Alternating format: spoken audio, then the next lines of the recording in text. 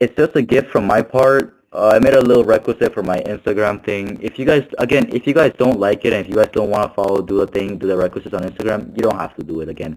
It's just a little token of appreciation on my part that we hit 47,000 players.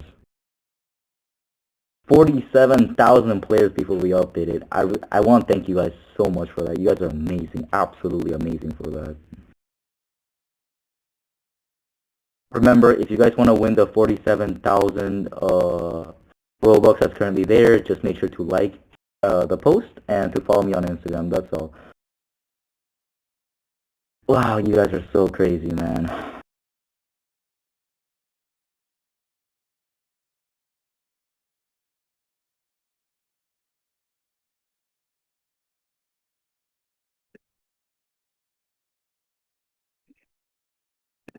The amount of YouTubers and people I've had DMing me saying that they want to entertain the people at chat. Oh, is there something you guys are looking forward towards this update? People asking how long is maintenance. I want to tell you guys that only like 10 minutes. It's only been like 10 minutes, bro. Oh my god, you guys are breaking my Instagram as well, but you guys are crazy. Absolutely crazy. Maintenance is not gonna be 2 hours. That is way too long, man.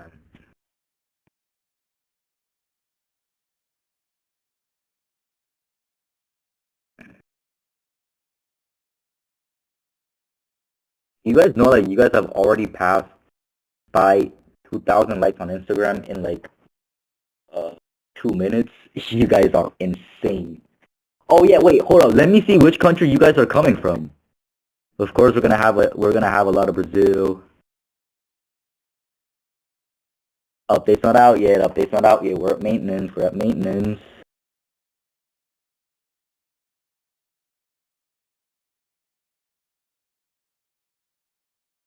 Oh my god, my Instagram breaking, bruh. Yeah, you guys are definitely breaking the internet. Yeah, that's correct.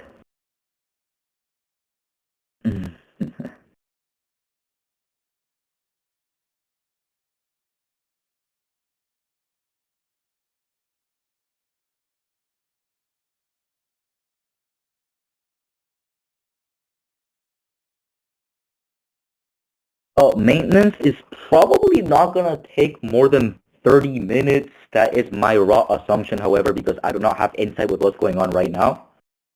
Since I'm with you guys right now. And yeah, but y'all gotta chill. Oh, by the way, you guys also broke the giveaway bot. Bro, y'all need to chill, bro.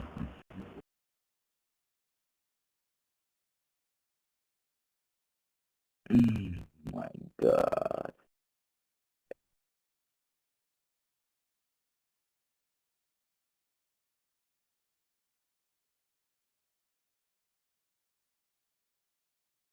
It's been 6 minutes. Oh no, okay, bro. Okay, no, no, no, no, no. Y'all can't scam. Y'all, if you spam, no, if you spam that, bro. If you spam that, I'm gonna chat, bro. Yeah, you guys are breaking Discord. Oh, do you guys think I should move on to like another platform or something? Wait, actually, matter of fact, it's FM Live. F minus is like our featured creator. Yup, he is. Okay. What I'm gonna do is that I'm gonna send you guys to his. I'm gonna send you guys to his thing, and I'll communicate myself through there. I'll hop in a call with with FM, and you guys can talk through there because you guys are breaking the Discord, dog.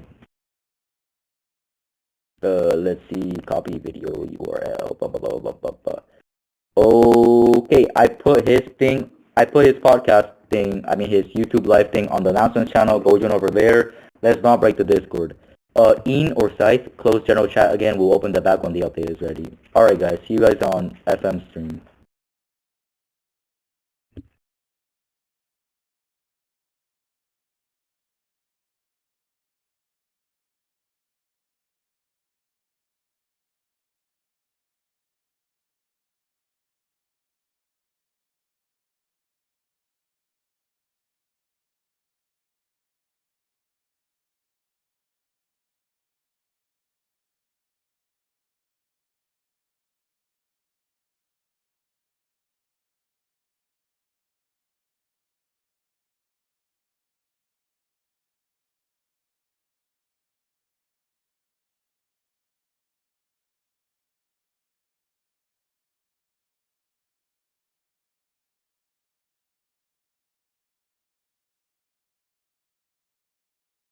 What's up, Humberto, Jeremy? So as I was saying, guys, I want you, every single one of you guys, King is a cutie as well.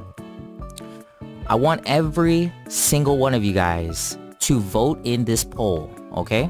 I want you to vote in this poll that I'm about to make. Now, if you don't know like who these people are, I will put it on the screen, okay?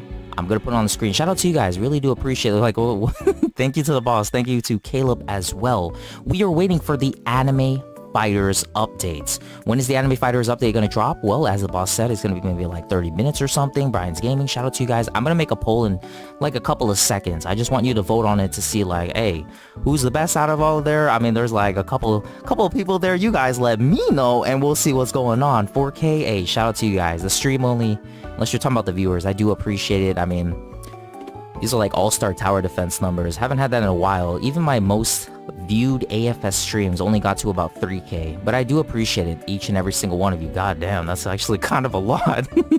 Everybody vote in the poll right now. Let's play a game real quick. Who is the hottest? Everybody right now, vote in the poll. Who is the hottest? F-, how do we know how hot they are? I'm about to put some pictures on the screen, and we are about to find out exactly. So basically, we got the boss as an option. We also have Caleb as an option as well. Everybody vote in the poll. Summon Philippine. Yo, shout out to you guys. Really do appreciate it. Thank you, Vin, for joining the channel as a member. Thank you, Lurking, joining the channel as a member as well. I love you, Fantac, for joining the channel as well. Thank you once again to the boss. I really do appreciate it, man. Thank you once again. Answer the boss's call. He's not calling, guys. I'm in Discord right now. Anyways, guys, I am going to put some picture. He's messaging me. I do see it, guys. He's not calling though. The boss's DM, he DM'd me. I do see his DM, guys. I do have Discord open. I talk to him all the time. But anyways, guys, Retro Odyssey, thank you for joining the channel as a member. Really do appreciate it. So anyways, I need to put some pictures on the screen. It is really important. Give me a second. Basically, we're just trying to figure out who is the hottest. What do you mean by the hottest, F-? Well, that's why I have some pictures here. We do have the boss on the left side. Dang. Where's all my BTS fans at? Let me know right now in the chat, guys. Let me know right now in the chat. He wanted to call you F-. F- is hotter. Yo, shout out to the boss once again. I do have Discord open. If he does, well, it's open and stuff. Answer his DMs. I'm looking at it right now. He said okay. But yeah, appreciate you guys. Thank you for joining. A little hard to keep. I've had a lot of viewers, but not this many. Retro Odyssey, really do appreciate it. How large are you? We're large enough, but let me go ahead and grab a picture of Caleb now. Who's Caleb? The new head developer of AFS. So, I mean, we're about to find out exactly what's going on. What's up, Niels TV? How's it going, dude? Caleb is hotter. F- face reveal cancel. Guys, I've already done a face reveal. My webcam be lagging though, so I mean, I'm just saying. I'll turn it on a little bit later though. I will miss Direb. Yeah, everybody vote in the poll right now. Who do you think once again is the hottest? I've talked to Caleb a lot, and I ain't gonna lie to you guys. Man's pretty hot himself. I gotta get a picture. He has it that he uploaded, so. F- Zexy. Yo, what's up, King is a cutie? How's it going, dude? Snaggy, thank you for joining the channel as a member. Also, yay, sir. I don't know if I pronounced that right. Thank you for joining the channel as a member. Really appreciate every single one of your guys' support coming on the stream. Also, thank you to the boss. Thank you to Caleb. We're trying to read the chat as much as I can. FM is one of the most sexiest. Hey, I appreciate it, guys. Thank you so much. Kings, hey, you already know that we're just waiting for that AFS update. When is the update coming out? Well, as soon as it comes out, I'll let you guys know. That's why I'm streaming. We're just streaming this update until this update drops. Yo, Daddy F-, what is up, guys? Anyways, Caleb is on the screen right now. Who's that on the screen? That's the boss, and then Caleb is about to be on the screen right here. So basically, we have some interesting characters, you could say, guys. We got Caleb on the right, and we have the boss on the left. I want you guys to vote right now. Who is the hottest? Everybody vote in the poll right now while we wait for the AFS update. Caleb is on the right. The owner or boss is on the left. Everybody vote in the poll. The boss wanted to get in the call. As I've said before, guys, I am in like Discord. I am trying to I'm reading my messages. He's probably busy working on the update. Caleb is hot. Everybody vote in the poll. Everybody vote in the poll. Thank you to Elon. Yo, Elon, I believe he's a YouTuber for AFS. Thank you for joining the channel as a member, man. Really do appreciate it. Follower of Marp. Sung Drip Woo. Okay. Hey, you already know, guys. You already know. Really do appreciate it, Elon. Smash the boss. Gulp Daddy Caleb. Everybody vote in the poll once again. Oh, Trademark is hotter than all of y'all. We only put 3 options for now. The boss, Caleb, and Direb. So once again, I do have all of the people there. You said come to the call. Come call. What call though? I don't see. I don't see, unless it's in my messages request or something like that. I'm on Discord though. I don't see anything. Unless you guys are like in the AFS Discord, but once again, I don't see anything there. But shout out to the boss. Thank you very much. I do appreciate it. 7.4. Yeah, I do appreciate it. Like I said, we're just waiting for the update. Just waiting for the update. Duckless Quack, how's it going, man? Thank you guys very, very much. We're just chilling right now, waiting for the update. Kiss, Mary, Kill, Bob, the boss, Caleb, and Direb. Shoot, if I had to pick, who's the richest? I'm probably gonna marry them. I might have to take out Caleb. Caleb, when he plays League of Legends, I ain't gonna lie to you. We might, I don't know, maybe Ops right there. And then Kiss, I don't know, we'll have to go with La Boss. We'll see. Anyways, guys, waiting for maintenance. It should not take too long. I'm guessing it's going to take anywhere between 10 minutes from right now. The game will update to maybe, what does the poll say? Something around 2 years. So anywhere from 10 minutes to 2 years. FMS Holler, shout out to you. Love from Romania. Thank you, guys. Oh, on the stage. The AFS stage is already closed, though. There's nobody inside of it. So Caleb looks like he cuts his life into pieces. Love from Romania F-. Notice me, Senpai, Sash, boy. Shout out to you. I do try to read the chat as much as possible, but thank you guys. Really do appreciate you coming on the stream. Once again, Anime Fighters is updating after almost a year. This is the simulator game that we know and we love. We've been trying to wait for it and stuff. I'm gonna load up another Roblox game while we wait. I don't know which Roblox game. Just trying to think. I'm not sure which one.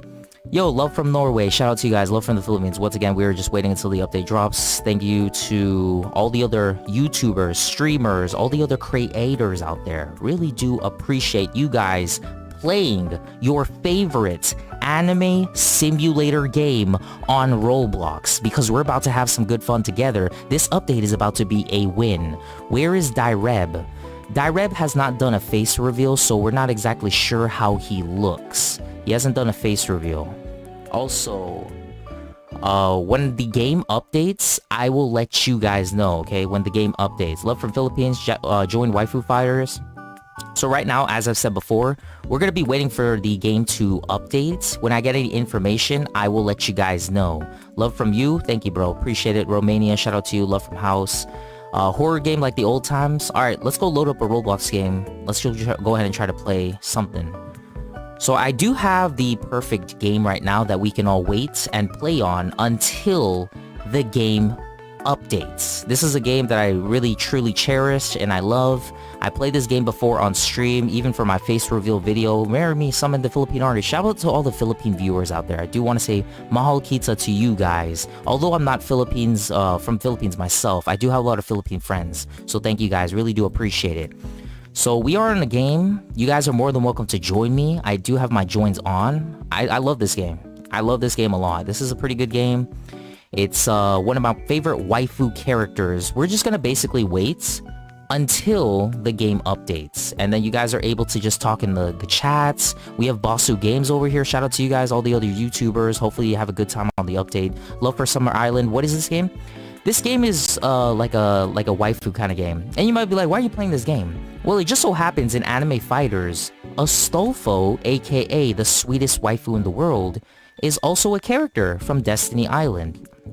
So that's why we're playing the game. Love from Philippines. I'm glad to hear, man. I'm seriously glad to hear, guys.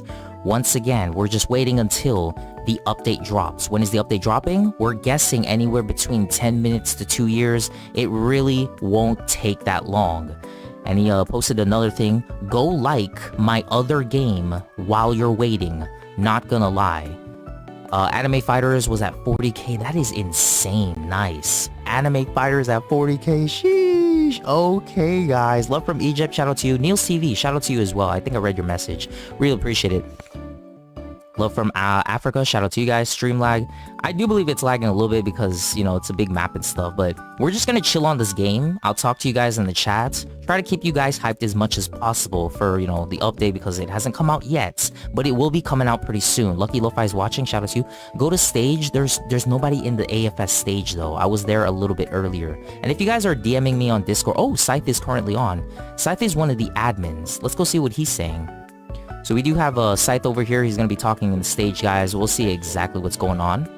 Give me a second. Let me load it up. You don't know who Scythe is. He's one of the admins once again. So maybe he's going to say something useful. Maybe he's going to say something important. We are about to find out. I'm not sure what he's going to say, but hey, that's why I'm loading it up for you guys. And then we'll hear and listen to him talking stuff. And make sure you guys vote in the poll too, okay? Make sure you guys vote in the poll. I'll be reading the chat in just a little bit. Just give me a second. I'm trying to load it up so you guys can listen and hear to Scythe. He'll be talking in a little bit. He's the admin for AFS and stuff. Alright, he can probably answer some questions on AFS. You guys go to the AFS stage right now. Every single one of you go to the AFS stage. What is the timing for the update? Timing for the update is probably anywhere between 10 minutes to 2 years.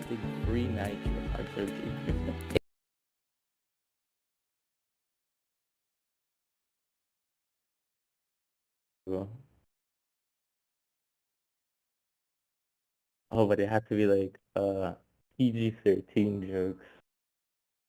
I was gonna do like some.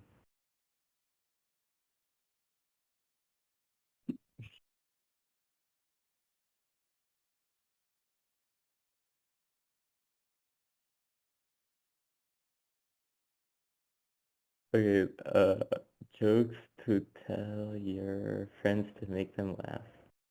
Funny jokes to tell your friend to make them laugh. Alright, okay, let's see this.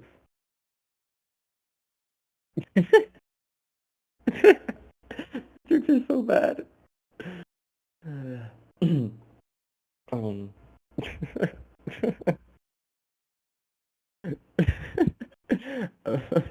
I'm laughing without even hearing the joke.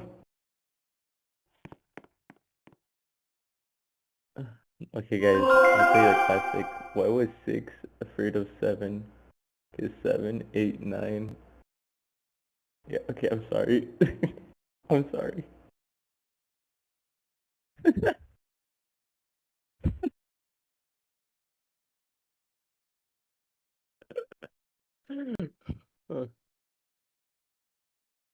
Okay, what do dentists call their x-rays? Toothpicks. Bro, I'm spitting so hard right now. I'm spitting. Bro,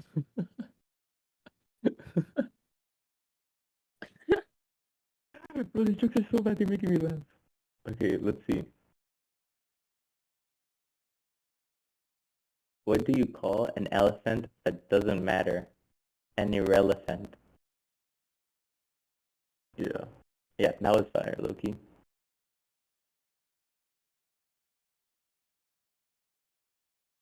Bro, Loki, the elephant one was fucking fire. Kieran, shut up.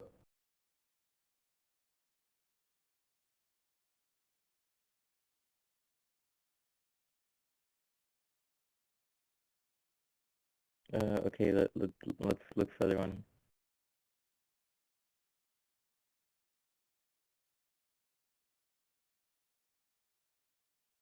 Wait, guys, give me a second. I need to search for good jokes for real.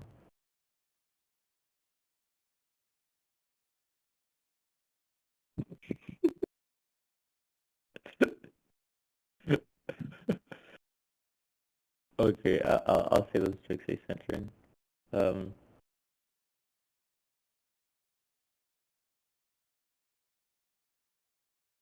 But Dren, that's not even jokes. That's just like, that's just not even jokes.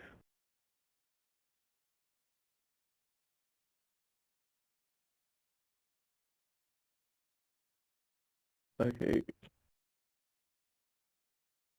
This is the logo. Bro, stop laughing. Go to work, bro. I am not a dev. Do you not understand that?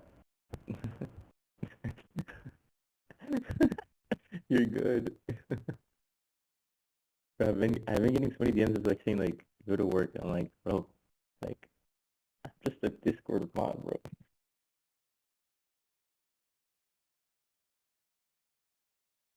Bro, I don't even know, like I need to be like PG-13 because like there's like let's say 4,000 people and like from the 4,000 there are probably like 200 kids. I don't know. Okay, let's see. Okay, that one's like everyone knows. Uh,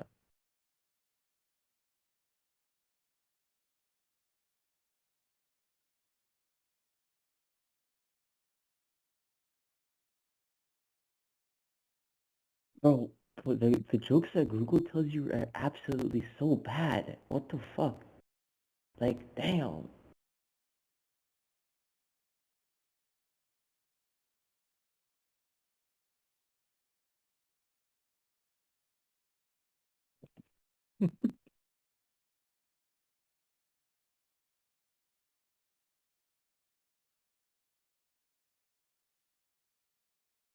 Okay, let's see the jokes BuzzFeed tells you.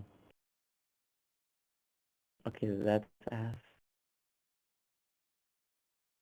Wait, Jern, are you in VC in like podcast right now? Talk into your chat real quick if you are. Okay, this is the best you're gonna hear. Why did the coffee file a police report? Because it got mugged.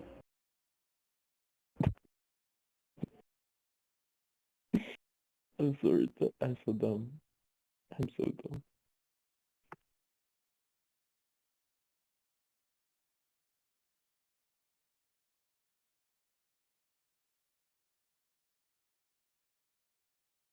Why did the picture go to jail? Because it was framed. Okay, that one was fire, bro. Low key. Like, oh, you cannot deny that shit.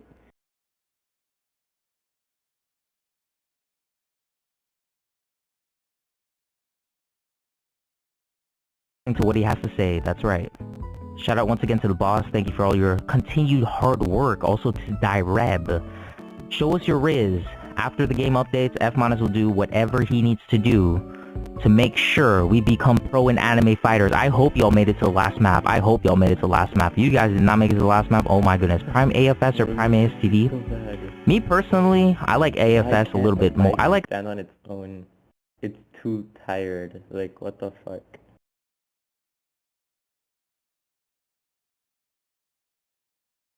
Bro, I would be playing League right now, but like, I'm here for you guys. You feel me? Like, look at this commitment I have towards you.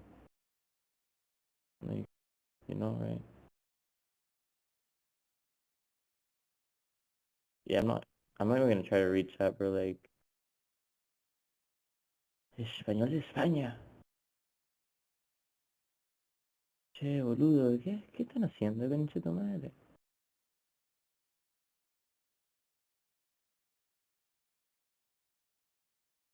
Argentina, boludo.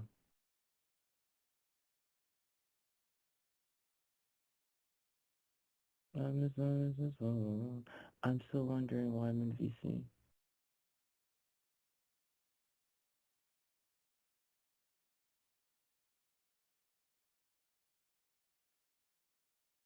Okay, why are people DMing me? Let's check this.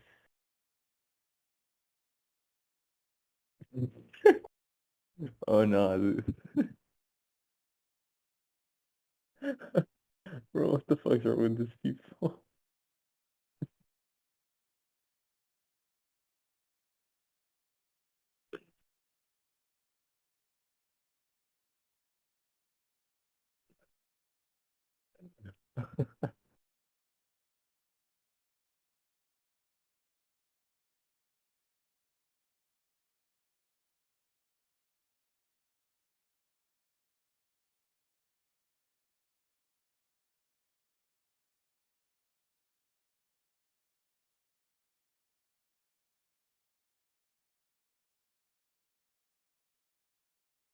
Bro, now there's 5,000 people? Bro, like, why?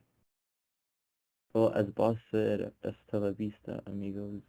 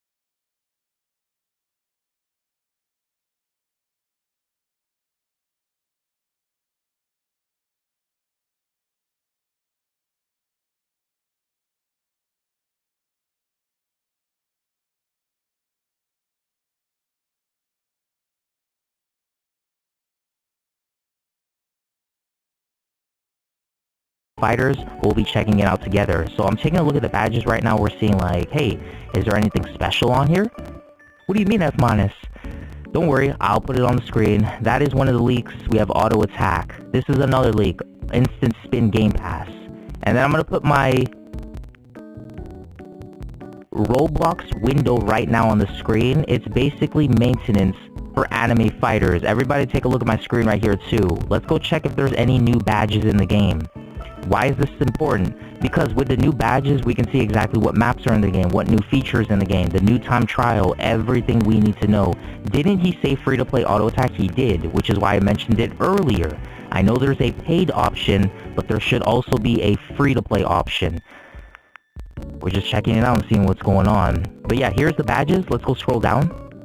So we got a gifted lucky, gifted this and that. I usually buy those, so it's not a problem. 15, world 19, world 21. Let's keep scrolling down here. Easy time trial, hard time trial. So I don't think it's been updated yet.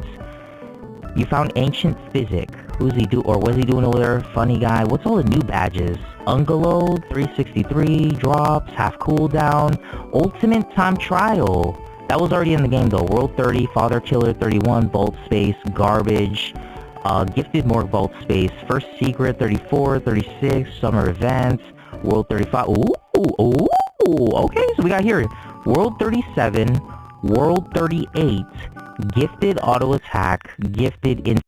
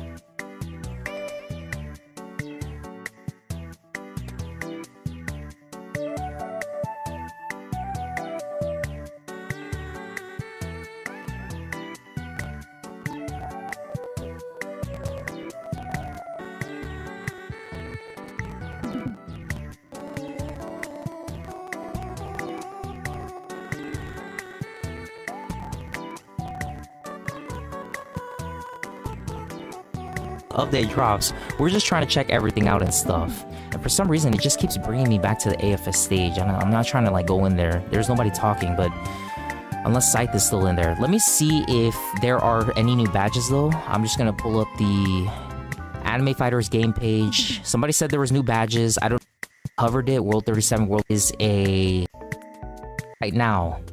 No, I said I'll give them away to your chat. Okay, I got you, Capix. Check the badges. I will check the badges for Anime Fighters. Once again, I'll be looking for leaks. I'll put them on the screen. You guys are more than welcome to go into any stream that you want. The whole point of me streaming is to let you guys know Anime Fighters is up. I have one computer screen. Shout out to a trademark. Auto badge called Shogun Momo. One Piece. Dugan. So I'm guessing that one's Hell's Paradise. We're not really sure. I don't know yet. 2 new badges. Yeah, everybody look in the screen right now. I do have the leaks for the newest update. Once again, the whole point of the stream, we're trying to see how good the update is. How good is the update, F-? I don't really know yet. F- is not really sure yet how good the update is. And I'm on the Discord server, I don't see anything yet. Give me half cooldown. We'll do a giveaway a little bit later. You guys don't have to worry. If you need game passes, we've given out a lot of Robux already. But I'm just letting you know, the main focus of the stream is to let you guys know the game is updating. When is maintenance over, F-? I told you anywhere between 10 minutes to 2 years. anywhere between 10 minutes to 2 years. It could literally be any time between then. So I'm not really exactly too sure. Hopefully it's not going to take that long. We're definitely going to find out. It's only been in maintenance for about 40 minutes, by the way. It's only been in maintenance for about 40 minutes. You guys know what I told you before that, yeah, it might take a while. It might take a while, but that's okay. That's okay. We do have the leaks on the screen.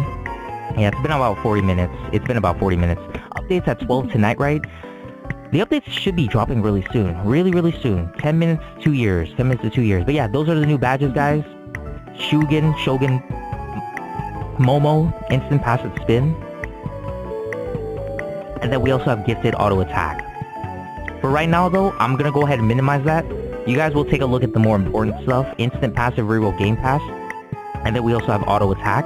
You guys can also vote in the poll and stuff. We're just chilling, waiting until the game updates. Thank you guys for coming on stream. Really do appreciate it. Check your DMs. Alright, I can check the DMs. Yo, Lucky Lo-Fi, update when? I'm trying to find out myself, bro. I'm trying to find out myself. I don't check DMs on stream. Unless it's really important, like Neil's TV. He just says, come call. Unless you meant call you right now. I mean, we'll do whatever, but... Summer event when? Bowl, what's up too? When is the update? The update will be within 10 minutes or 2 years. We're not sure yet, guys. I'm not going to say the update is going to be in 15 minutes, confirmed. If it's not in 15 minutes, that's why I put 2 years. You need the update right now? I need the update right now too, but that's why we're on Soulful Feed Hangout. We're just chilling here. Take a look at all these sweet and amazing waifus right here on the screen. Echo Ash, there's going to be an Infinite Yen Game Pass. Can you buy me Auto Attack? I'm sure there's a lot of YouTubers out there that are giving out a lot of free stuff. F- will as well. I'm just letting you guys know right now. We are waiting for the update. Let's focus on the update first. Is the summer map coming back? From what the announcement that Boss made, I'm not going to be able to comment on that. I'm going to be honest myself. He hasn't made any announcement on it. I don't want to say it pretty sure because there's a lot of viewers here. I'm just not going to comment on that. But if you have any other questions, just let me know in the chat right now. Update in progress, the first but maintenance. Okay, cool. Are they adding auto max open? I'm not sure, guys. I didn't see it as a game pass, but I'm pretty sure that Caleb leaked that it was coming to the game, so I don't know what's going on with that.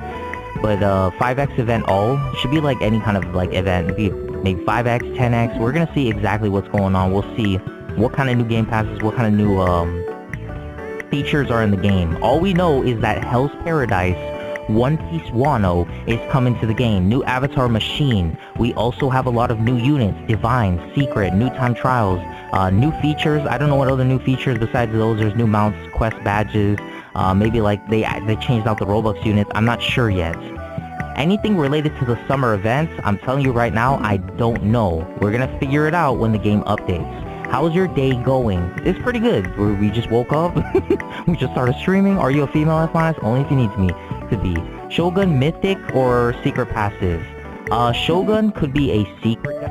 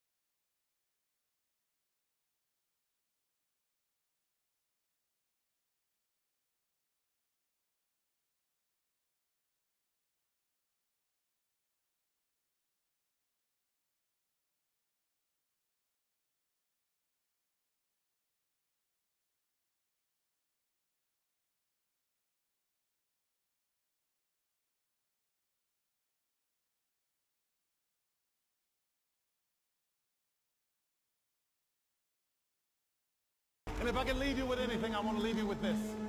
Hear me clearly when I say this. There are people who come in your life sometimes to be there for a season. They weren't meant to be there always.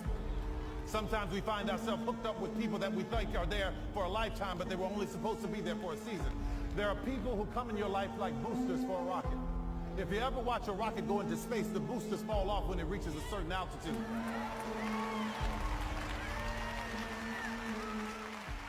Some people are not equipped to handle the altitudes that you're going to. So don't be afraid when they fall off. They're not bad people. They just couldn't go where you're going.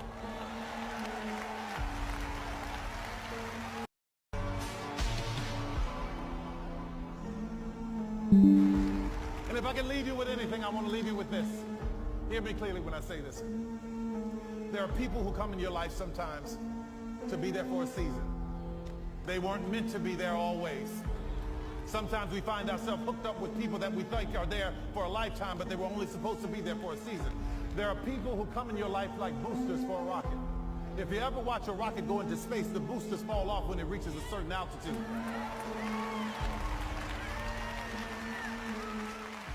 Some people are not equipped to handle the altitudes that you're going to. So don't be afraid when they fall off. They're not bad people. They just couldn't go where you're going.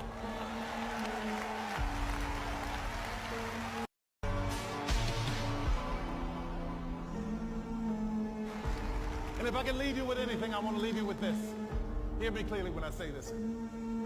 There are people who come in your life sometimes to be there for a season. They weren't meant to be there always. Sometimes we find ourselves hooked up with people that we think are there for a lifetime, but they were only supposed to be there for a season. There are people who come in your life like boosters for a rocket. If you ever watch a rocket go into space, the boosters fall off when it reaches a certain altitude.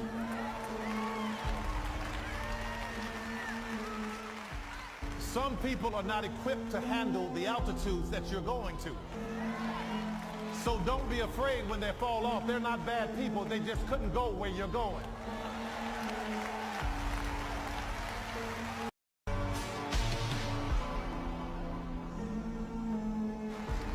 And if I can leave you with anything, I want to leave you with this. Hear me clearly when I say this.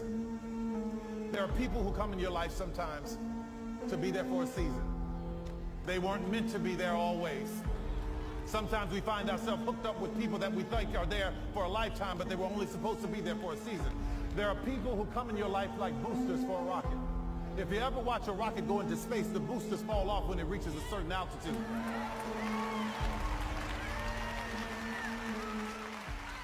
Some people are not equipped to handle the altitudes that you're going to.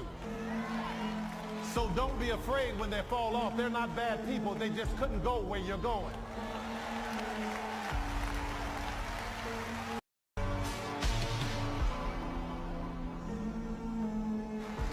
And if I can leave you with anything, I want to leave you with this. Hear me clearly when I say this. There are people who come in your life sometimes to be there for a season. They weren't meant to be there always. Sometimes we find ourselves hooked up with people that we think are there for a lifetime, but they were only supposed to be there for a season. There are people who come in your life like boosters for a rocket. If you ever watch a rocket go into space, the boosters fall off when it reaches a certain altitude.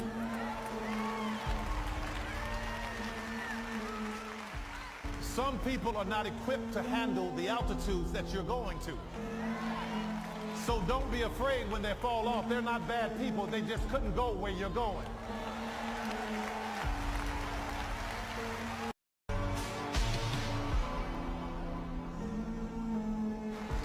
And if I can leave you with anything, I want to leave you with this.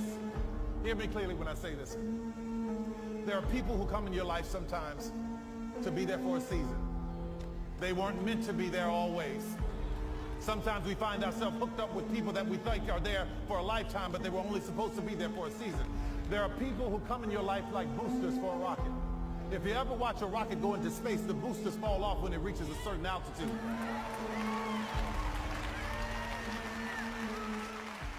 Some people are not equipped to handle the altitudes that you're going to. So don't be afraid when they fall off. They're not bad people. They just couldn't go where you're going.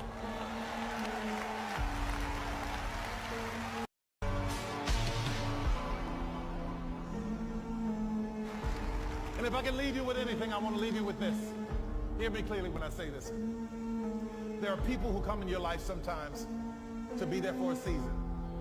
They weren't meant to be there always. Sometimes we find ourselves hooked up with people that we think are there for a lifetime, but they were only supposed to be there for a season. There are people who come in your life like boosters for a rocket. If you ever watch a rocket go into space, the boosters fall off when it reaches a certain altitude.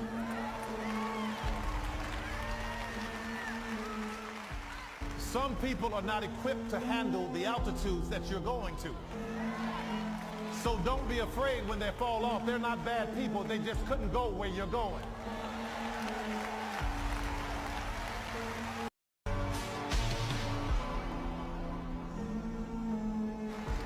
And if I can leave you with anything, I want to leave you with this. Hear me clearly when I say this. There are people who come in your life sometimes to be there for a season. They weren't meant to be there always. Sometimes we find ourselves hooked up with people that we think are there for a lifetime, but they were only supposed to be there for a season. There are people who come in your life like boosters for a rocket. If you ever watch a rocket go into space, the boosters fall off when it reaches a certain altitude.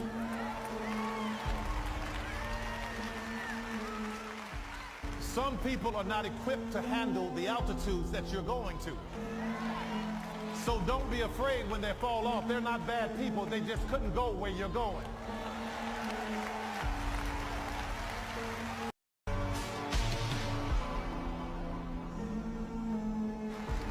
And if I can leave you with anything, I want to leave you with this.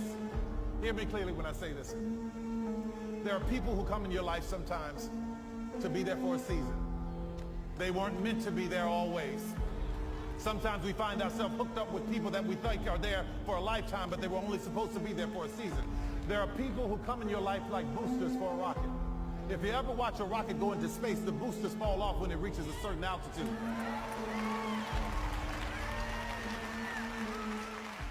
Some people are not equipped to handle the altitudes that you're going to. So don't be afraid when they fall off. They're not bad people. They just couldn't go where you're going.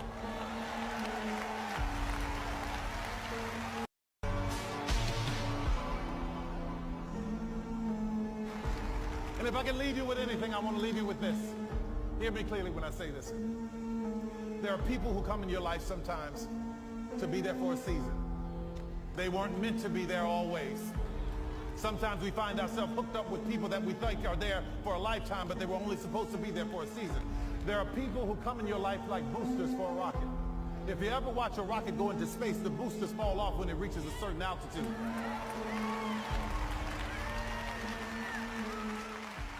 Some people are not equipped to handle the altitudes that you're going to. So don't be afraid when they fall off. They're not bad people. They just couldn't go where you're going.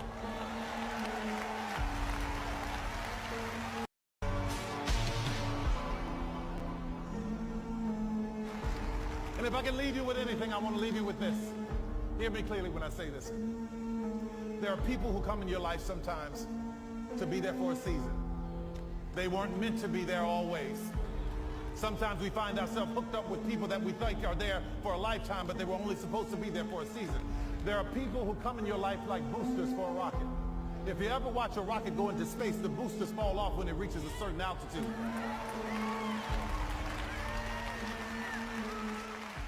Some people are not equipped to handle the altitudes that you're going to. So don't be afraid when they fall off. They're not bad people. They just couldn't go where you're going.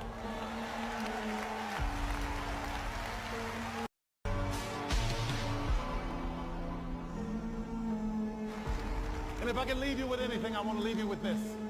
Hear me clearly when I say this. There are people who come in your life sometimes to be there for a season. They weren't meant to be there always. Sometimes we find ourselves hooked up with people that we think are there for a lifetime, but they were only supposed to be there for a season. There are people who come in your life like boosters for a rocket. If you ever watch a rocket go into space, the boosters fall off when it reaches a certain altitude.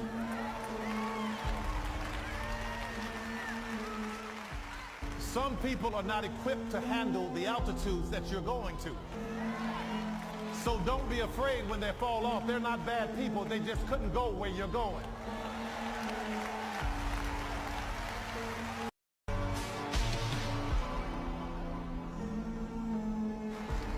And And if I can leave you with anything, I want to leave you with this. Hear me clearly when I say this. There are people who come in your life sometimes to be there for a season. They weren't meant to be there always. Sometimes we find ourselves hooked up with people that we think are there for a lifetime, but they were only supposed to be there for a season. There are people who come in your life like boosters for a rocket. If you ever watch a rocket go into space, the boosters fall off when it reaches a certain altitude.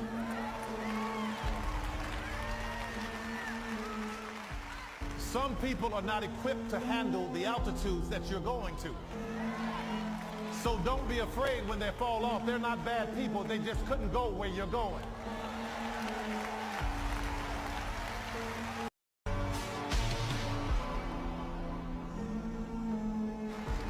And if I can leave you with anything, I want to leave you with this. Hear me clearly when I say this. There are people who come in your life sometimes to be there for a season. They weren't meant to be there always. Sometimes we find ourselves hooked up with people that we think are there for a lifetime, but they were only supposed to be there for a season. There are people who come in your life like boosters for a rocket. If you ever watch a rocket go into space, the boosters fall off when it reaches a certain altitude.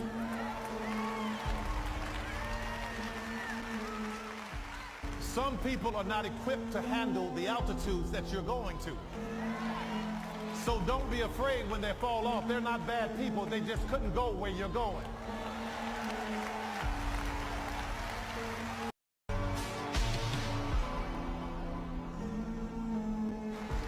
And if I can leave you with anything, I want to leave you with this. Hear me clearly when I say this. There are people who come in your life sometimes to be there for a season. They weren't meant to be there always. Sometimes we find ourselves hooked up with people that we think are there for a lifetime, but they were only supposed to be there for a season. There are people who come in your life like boosters for a rocket. If you ever watch a rocket go into space, the boosters fall off when it reaches a certain altitude.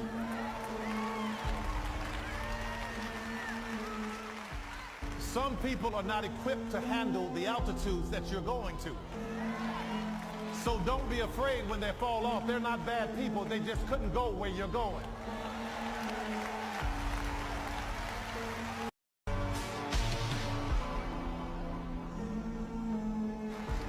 And if I can leave you with anything, I want to leave you with this.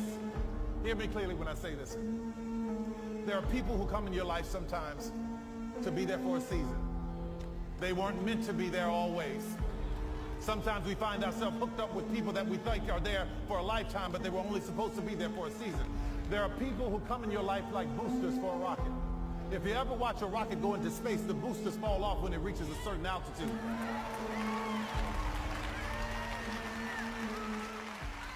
Some people are not equipped to handle the altitudes that you're going to. So don't be afraid when they fall off. They're not bad people. They just couldn't go where you're going.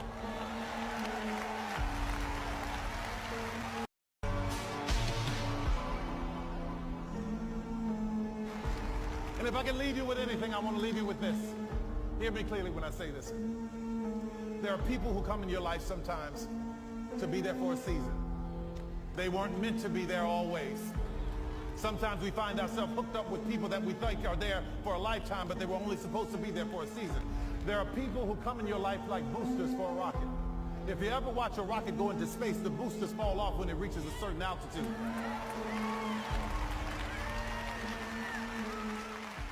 Some people are not equipped to handle the altitudes that you're going to. So don't be afraid when they fall off. They're not bad people. They just couldn't go where you're going.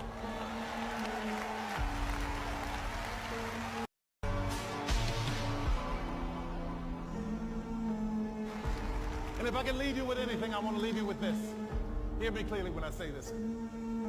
There are people who come in your life sometimes to be there for a season. They weren't meant to be there always. Sometimes we find ourselves hooked up with people that we think are there for a lifetime, but they were only supposed to be there for a season. There are people who come in your life like boosters for a rocket. If you ever watch a rocket go into space, the boosters fall off when it reaches a certain altitude.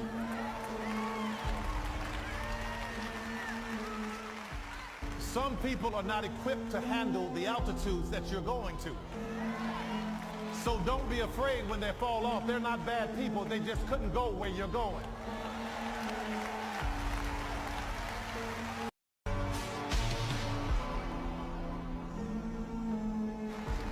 And And if I can leave you with anything, I want to leave you with this. Hear me clearly when I say this. There are people who come in your life sometimes to be there for a season. They weren't meant to be there always. Sometimes we find ourselves hooked up with people that we think are there for a lifetime, but they were only supposed to be there for a season. There are people who come in your life like boosters for a rocket. If you ever watch a rocket go into space, the boosters fall off when it reaches a certain altitude.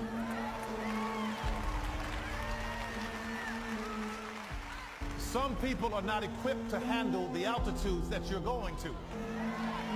So don't be afraid when they fall off. They're not bad people. They just couldn't go where you're going.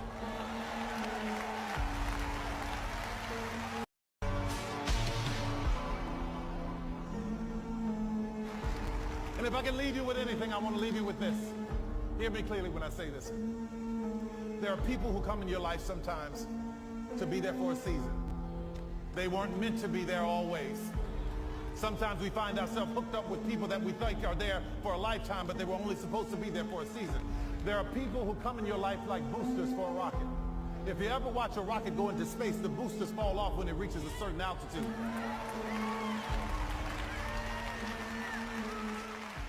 Some people are not equipped to handle the altitudes that you're going to. So don't be afraid when they fall off. They're not bad people. They just couldn't go where you're going.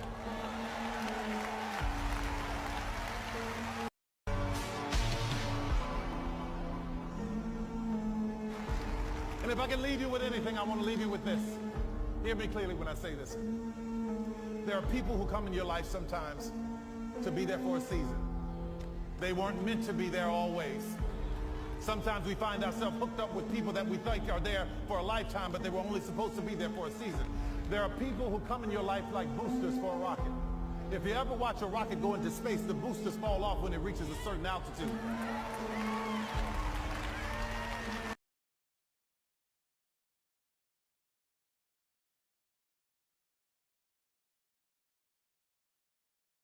Machine.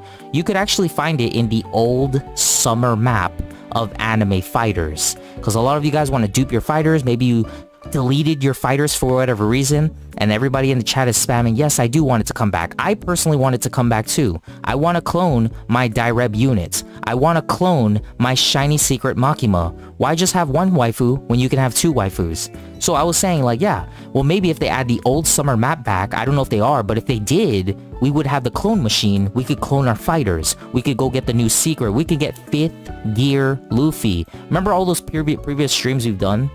Up until this point, maybe in the past 1 or 2 weeks, I was telling you guys 5th gear Luffy is never coming back to the game.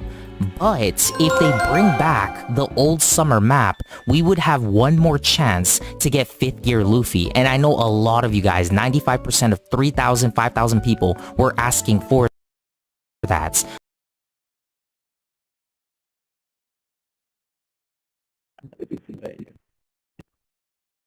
Okay, bro, you're a terrible moderator, and that's your job, bro. Bro, Look, I pinged him on chat, in general chat right now, right? So now from here, I can invite him to speak. And now he's gonna come up. You need to drag him, that's the thing. I already invited him. He's here, Salve real brasileiros! Hello! Salve brasileiros, rapaziada, suave? Salve lá pra todo mundo! Brasil! Brasil, yeah! I love Brazil! Yeah? I love Brazil? No! I love Brazil! No! No, I love Brazil? No! Oh, yeah! I love Brazil! The energy. Ah, não! Salve pra todo mundo aí, rapaziada! Beijão! Oh my god, chat is going crazy, bro. With the Bro, he has nearly 5,000, 4,000 people on his podcast. I mean, on his live stream right now. He's huge, bro.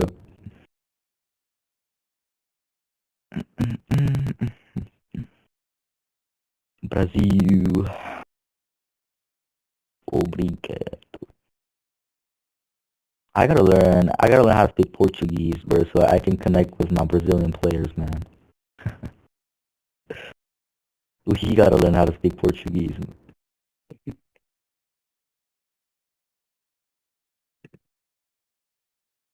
How do you say hi in Portuguese again?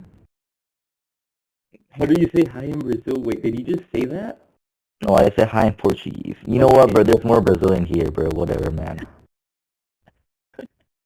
You just say oi. Like, Oh, what the hell? Are you for you about to hit 10,000 in audience again, bro? We're gonna break this.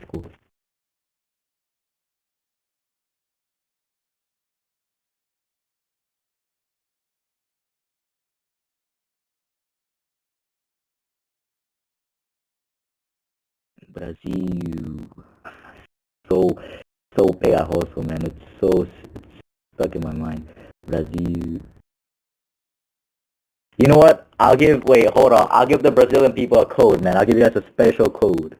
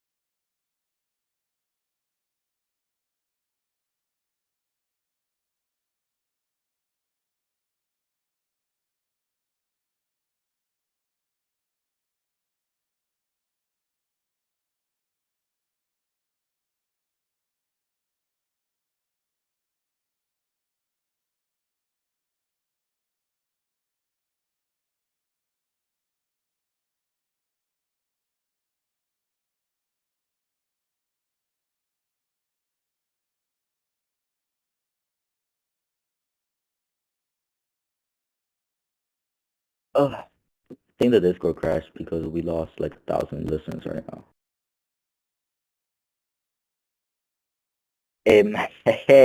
Yo, it's time to shine as a hispanohablante, bro. a ver, ¿qué pasó? No, it's just I got a request that, o sea, para mi gente latina o española, estamos esperando conectar unas cosas para la actualización. Diría yo que falta como que unos 10 minutos, tal vez, 10, 15, no estoy muy seguro. No les quiero dar un tiempo exacto porque entonces los voy a decepcionar. Pero sí, diría, no falta mucho, la verdad. Y la cosa más grande que dije en inglés fue que les aprecio muchísimo su apoyo al juego.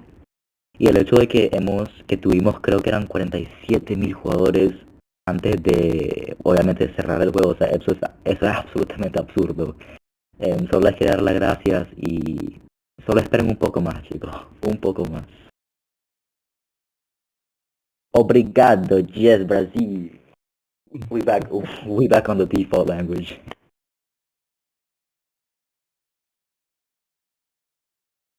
I mean, like, I could give you guys the explanation in, like, French or, like, Korean, but, like, nobody plays, nobody there plays, man. Matter of fact, Korea had this game banned for, like, a whole year, so...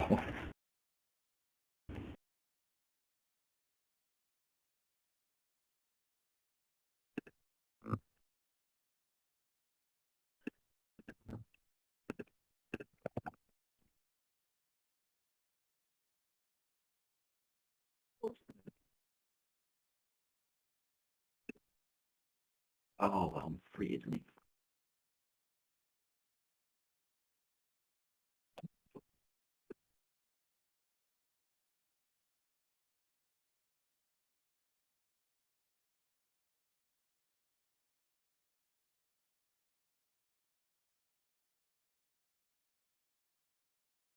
When I say this, there are people who come in your life sometimes to be there for a season.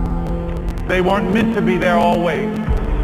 Sometimes we find ourselves hooked up with people that we think are there for a lifetime, but they were only supposed to be there for a season. There are people who come in your life like boosters for a rocket.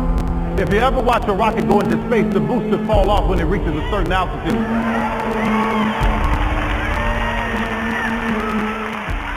Some people are not equipped to handle the altitude that you're going to.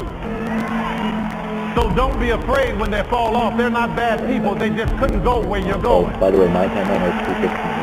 You lost, so yeah.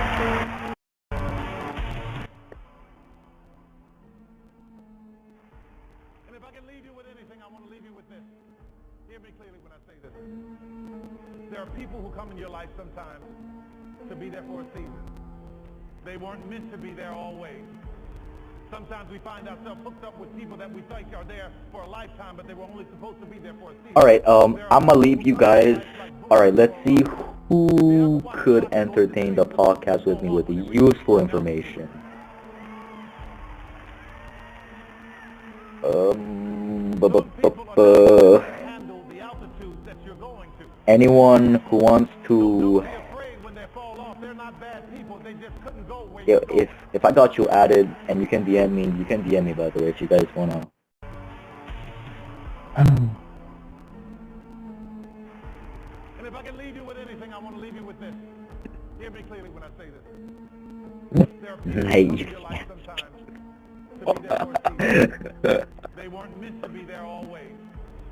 Sometimes we find ourselves hooked up with people that we think are there for a lifetime, but they were only supposed to be there for a season. There are people who come in your life like boosters for a rocket. If you ever watch a rocket go into space, the boosters fall off when it reaches a certain altitude.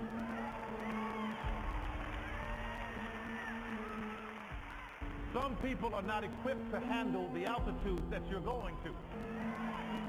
So don't be afraid when they fall off. They're not bad people. They just Oh shit, yo, update. Yo, let's go. Fuck, man. Good shit, bro. Good shit. Good shit, man. Yeah, good shit, dog. And if I can leave you with anything, I want to leave you with this. Hear me Got me clearly. hyped up and shit, man. There are people Only who for come in you, your bro. life sometimes. Only for you. I'll have to game close for a few more minutes. Nah, I'm not. They weren't meant to be there always. Sometimes we find ourselves hooked up with people that we think are there for a lifetime, but they were only supposed to be there for a season. There are people who come in your life like boosters for a rocket.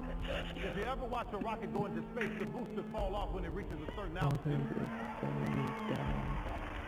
Bro, I wonder how General Chuck's gonna be once you open that shit. Some people are not We're not gonna open that shit. We're gonna open that shit like 1 hour after the update drops. Nah, max 1 hour Don't 2, be bro. afraid when they fall off. They're not Type of bad rookie people. mistake They is just that, couldn't bro? go where you're going. Takes a piece of a mistake.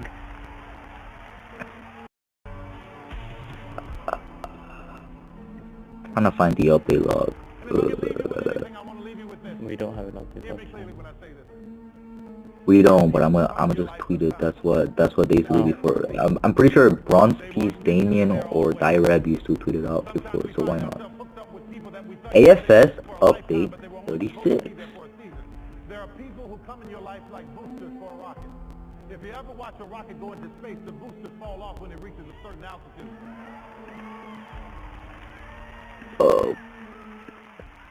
Some people are not equipped to handle the altitudes that you're going to. So don't be afraid when they fall off. They're not bad people. They just couldn't go where you're going.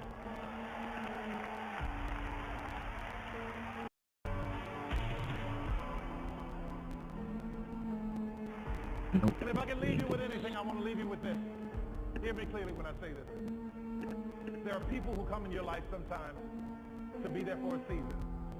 They weren't meant to be Ah, there this is a always. ugly and a fat update log. I really don't like these fucking update logs. For a lifetime, but they were only supposed to be there for a season. There are people who come in your life like boosters for a rocket. If you ever watch a rocket go into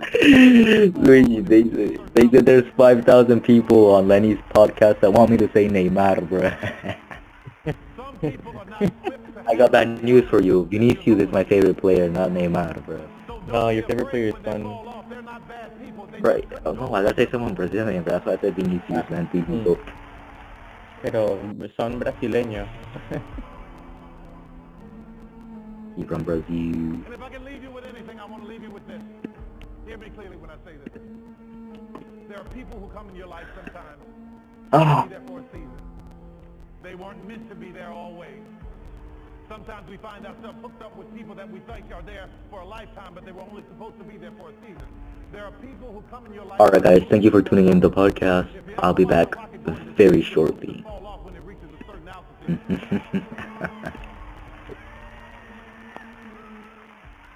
Some people are not equipped to handle the altitudes that you're going to.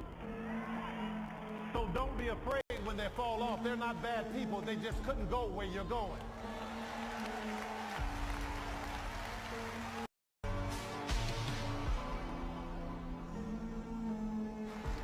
And if I can leave you with anything, I want to leave you with this. Hear me clearly when I say this. There are people who come in your life sometimes to be there for a season. They weren't meant to be there always. Sometimes we find ourselves hooked up with people that we think are there for a lifetime, but they were only supposed to be there for a season. There are people who come in your life like boosters for a rocket. If you ever watch a rocket go into space, the boosters fall off when it reaches a certain altitude. Some people are not equipped to handle the altitudes that you're going to. So don't be afraid when they fall off. They're not bad people. They just couldn't go where you're going.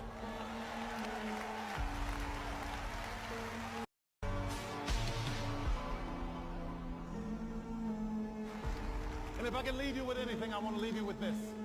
Hear me clearly when I say this. There are people who come in your life sometimes to be there for a season. They weren't meant to be there always. Sometimes we find ourselves hooked up with people that we think are there for a lifetime, but they were only supposed to be there for a season. There are people who come in your life like boosters for a rocket.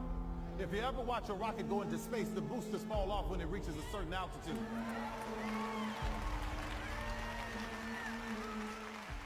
Some people are not equipped to handle the altitudes that you're going to.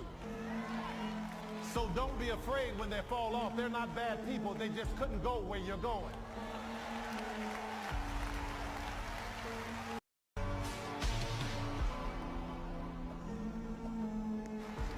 And if I can leave you with anything, I want to leave you with this. Hear me clearly when I say this. There are people who come in your life sometimes to be there for a season. They weren't meant to be there always. Sometimes we find ourselves hooked up with people that we think are there for a lifetime, but they were only supposed to be there for a season. There are people who come in your life like boosters for a rocket. If you ever watch a rocket go into space, the boosters fall off when it reaches a certain altitude.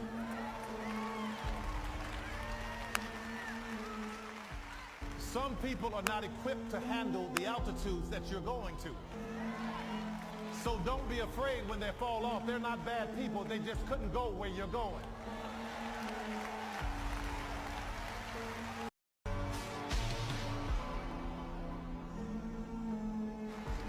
And if I can leave you with anything, I want to leave you with this.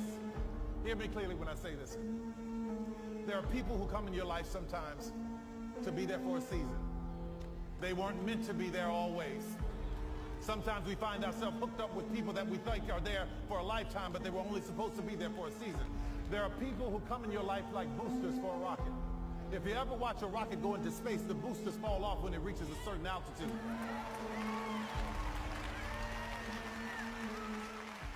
Some people are not equipped to handle the altitudes that you're going to. So don't be afraid when they fall off. They're not bad people. They just couldn't go where you're going.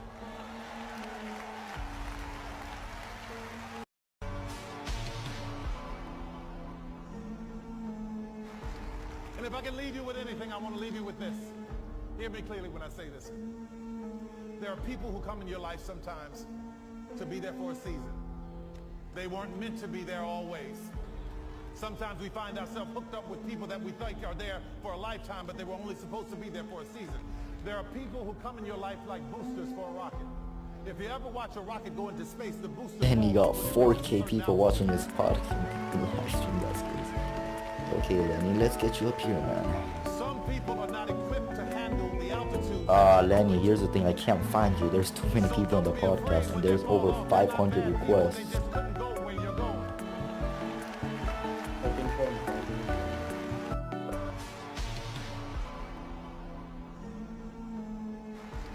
And if I can leave you with anything, I want to leave you with this. Hear me clearly when I say this. There are people who come in your life sometimes to be there for a season. They weren't meant to be there always. Sometimes we find ourselves hooked up with people that we think are there for a lifetime, but they were only supposed to be there for a season. There are people who come in your life like boosters for a rocket. If you ever watch a rocket go into space, the boosters fall off when it reaches a certain altitude.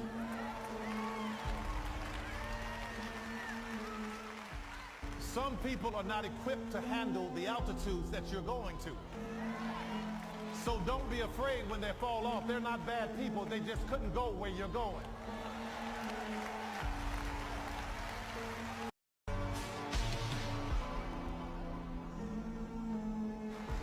And if I can leave you with anything, I want to leave you with this. Hear me clearly when I say this. There are people who come in your life sometimes to be there for a season. They weren't meant to be there always. Sometimes we find ourselves hooked up with people that we think are there for a lifetime, but they were only supposed to be there for a season. There are people who come in your life like boosters for a rocket. If you ever watch a rocket go into space, the boosters fall off when it reaches a certain altitude.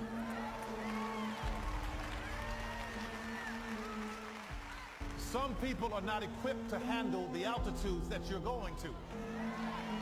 So don't be afraid when they fall off. They're not bad people. They just couldn't go where you're going.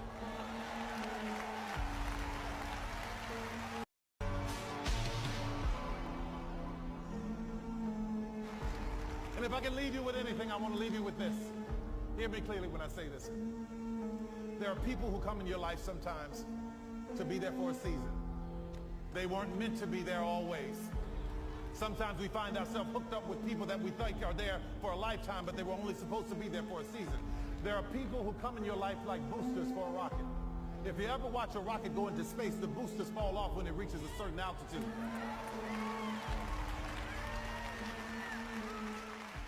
Some people are not equipped to handle the altitudes that you're going to.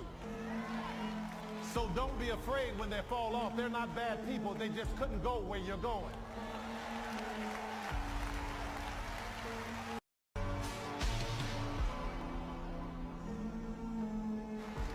And if I can leave you with anything, I want to leave you with this.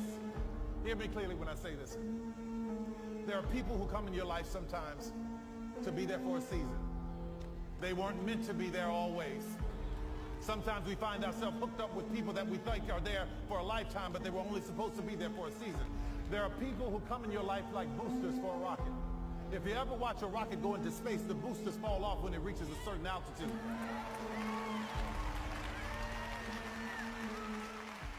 Some people are not equipped to handle the altitudes that you're going to. So don't be afraid when they fall off. They're not bad people. They just couldn't go where you're going.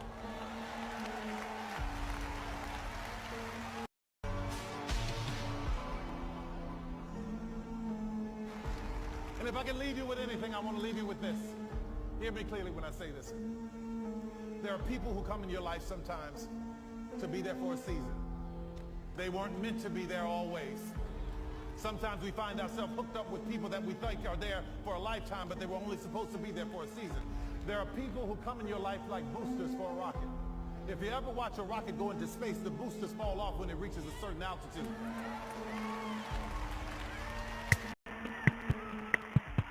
Some people are not equipped to handle the altitudes that you're going to. So don't be afraid when they fall off. They're not bad people. They just couldn't go where you're going.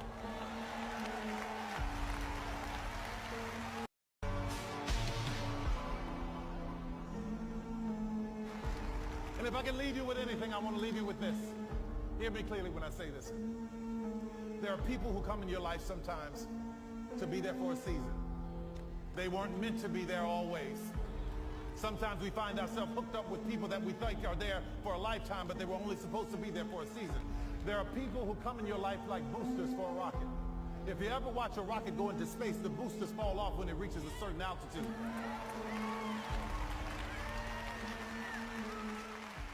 Some people are not equipped to handle the altitudes that you're going to. So don't be afraid when they fall off. They're not bad people. They just couldn't go where you're going.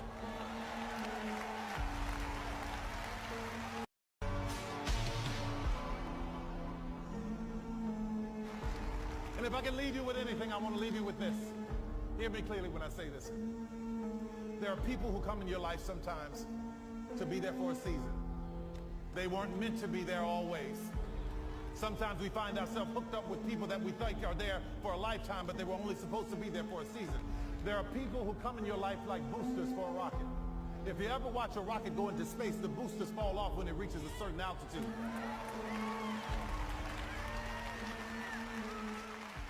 Some people are not equipped to handle the altitudes that you're going to. So don't be afraid when they fall off. They're not bad people. They just couldn't go where you're going.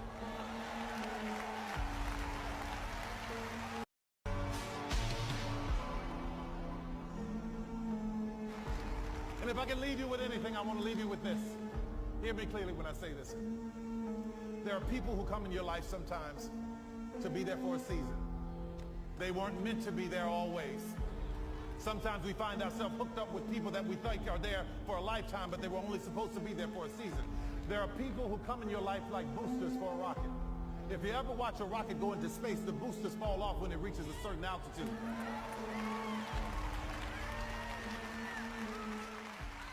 Some people are not equipped to handle the altitudes that you're going to. So don't be afraid when they fall off. They're not bad people. They just couldn't go where you're going.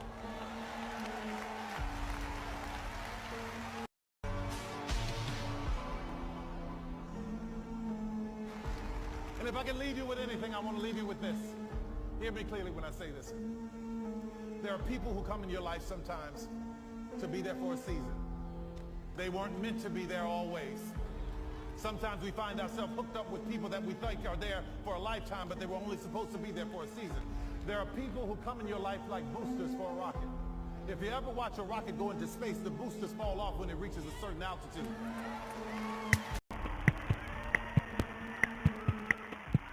Some people are not equipped to handle the altitudes that you're going to. So don't be afraid when they fall off. They're not bad people. They just couldn't go where you're going.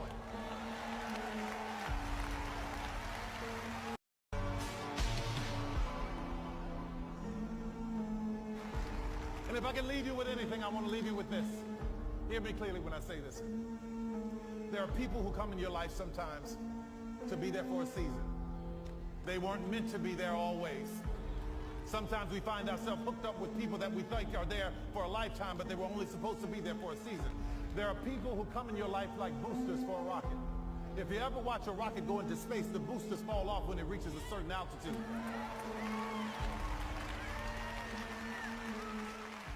Some people are not equipped to handle the altitudes that you're going to. So don't be afraid when they fall off. They're not bad people. They just couldn't go where you're going.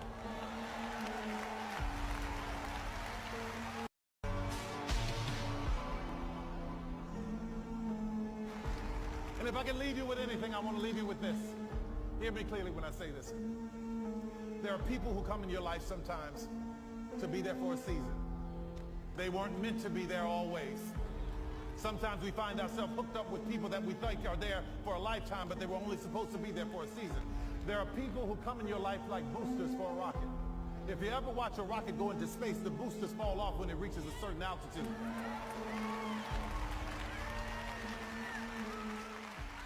Some people are not equipped to handle the altitudes that you're going to. So don't be afraid when they fall off. They're not bad people. They just couldn't go where you're going.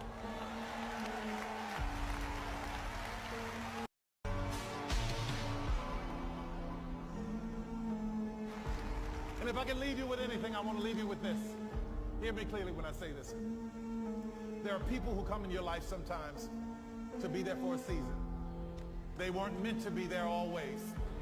Sometimes we find ourselves hooked up with people that we think are there for a lifetime, but they were only supposed to be there for a season. There are people who come in your life like boosters for a rocket. If you ever watch a rocket go into space, the boosters fall off when it reaches a certain altitude.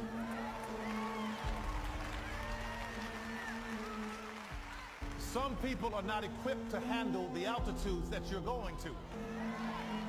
So don't be afraid when they fall off. They're not bad people. They just couldn't go where you're going.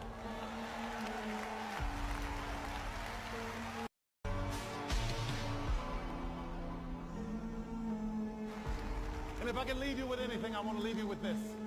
Hear me clearly when I say this. There are people who come in your life sometimes to be there for a season. They weren't meant to be there always. Sometimes we find ourselves hooked up with people that we think are there for a lifetime, but they were only supposed to be there for a season. There are people who come in your life like boosters for a rocket. If you ever watch a rocket go into space, the boosters fall off when it reaches a certain altitude.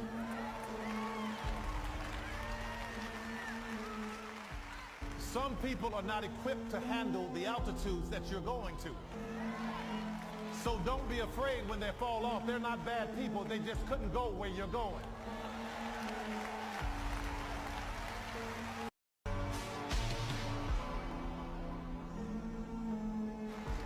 And if I can leave you with anything, I want to leave you with this. Hear me clearly when I say this.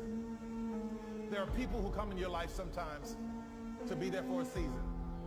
They weren't meant to be there always. Sometimes we find ourselves hooked up with people that we think are there for a lifetime, but they were only supposed to be there for a season. There are people who come in your life like boosters for a rocket. If you ever watch a rocket go into space, the boosters fall off when it reaches a certain altitude.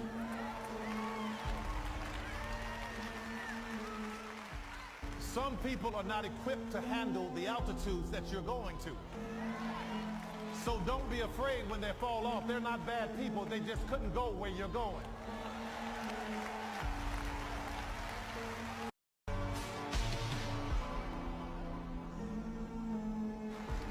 And if I can leave you with anything, I want to leave you with this. Hear me clearly when I say this. There are people who come in your life sometimes to be there for a season. They weren't meant to be there always. Sometimes we find ourselves hooked up with people that we think are there for a lifetime, but they were only supposed to be there for a season. There are people who come in your life like boosters for a rocket. If you ever watch a rocket go into space, the boosters fall off when it reaches a certain altitude.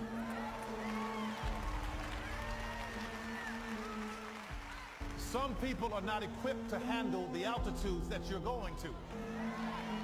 So don't be afraid when they fall off. They're not bad people. They just couldn't go where you're going.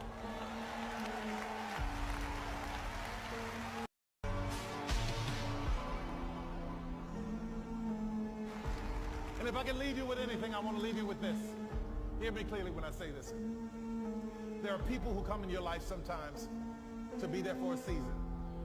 They weren't meant to be there always. Sometimes we find ourselves hooked up with people that we think are there for a lifetime, but they were only supposed to be there for a season. There are people who come in your life like boosters for a rocket. If you ever watch a rocket go into space, the boosters fall off when it reaches a certain altitude.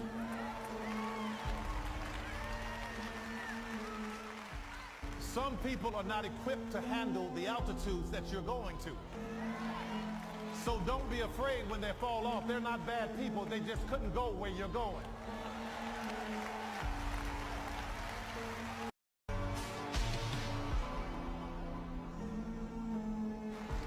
And if I can leave you with anything, I want to leave you with this. Hear me clearly when I say this. There are people who come in your life sometimes to be there for a season. They weren't meant to be there always. Sometimes we find ourselves hooked up with people that we think are there for a lifetime, but they were only supposed to be there for a season. There are people who come in your life like boosters for a rocket. If you ever watch a rocket go into space, the boosters fall off when it reaches a certain altitude.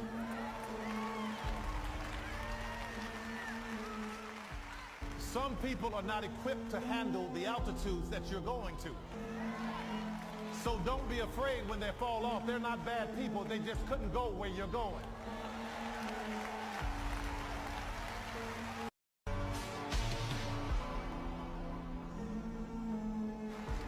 And if I can leave you with anything, I want to leave you with this. Hear me clearly when I say this. There are people who come in your life sometimes to be there for a season. They weren't meant to be there always.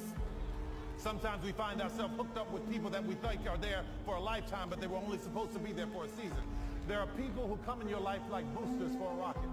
If you ever watch a rocket go into space, the boosters fall off when it reaches a certain altitude.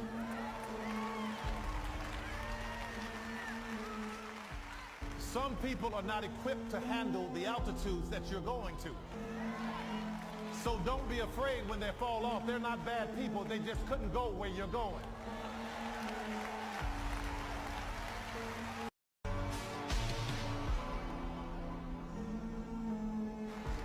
And if I can leave you with anything, I want to leave you with this. Hear me clearly when I say this. There are people who come in your life sometimes to be there for a season. They weren't meant to be there always. Sometimes we find ourselves hooked up with people that we think are there for a lifetime, but they were only supposed to be there for a season. There are people who come in your life like boosters for a rocket. If you ever watch a rocket go into space, the boosters fall off when it reaches a certain altitude.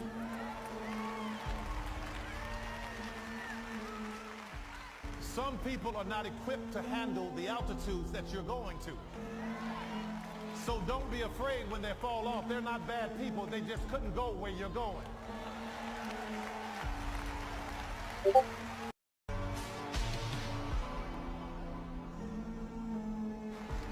And if I can leave you with anything, I want to leave you with this. Hear me clearly when I say this. There are people who come in your life sometimes to be there for a season. They weren't meant to be there always. Sometimes we find ourselves hooked up with people that we think are there for a lifetime, but they were only supposed to be there for a season. There are people who come in your life like boosters for a rocket. If you ever watch a rocket go into space, the boosters fall off when it reaches a certain altitude.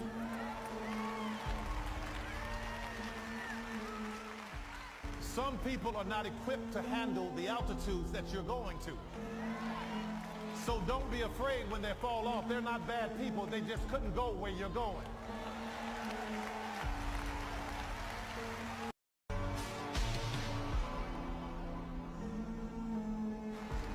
And if I can leave you with anything, I want to leave you with this.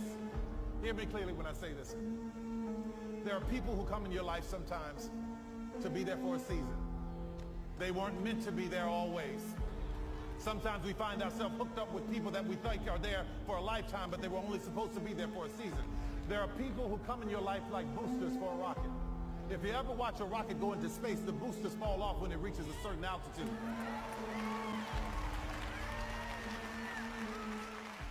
Some people are not equipped to handle the altitudes that you're going to. So don't be afraid when they fall off. They're not bad people. They just couldn't go where you're going.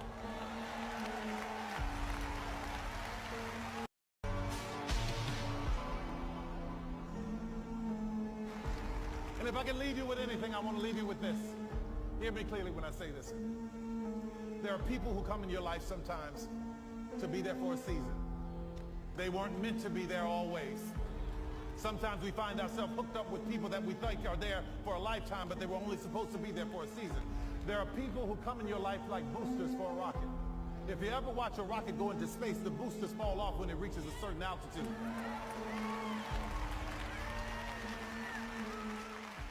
Some people are not equipped to handle the altitudes that you're going to.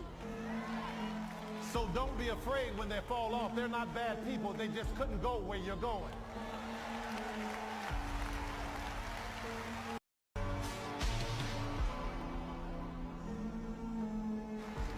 And if I can leave you with anything, I want to leave you with this.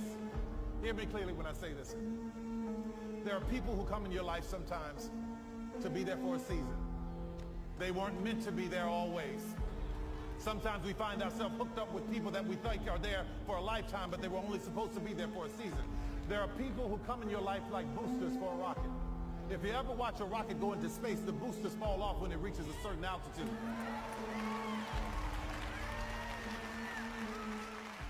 Some people are not equipped to handle the altitudes that you're going to.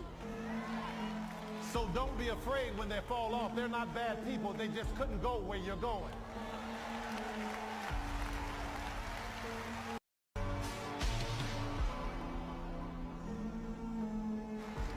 And if I can leave you with anything, I want to leave you with this. Hear me clearly when I say this. There are people who come in your life sometimes to be there for a season. They weren't meant to be there always. Sometimes we find ourselves hooked up with people that we think are there for a lifetime, but they were only supposed to be there for a season. There are people who come in your life like boosters for a rocket. If you ever watch a rocket go into space, the boosters fall off when it reaches a certain altitude.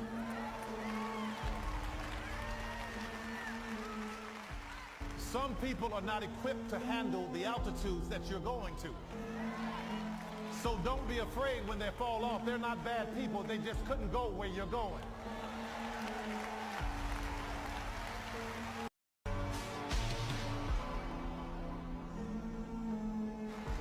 And if I can leave you with anything, I want to leave you with this. Hear me clearly when I say this. There are people who come in your life sometimes to be there for a season. They weren't meant to be there always. Sometimes we find ourselves hooked up with people that we think are there for a lifetime, but they were only supposed to be there for a season. There are people who come in your life like boosters for a rocket. If you ever watch a rocket go into space, the boosters fall off when it reaches a certain altitude.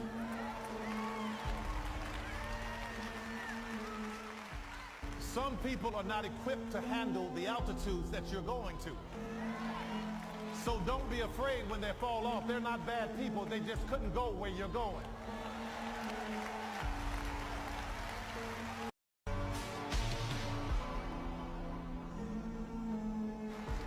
And if I can leave you with anything, I want to leave you with this. Hear me clearly when I say this.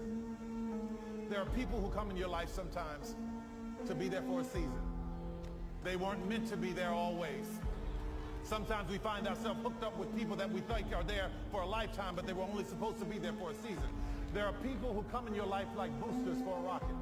If you ever watch a rocket go into space, the boosters fall off when it reaches a certain altitude.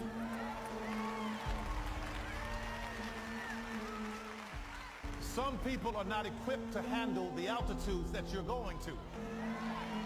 So don't be afraid when they fall off. They're not bad people. They just couldn't go where you're going.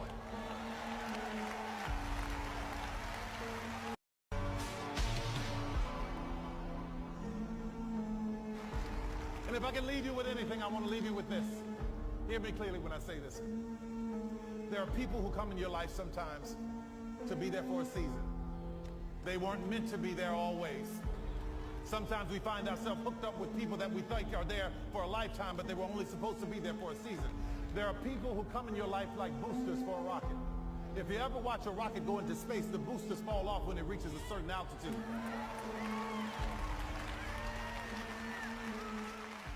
Some people are not equipped to handle the altitudes that you're going to. So don't be afraid when they fall off. They're not bad people. They just couldn't go where you're going.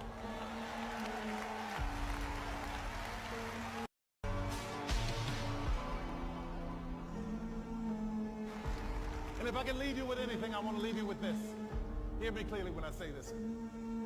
There are people who come in your life sometimes to be there for a season. They weren't meant to be there always. Sometimes we find ourselves hooked up with people that we think are there for a lifetime, but they were only supposed to be there for a season. There are people who come in your life like boosters for a rocket. If you ever watch a rocket go into space, the boosters fall off when it reaches a certain altitude.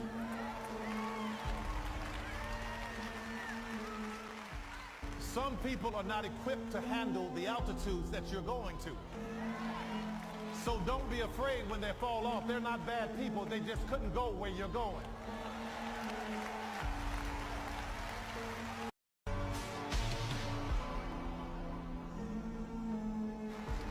And if I can leave you with anything, I want to leave you with this. Hear me clearly when I say this.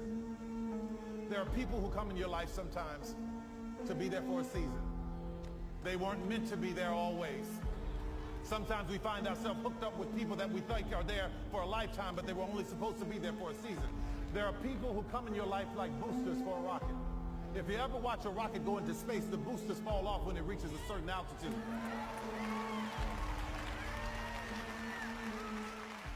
Some people are not equipped to handle the altitudes that you're going to. So don't be afraid when they fall off. They're not bad people. They just couldn't go where you're going.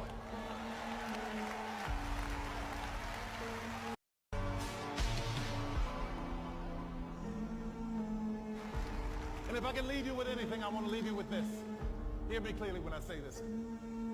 There are people who come in your life sometimes to be there for a season. They weren't meant to be there always.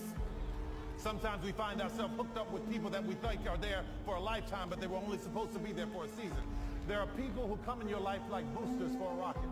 If you ever watch a rocket go into space, the boosters fall off when it reaches a certain altitude.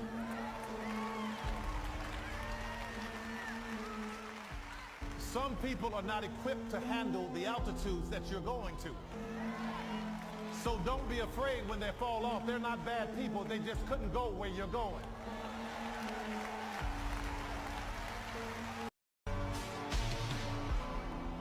Account made. I changed like 5 days ago. Let me see chat, let me see. You can change your account name as long as it's not an alt account. He uploaded a couple of videos, so if there's no videos, bro, I can't even find him. I can't even find him.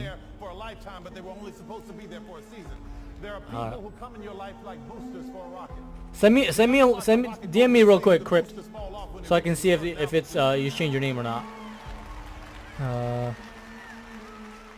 I can't even see him in chat, bro. Equipped to handle the altitudes that you're going to.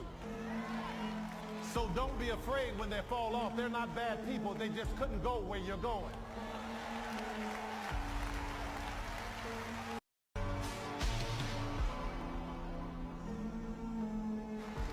And if I can leave you with anything, I want to leave you with this.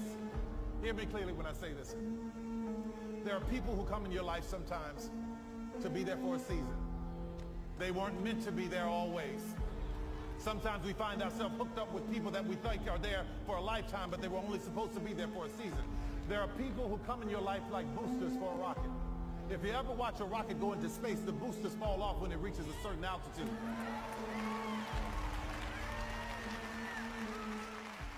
Some people are not equipped to handle the altitudes that you're going to. So don't be afraid when they fall off. They're not bad people. They just couldn't go where you're going.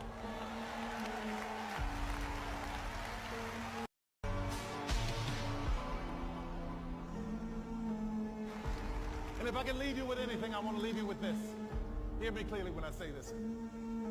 There are people who come in your life sometimes to be there for a season. They weren't meant to be there always. Sometimes we find ourselves hooked up with people that we think are there for a lifetime, but they were only supposed to be there for a season. There are people who come in your life like boosters for a rocket. If you ever watch a rocket go into space, the boosters fall off when it reaches a certain altitude.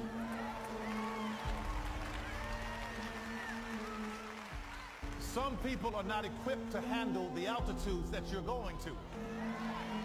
So don't be afraid when they fall off. They're not bad people. They just couldn't go where you're going.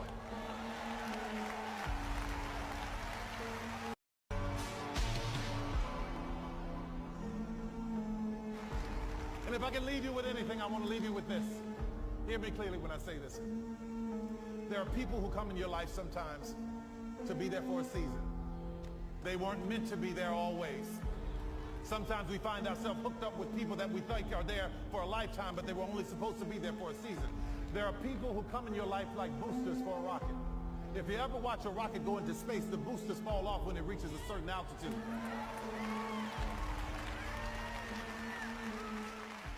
Some people are not equipped to handle the altitudes that you're going to. So don't be afraid when they fall off. They're not bad people. They just couldn't go where you're going.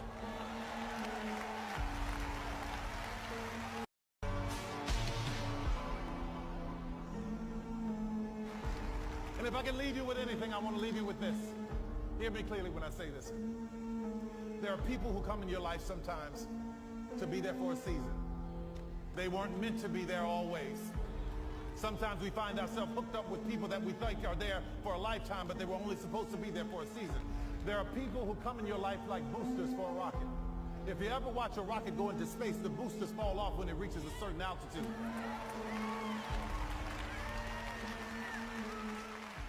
Some people are not equipped to handle the altitudes that you're going to. So don't be afraid when they fall off. They're not bad people. They just couldn't go where you're going.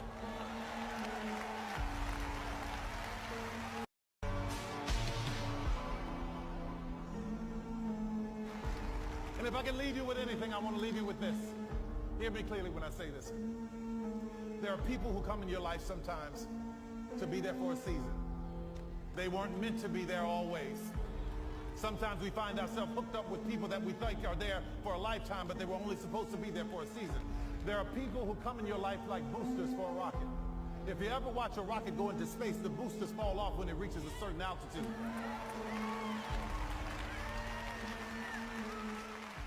Some people are not equipped to handle the altitudes that you're going to. So don't be afraid when they fall off. They're not bad people. They just couldn't go where you're going.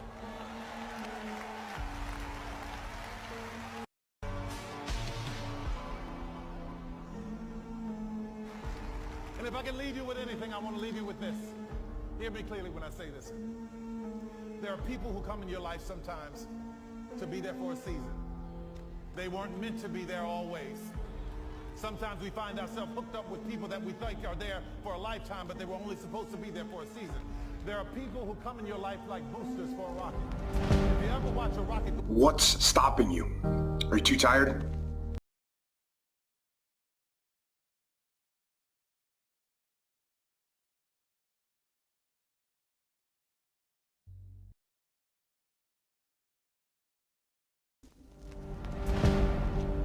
What's stopping you? Are you too tired? Didn't get enough sleep? Don't have enough energy? Don't have enough time? Is that what's stopping you right now? Don't have enough money? Is that the thing? Or is the thing that's stopping you, you? Excuses sound best to the person that's making them up. Stop feeling sorry for yourself. Get off the pity potty. Telling everybody your sad and sob stories, trying to get people to show up to your pity potties and your pity parades. If you ever see me in a Rolls Royce, a 6 or 7 star hotel, living my life to the fullest, don't get jealous of me, because I worked my ass off to get it. Nobody handed me nothing. Wake your ass up. Awaken the beast inside. It's game on. It's go season. It's time for you to take advantage of the access and the resources that you have in your country and your community. You got a problem with your life? You got a problem with your environment? Do something about it. If you want it, go get it. Recognize the excuses are not valid. They're conjured up, they're fabricated, they're lies. And how do you stop the lies? You stop the lies with the truth. And the truth is, you have time. You have the skill, you have the knowledge and the support and the willpower and the discipline to get it done. The fruit of everything good in life begins with a challenge. Everything is uphill that's worthwhile. And it's not going to come to you, and it's not going to fall in your lap, and it's not going to be something that, oh my God, it just was so simple. It's always going to be difficult. If you want it, you gotta go get it. This is your chance. This is your shot. This is your moment. This is your time. This is your place. This is your opportunity. This is my time. This is my moment. Tomorrow, tomorrow, tomorrow. Ain't no such thing as tomorrow. We only got today. It's your dream. If you wanted to have it, get your butt up and make it happen. If you wanted to have it, rise and grind. You still got work to do. Stay on that basketball court. Stay on that football field. It's grind season, homie.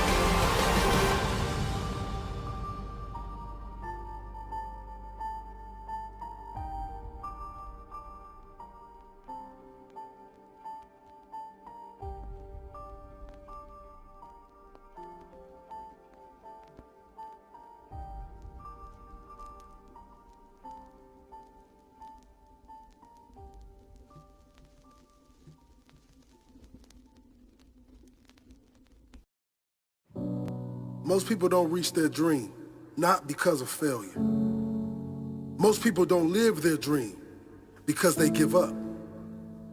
You see, it's not the failure that stops us, but that most stop at their first failure. Those who succeed don't stop at one failure. They don't stop at 10 failures. They don't stop at 100, 1,000, or 1,000,000. They say, this is my goal, and I will do whatever it takes to achieve it. I will learn the lessons from any failures. I will learn faster. I will work harder. I will work smarter. And I will not quit until my dream is a reality. That's the difference between success and failure. Failure is a massive part of being able to be successful. You have to get comfortable with failure. You have to actually seek failure. Failure is where all of the lessons are. You know, when you go to the gym and you work out, you're actually seeking failure. You want to take your muscles to the point where you get to failure, because that's where the adaptation is. That's where growth is. Successful people fail a lot. They fail a whole lot more than they succeed. They extract the lessons from the failure, and they use that, the energy, and they use the wisdom to come around to the next phase of success. Gotta take a shot. You have to live at the edge of your capabilities. You gotta live where you're almost certain you're gonna fail. The reason for practice. Practice is controlled failure. You're getting to your limit, getting to your limit, getting to your limit, You can't lift that, you can't do that, until you get to the point that all of a sudden your body makes the adjustment and then you can do it. Failure actually helps you to recognize the areas where you need to evolve. So fail early, fail often, fail forward. Failure makes winners stronger. Failure makes winners hungrier. But it makes most give up. It makes most feel worthless. Winners don't enjoy failure, but they would never let failure stop them. Next time you encounter failure, you got to remember every great thing on this planet is here because the Creator learned what did work, but learned more from what did not work. When we are kids, we don't stop at failure. When we first learn to ride a bike, it's failure after failure. We get knocked down time after time, but we get up and push forward until we achieve our goal of riding the bike. But then we get old and most of us get weak. We are too soft to get back on the bike. We come up with excuses. It must not be for me. No, you just soft. No, you just lazy. Tell yourself the truth. Get back on the bike. Learn why you failed and make sure you don't fall again. Make sure you are stronger for having the lesson. You know, it's always a little bit frustrating to me when people have a negative relationship with failure. Fail early, fail often, fail forward. You're here right now at this moment because tomorrow you want to be somebody greater than the person you are today. You see yourself succeeding, you have a vision, you have a dream. Congratulations. You're already 10 steps ahead of 95% of the world. Imagine if Michael Jordan was scared of missing. He would have never taken a shot. Imagine if Steve Jobs was afraid of people not liking his product. There would be no iPhone. So ask yourself this. Do you want to be a person who fears failure, or do you want to be a person who loves success? Which one? Because you're going to have to pick today. And I'll tell you one thing. One is a failure, and one is a success. And if you love success, there is nothing that can stop you. All those negative things people say will mean nothing. They're going to talk about how only 1% make it to the top. Big deal. Want to know something else? Only 1% stick with that fitness program long enough to see results. Only 1% of nerds stick with that video game long enough to get good at it. Only 1% of relationships stick it out to the end. That doesn't mean you have a 1% chance. It just means you can't behave like the 99%. You'll have to do something better than giving up a month from now. Those are just numbers. You want to talk about numbers? Take a look around you and take a good look around you. Are you like 99% of the people around you? If you are, then you're in the wrong video, my friend. You have to love success just as much because that's what's going to allow you to get up and go for it. Being scared to fail won't do anything. In fact, when you love success and you start going for it, guess what happens? You're gonna fail. You're gonna fail 10 times, 100 times, maybe even 1,000 times. But that's okay. Failure isn't permanent. Falling isn't permanent. You get right back up and keep going. And this time, you're gonna be stronger, wiser, and you'll be more driven than ever.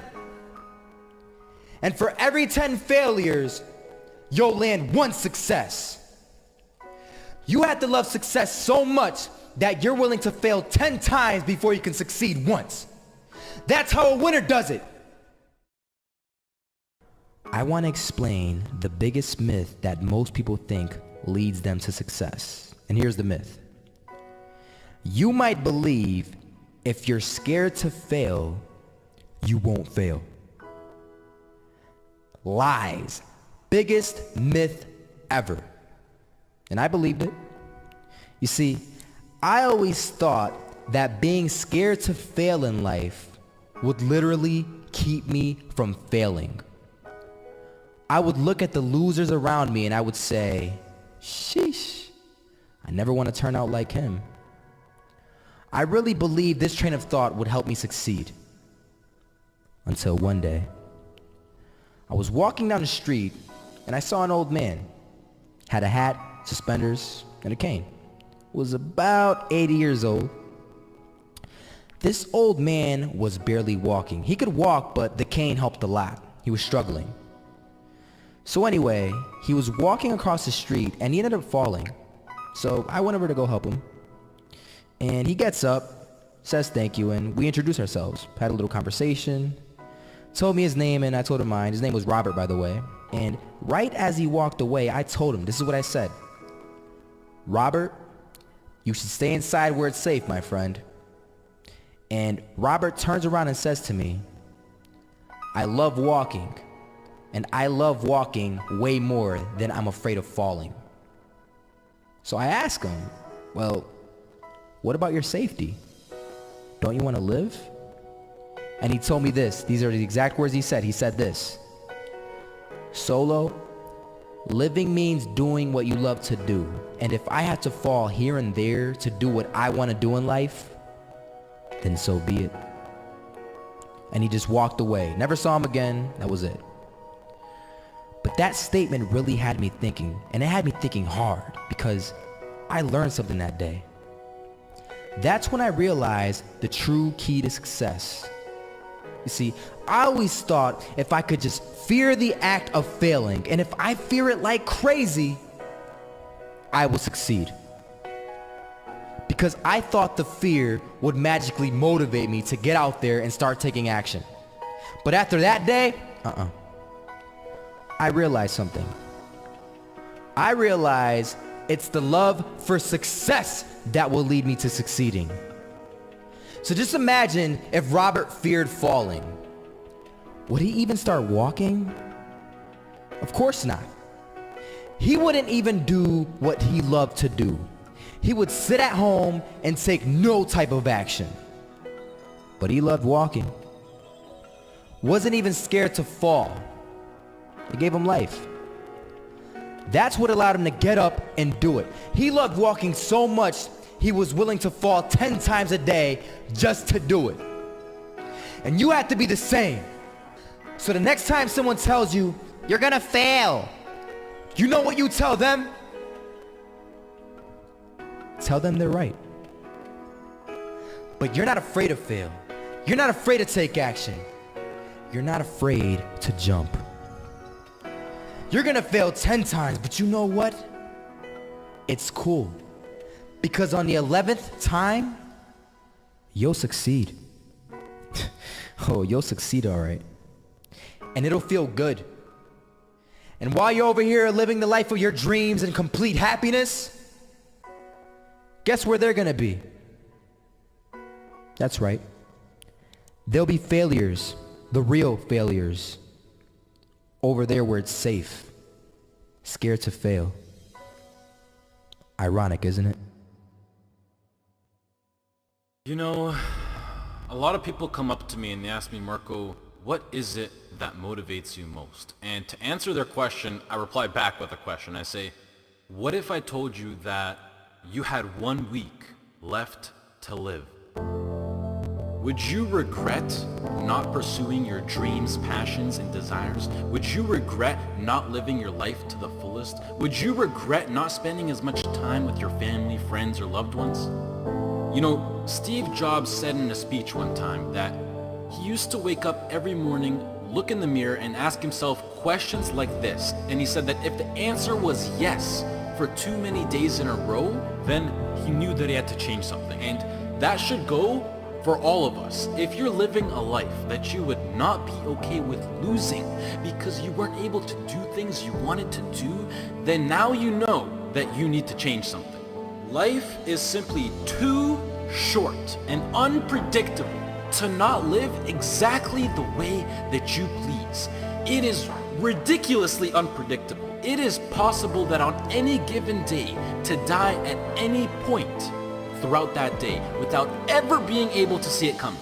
You know, when I was 13, I had this teacher who was an absolutely amazing person. I'd known him for several years then, and he had 2 kids, a loving wife. He was a man of God, contributed to the community. He gave us everything that he had, and he would bike to school every single day. I always remember him come to school on his bike, and one morning on his way to school, it was early in the morning, he was crossing an intersection. A reckless driver comes out of nowhere, hits him, he dies on the spot, on the moment of impact.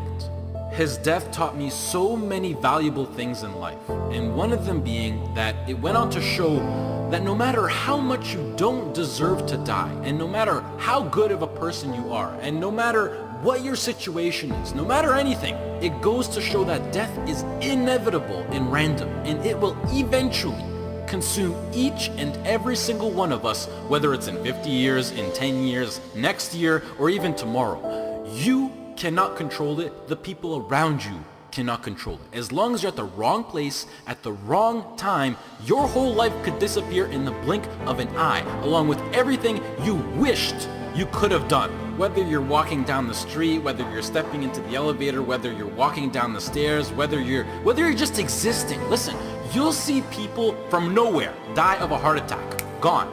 No family history, no symptoms, no causes, nothing. It happens, and that's the cruel life that we live in, and it's something that we cannot control. So what I want to make clear is that regardless of the path that you take in your life, at one point death will consume you. It doesn't care whether you floss your teeth in the morning, whether you raise a family or not, whether you go on to be rich, poor, a success, a failure, whatever. You are still going to die at one point. It is that simple. And knowing that you're going to die soon should be the biggest motivation to both make the difficult decisions in life and to get your ass out of bed in the morning. So now the question becomes, what is it that you truly have to lose?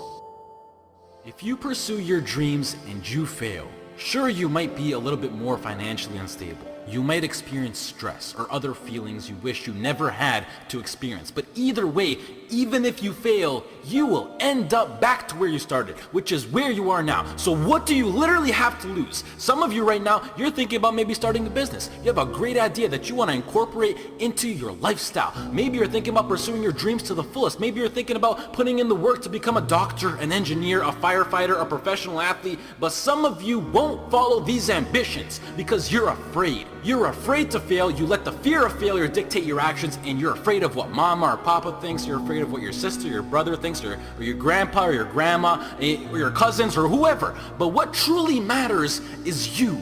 You are in possession of a gift. You have a talent, and whatever that talent is, you can make yourself and the people around you a stronger and better place with it. But sometimes the only way to do that is to take a risk. At one point, you have got to take a leap if you want to make that gift that you have become a reality. Otherwise, society will gladly accept you as a 9-to-5 slave working just to pay off your rent and to stay alive and to live for the weekend, which is the absolute worst way to live.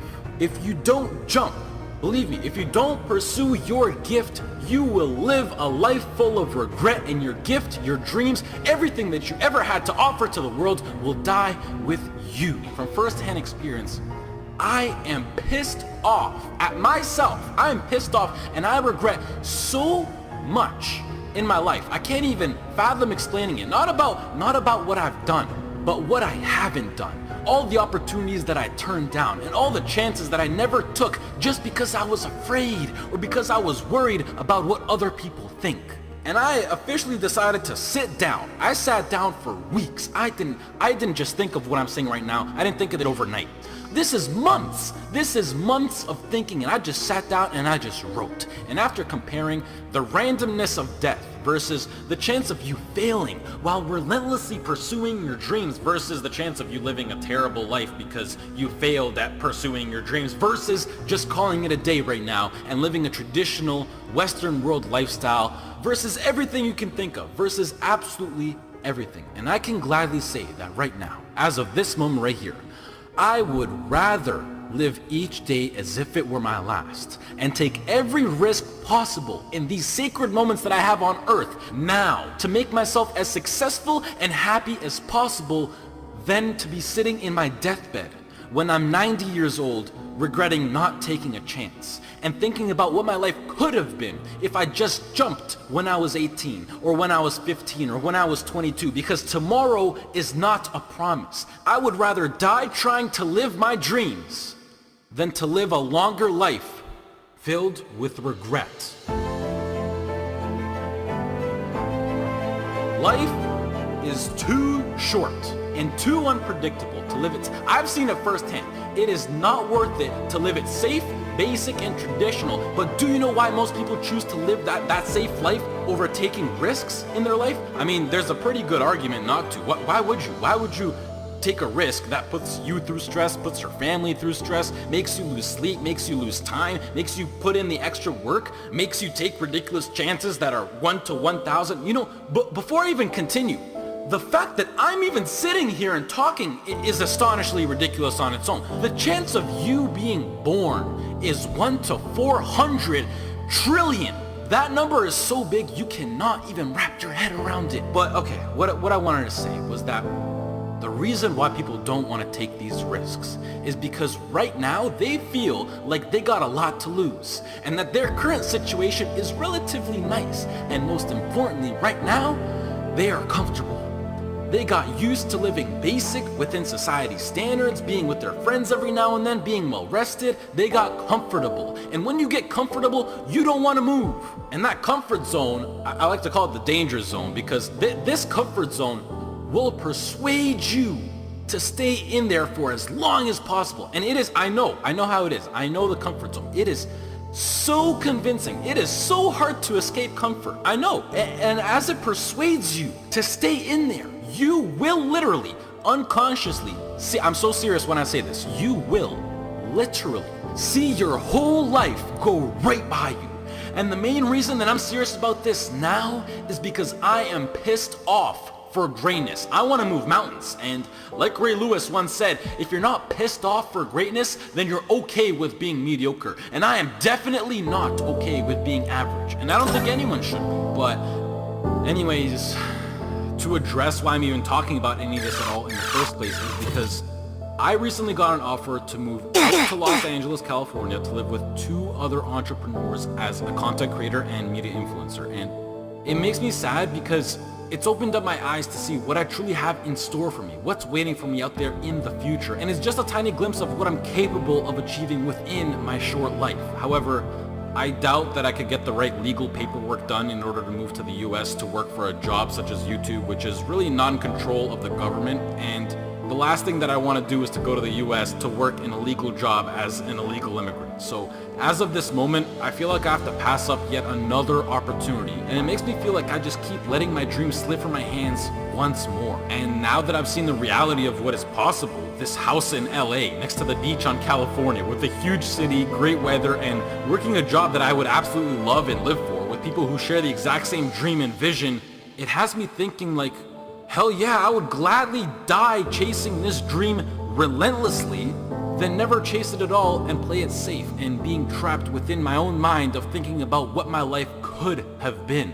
I hope to do more videos like this where I speak because they're really like a therapy for me, and it helps me get my mind off things, and hopefully some people can be influenced by what I'm actually saying. I would also like to say that I think education is extremely important and plays a crucial role into bringing success into your life, and that knowledge is power. The best thing in life is to always have a backup plan and take into consideration what if something goes wrong. And it's something that every role model that I look up to tries to enforce, but I feel like education will always be here for me to come back to, whether I'm 20, 25, 40, or whatever. And I think that I have an amazing idea, vision, passion, and drive now in my peak, and that I'm able to capitalize on, which makes me feel like I'm throwing it away if I don't pursue it. And the biggest response that I've been getting recently is, Marco, what if it fails? Which, I mean, yeah, like, what if it fails? But that's the whole point of taking a chance with things like startup companies or entrepreneurship. It's ridiculously high risk. Like, what if I get hit by a car? What if I lose my wallet? Or better yet,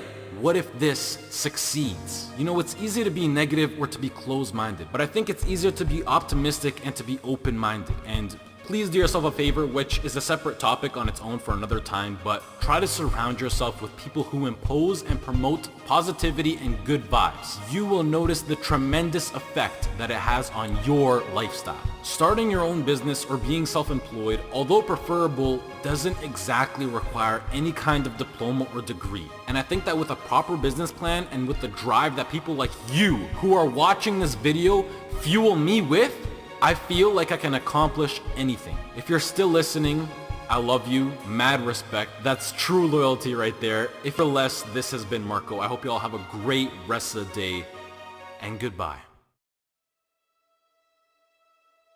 By a lot of fail. I failed for funny things that I failed a key primary school test for 2 times, and I failed 3 times for the middle school. You know, for 3 years I tried to fill in the universities. So I applied jobs for 30 times, got rejected. I went for a police, they said, no, you're not good. I went to even the KFC. When KFC came to China, come to my city, 24 people went for the job. 23 people were accepted. I was the only one guy. And we went for police. 5 people, 4 of them accepted. I was the only guy that I received it. So to me, being turned down, rejected. Oh, by the way, I told you that I applied for Harvard for 10 times, rejected. I know I'll be rejected. I just don't want to say that. Yeah, sorry now. One of the things you got to understand, my friend, is that you're supposed to fail. You're supposed to fail because failure is the stepping stone to success. You need the logical reason why. Because failure is an experience that lends to wisdom that ultimately makes you a stronger version of yourself. Maybe you got a test anxiety. I don't know. But the worst thing you can do is quit. Talk to your professor. I'm not 100% sure, but I know that you cannot quit. Just because you failed doesn't make you a failure. Another one of these cliches or cliche stories is about Thomas Edison, right? When a reporter asked him, you know, what is it, how did you feel about failing 1,000 times? And he said, no, I didn't fail 1,000 times. I just found 1,000 different ways that it wasn't going to work. And that's what's happening with you. But every time he found a way that didn't work, he was adding to his journey. He was growing stronger. He learned something. He discovered something. You are discovering something about yourself, and you're exercising your character every time you get up and try something, move in the direction of something, even if you don't get the thing. It's not about the thing. It's not about making the basketball team. It's not about making $1 million, and it's not about the light bulb.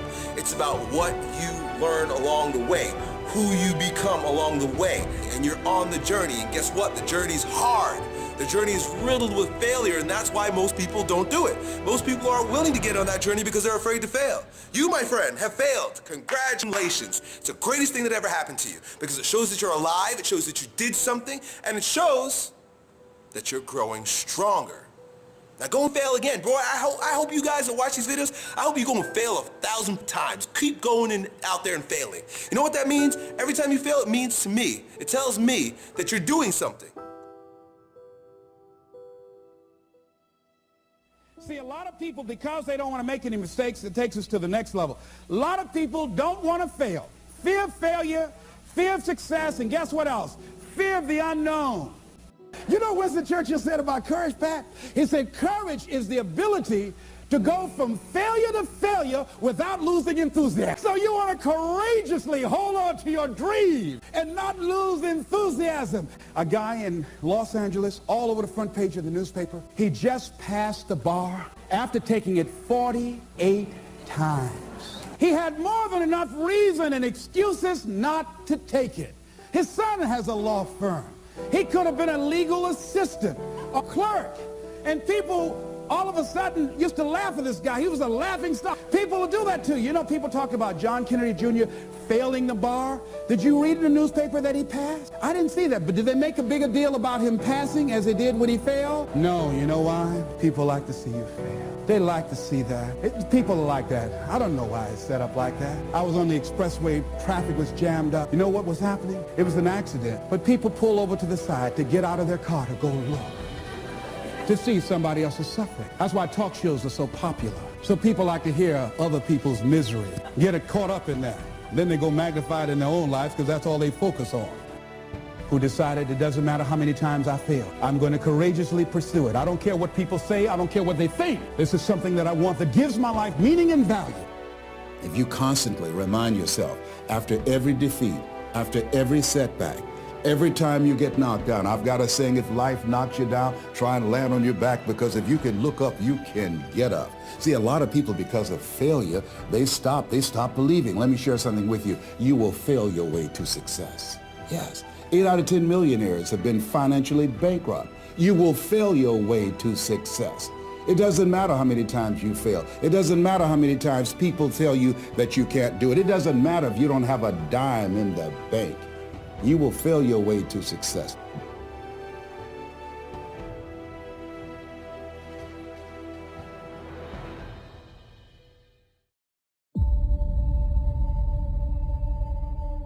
There's something about the way we perceive success that results in one of the greatest tragedies of our time.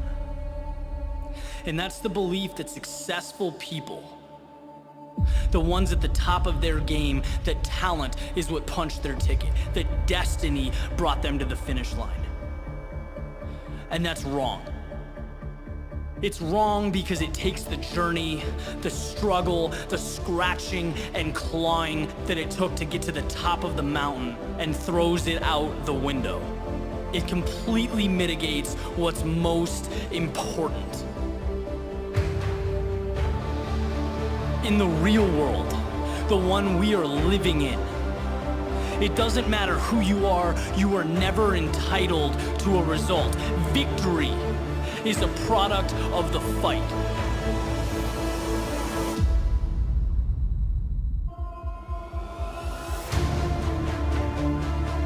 The biggest favor you can ever do for yourself as you progress through life's up and downs, through the good and the bad, when things get rough, is know that you are going through what every successful person, every champion, every innovator has gone through in the history of mankind.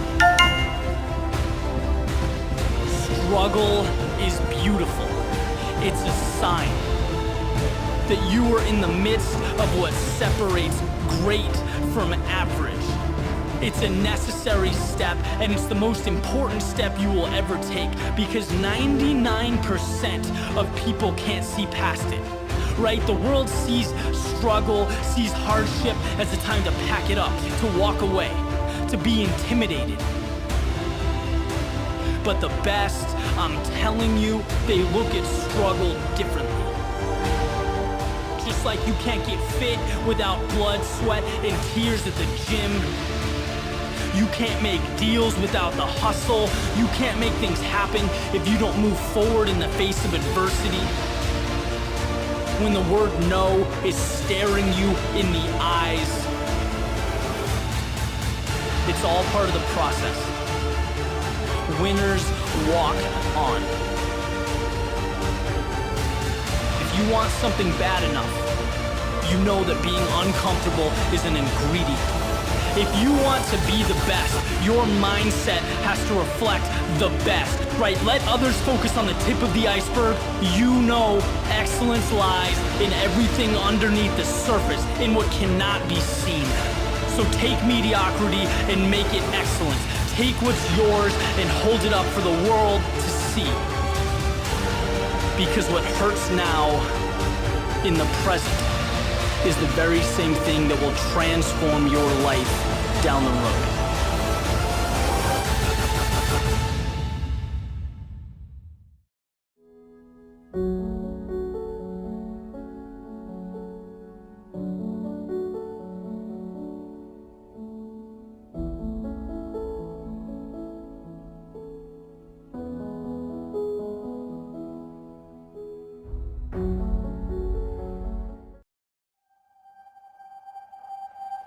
Those times when you don't feel like working, you're too tired, you don't want to push yourself, but you do it anyway. That is actually the dream. If it's important to you, you're gonna find a way. You won't have to look for a resource. You will become resourceful. You don't count how many breaths you take. You don't count it. You get to a point where you don't count it. You just do whatever it takes to get whatever you want. We did not come this far to just break down and lose now. I'm a winner. I'm going to win. You have an opportunity to your future. What do you want and how do you want it? And if it doesn't make you a little afraid, then you ain't playing big enough.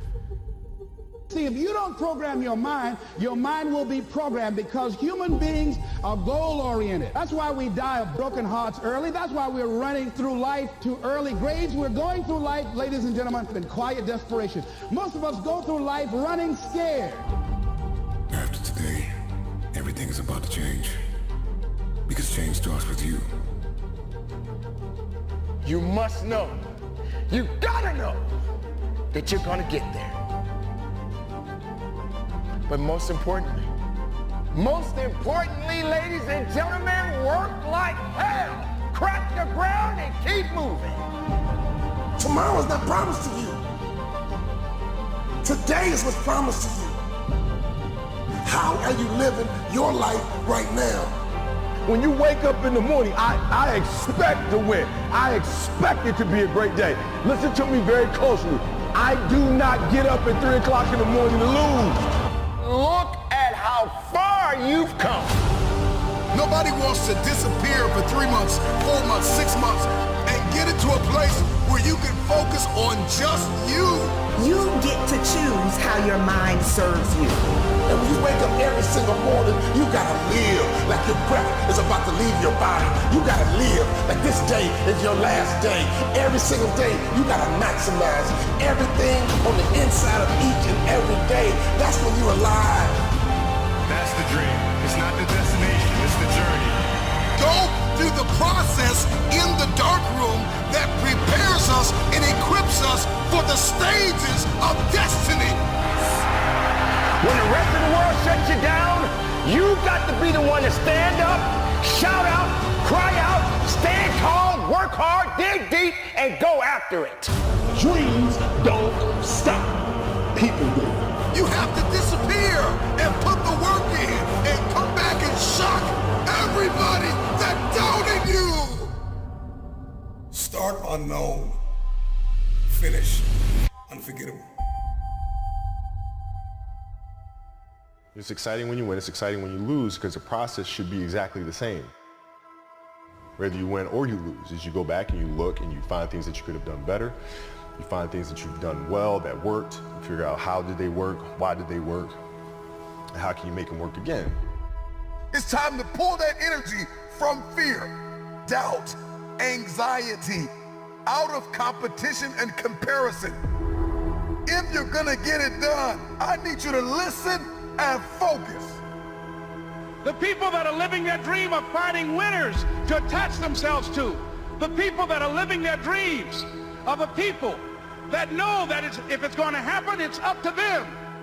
And they're resolving within themselves, it's not over until I win. You in a losing culture. You've been in a generation after generation of losing. You're like, I'm tired. When you wake up in the morning, I expect to win. I expect it to be a great day. Listen to me very closely. I do not get up at 3 o'clock in the morning to lose. Expect to be successful. Expect it to be positive. When you set out for a goal, expect that it's going to happen. That's all I need you to do. Number one, expect it to happen. I'm going to show you how great I am. You will never win the battle if you don't get up. Getting knocked down does not mean that you stay down. Getting knocked down doesn't mean that you're not breathing. Getting knocked down doesn't mean that it's over. Getting knocked down doesn't mean that you just stay on your back, because that ground is hard and it's cold. You better learn how to get up. It's necessary that you associate with winners, that you work your system, that you are relentless, that you never give up. It's you. You've got to take personal responsibility. You've got to make it your personal business to make it happen. And you've got to resolve within yourself that I can do this, that it's hard. But you've got to say, it's not over until I win. It's about how hard you can get hit and keep moving forward. How much you can take and keep moving forward. That's how winning is done. I am ready to be a winner. I deserve to be a winner. I am destined. I am destined to be a winner. From this day forward, all I know is winning. Listen to me. I am determined, come hell or high water, to win. We win because we are disciplined. We will not falter. If you want a thing bad enough to go out and fight for it, to work day and night for it, to give up your time, your peace, and your sleep for it, if all that you dream and scheme is about it, and life seems useless and worthless without it, and if you gladly sweat for it and fret for it and plan for it, and lose all your terror of the opposition for it, with the help of God you'll get it. We did not come this far to just break down and lose now. I'm a winner. I'm going to win. Sometimes you gotta take a break from just about everything, disappear, come back, and shock the world. I'm talking to that athlete. I'm talking to that administrator. I'm talking to that nurse, that doctor. I'm talking to that student. I'm talking to that communicator. I'm talking to that pioneer, that inventor. I'm talking to that entrepreneur. I'm talking to that preacher. I'm talking to that person who refuses to stay where they are. I'm talking to that person that doesn't have a problem laying in obscurity, because you know that when you come out of the dark room, all eyes on you. We live in a culture of busyness, distraction, and noise. And sometimes the only way something's going to change is if we disappear. Sometimes you gotta delete the app. Sometimes you have to walk away. Sometimes you have to fall back into the dark room and focus on you. Everybody wants destiny. Everybody wants manifestation. Everybody wants fulfillment. Everybody wants the next level in the relationship and a higher quality of living. But nobody wants to eliminate distractions. Nobody wants to disappear for 3 months, 4 months, 6 months, and get into a place where you can focus on just you.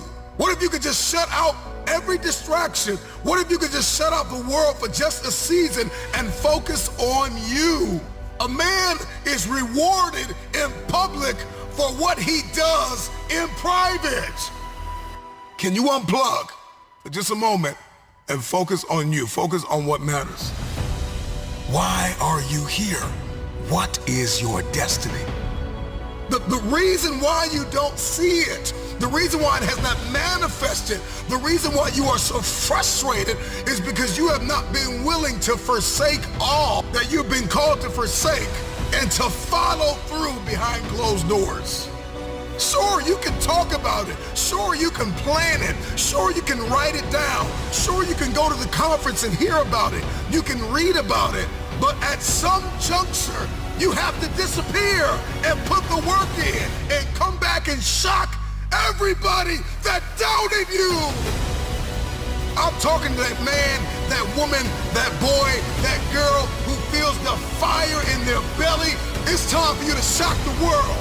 You may have to sleep in your car. You may have to go without food. You may have to bounce around from couch to couch. You may have to sacrifice like nobody in your family ever has.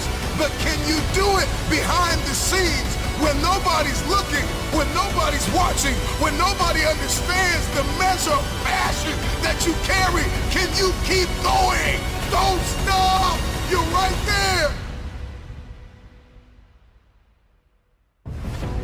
Go through the process in the dark room that prepares us and equips us for the stages of destiny. It's time to get real. It's time to get raw. It's time to look ourselves in the mirror and come to the resolve that this version of ourself is not going to carry us in the stretch. That I've been this version of myself long enough that if I don't change, if I don't do something about this, then I'm going to find myself bankrupt. Some of the most monumental and transformational portraits and pictures that we've ever seen were developed in the dark room.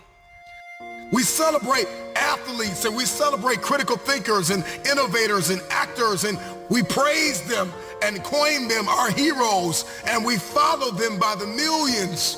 We love what they do in public, but you don't know the story behind the glory. You don't know the blood, the sweat. You didn't see the tears that they cried, the prayers that they prayed, the countless weeks where they went without sleep to get where they are. One of the greatest tragedies in life is to live and not know why you're living. I'm just wondering if there's anybody here that wants their future, that wants to fulfill their destiny, that wants to manifest, that wants to walk in discipline and determination. I'm just wondering, is there anybody here that's willing to disappear? Are you willing to forsake all distractions? Can you hide yourself in the library? Can you hide yourself in the gym? Can you hide yourself in the boardroom and plan and caucus and do what's required behind the scenes in order to manifest the moment? Can you hide yourself in your books? Can you hide yourself in your closet? Can you hide yourself in the prayer rooms? Can you hide yourself? We have this passion to be in the public eye, but no patience to do the work behind the scenes. Stop telling the world what you are about to do. Steve Jobs once said, "We do not say anything about future products. We work on them in secret, and then we release them to the world." We only have so much real estate in our minds and our hearts. We only have so much bandwidth in our mental capacity. And the more distractions, the more delusions, the more negativity that we allow to take up real estate in our hearts and in our minds, the less energy we have to fulfill the call, to fulfill destiny, to manifest the idea. Everything that you think about, that you meditate on, everything that has to your attention has to be worth your time. So now it's time to navigate and do an appraisal of everything that's in our life, everything and everybody in our life. Time to do an appraisal and ask them this question: are you worth my time? If you're not, it's time to unplug. Time to unplug. Time to unplug. I'm just wondering if there's anybody that can hear my voice right now that has come to the end of themselves and they are willing to eliminate distractions. They are willing to delete social media apps if they have to. They are willing to walk away from everything that is distracted, everything that has diluted your devotion and your determination, every disease and dysfunction and disorder that has pulled you from destiny after you have heard it, after you have received it, after you have written it down, after you have spoken it once. Do what is required to manifest it into reality. If you can see it in your head, you can hold it in your hand. Stop telling everybody what you're going to do. Stop telling everybody what your next move is, and just disappear and do the work that is required. Don't be bitter. Don't be frustrated. Listen, just remain faithful behind the scenes. Promotion is coming.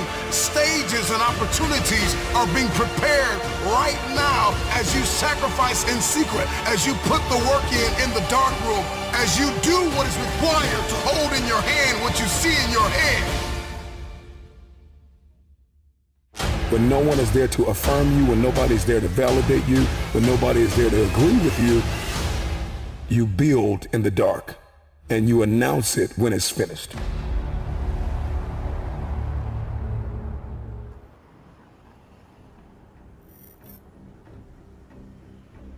You don't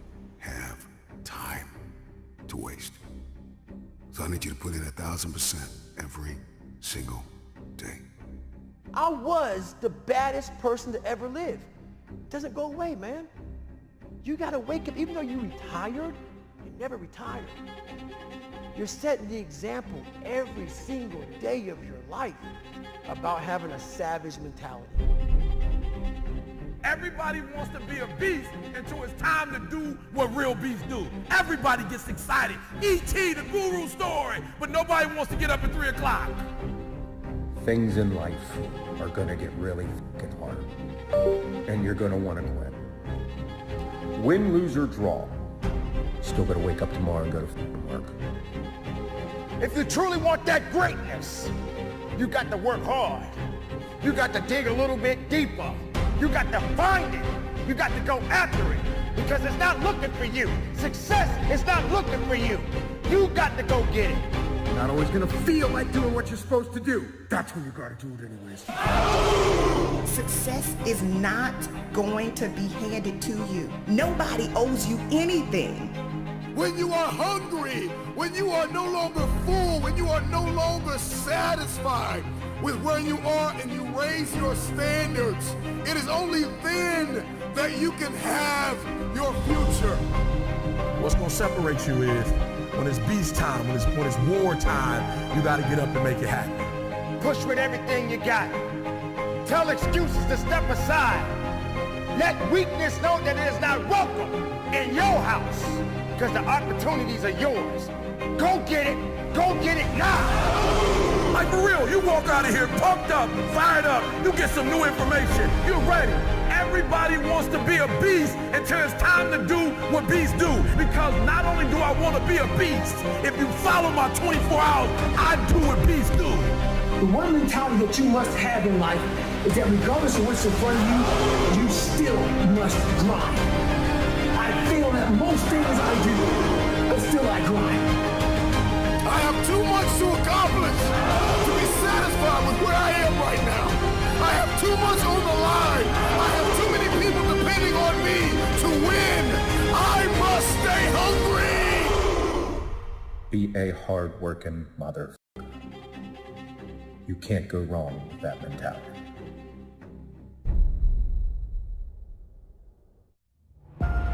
People tell me all the time, it's hard to get wealthy. It's hard to grind. It's hard to be focused. How do you even do these speeches? It's hard to stay motivated. It's hard to stay broke. It's hard to stay depressed. It's hard to stay governed by anxiety. It's hard to be inconsistent. It's hard not to have daily disciplines. It's hard not to believe in yourself. It's hard to be broke. It's hard to be poor. It's hard. It's all hard. So choose your heart. You either gonna work for it, or you're gonna sit there and let life knock you down and dare you to get back up. It's hard to practice perseverance. It's hard to be an introvert. It's hard to be an extrovert. Singleness can be difficult. Marriage can be difficult. Raising your children on your own can be difficult. It's hard to wake up early. It's hard to wake up late. But there's a reward on the other side of waking up early. If you wake up late, you've lost too much daylight. What somebody else did before you woke up, now you only have a fraction of the day to get it done. There's a reward on the other side of one pain, and there is regret on the other side of the other pain. And if you're going to win the reward, you're going to have to persevere. You're going to need endurance. You're going to need to be consistent. And on the other end of the pendulum, there is the pain of regret, where you did nothing because you were afraid you would make a mistake. The pain of regret will hurt you. So choose your heart. Make a decision.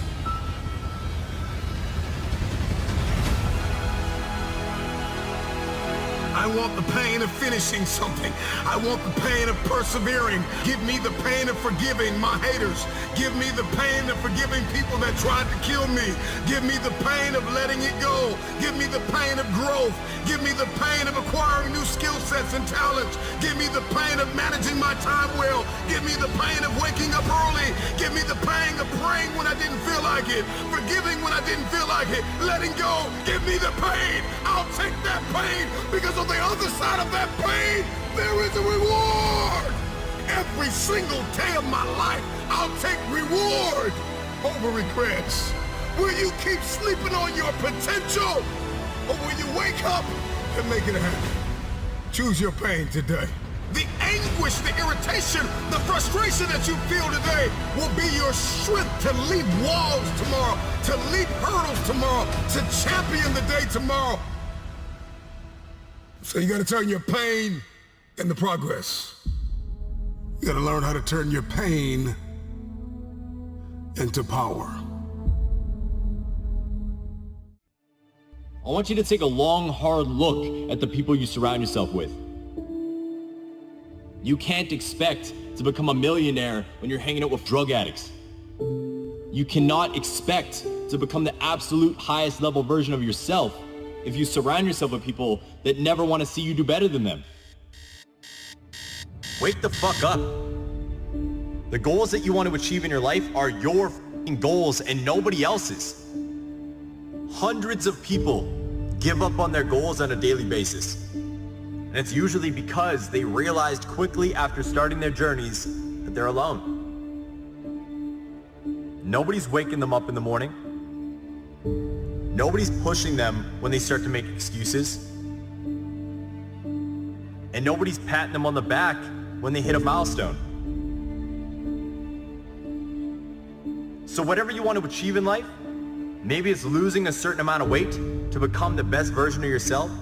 Maybe it's building a business to provide financial freedom for your family and to travel the world. Or maybe it's just being a better father, mother, or partner for your spouse. Whatever it is, it's all on you. And the quicker you realize that nobody's going to come and hold your fucking hand through life, through this journey, the faster you will start to see success. Stop relying on outside sources of inspiration, motivation, and support to fucking get you there. Put your goddamn head down and take charge of your fucking life.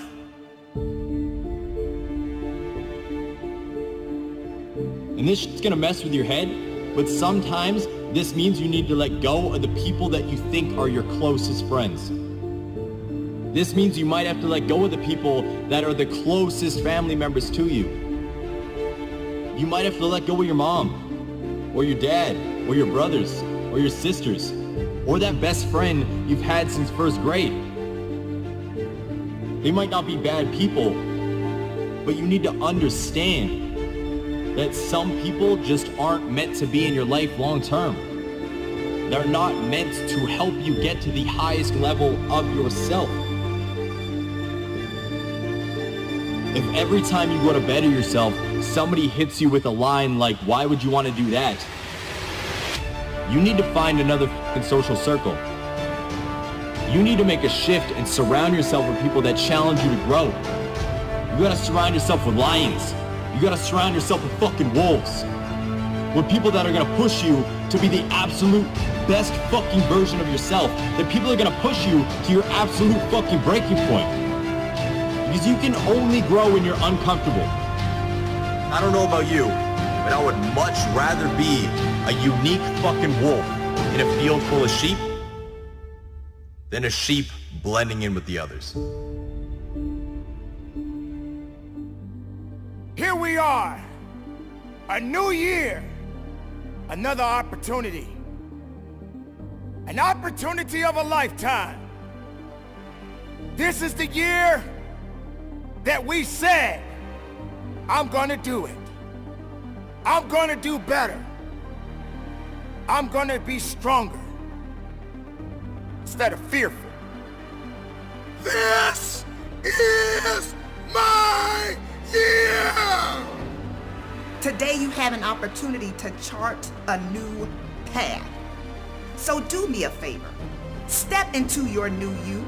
Step into your new year, because success is waiting for you. And the thing you gotta ask yourself is, am I gonna repeat my history, or will I blaze a new trail? Today, you have a chance to get up and attack your goals. Let this be the year of no regrets. The real you is breathing down your neck, begging you to manifest. There's got to be a lifestyle change. When you shift your paradigm, when you shift your thinking, only then what you see in your head, you will hold in your hand.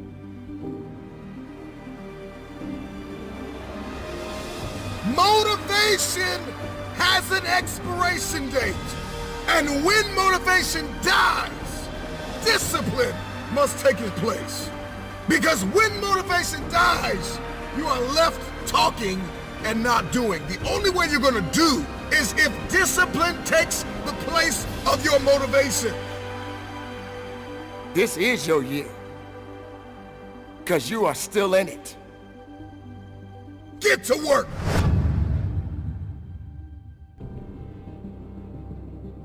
Well, ladies and gentlemen, here we are. A new year. Another opportunity. An opportunity of a lifetime. This is the year that we said, I'm gonna do it. I'm gonna do better. I'm gonna be stronger. I'm gonna learn to get up faster instead of just taking my time. I'm gonna stop pretending and giving all of these false promises and just go about my life the best way I know how. Well, ladies and gentlemen, I'm here to let you know right now,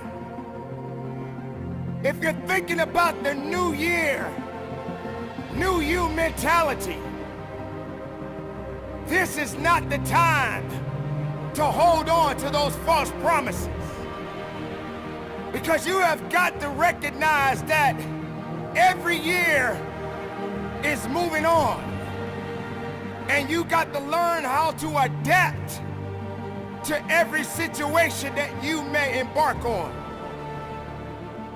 Too many times you have said, I'm gonna do better. I'm gonna change. But have you really changed? Have you done better with your life? Have you continued down that path of making the same mistakes and the same excuses day in and day out? When are you gonna realize that you don't have a lot of time to waste? When are you gonna recognize that this is the moment of a lifetime for you? When are you gonna recognize that you don't have much time to waste on saying something that you have yet to do? Are you willing to use what you've got to get what you want? Let this be the year of no regrets. Let this be the year that you experience authentic happiness. What if you changed your idea of selfish and started doing more of what feels good to you? Don't let negative people disrupt your peace, because your peace is priceless. Your peace sparks your creativity. Your peace attracts goodness and abundance into your life. So don't give an outsider the power to determine your level of peace and happiness. Let this be the year that you make bold and life-changing decisions. Sometimes in order to grow, you've got to be willing to let go of your desire for comfort. At some point, you have to ask yourself, am I holding on to this because it's making me happy, because it's fulfilling? Or am I holding on to this because it's familiar and I'm afraid of the unknown? Today, I'm challenging you to look at your patterns, your way of thinking, and who you surrounded yourself with. I'm willing to bet you will find a couple of habits, beliefs, thought patterns, and situations that are not aligned with the vision that you have for your life. So what can I count on you to do? What can I count on you to achieve? What hurdle can I count on you to jump over? Listen, your future self is waiting for you to show up and max out every opportunity that comes your way. Because when you make it to the top, you're going to appreciate the fact that you didn't quit. You've come too far to go back. Self-pity is not a strategy. No, you have to commit to doing something that will get you one step closer to where you desire to be.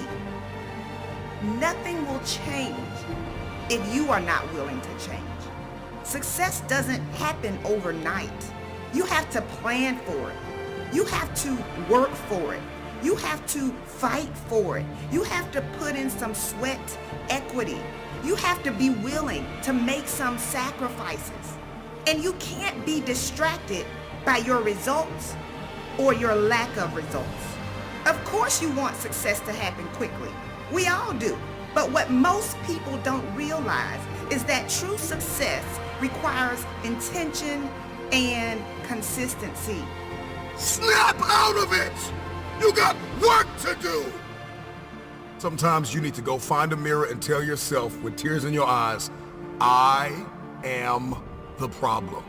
Once we stop accusing everybody else for our inconsistency and our lack of execution, all of a sudden the world opens up. When you shift your thinking, only then what you see in your head, you will hold in your hand. Every day, I wake up and think of my ideal life. I have so many goals that I want to accomplish. I have so much that I want to do.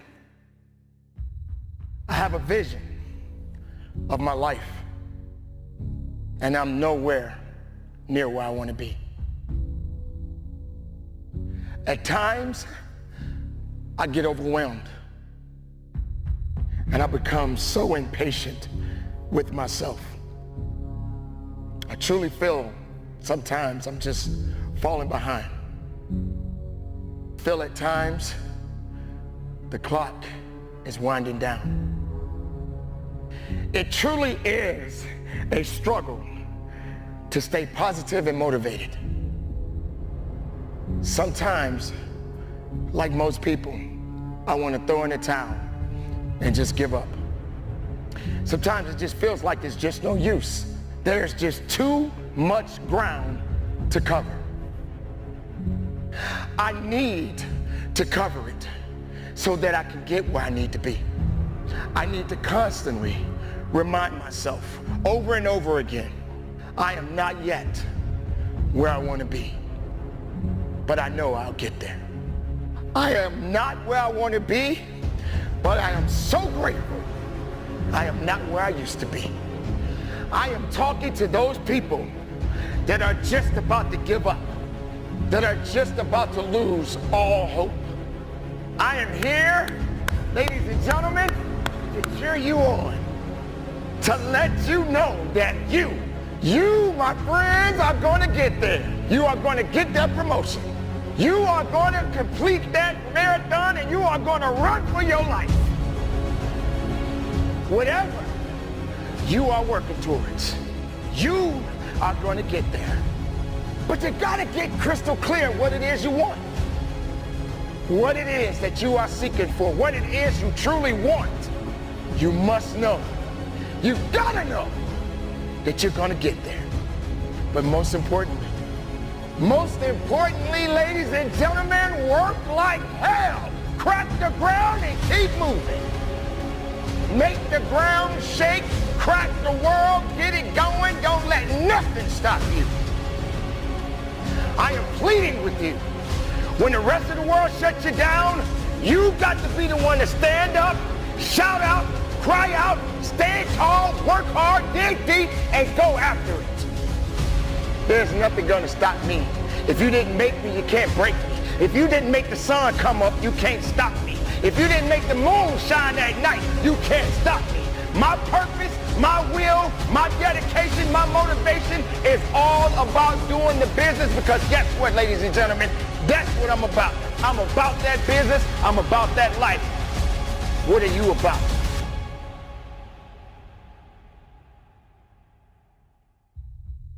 I need to constantly remind myself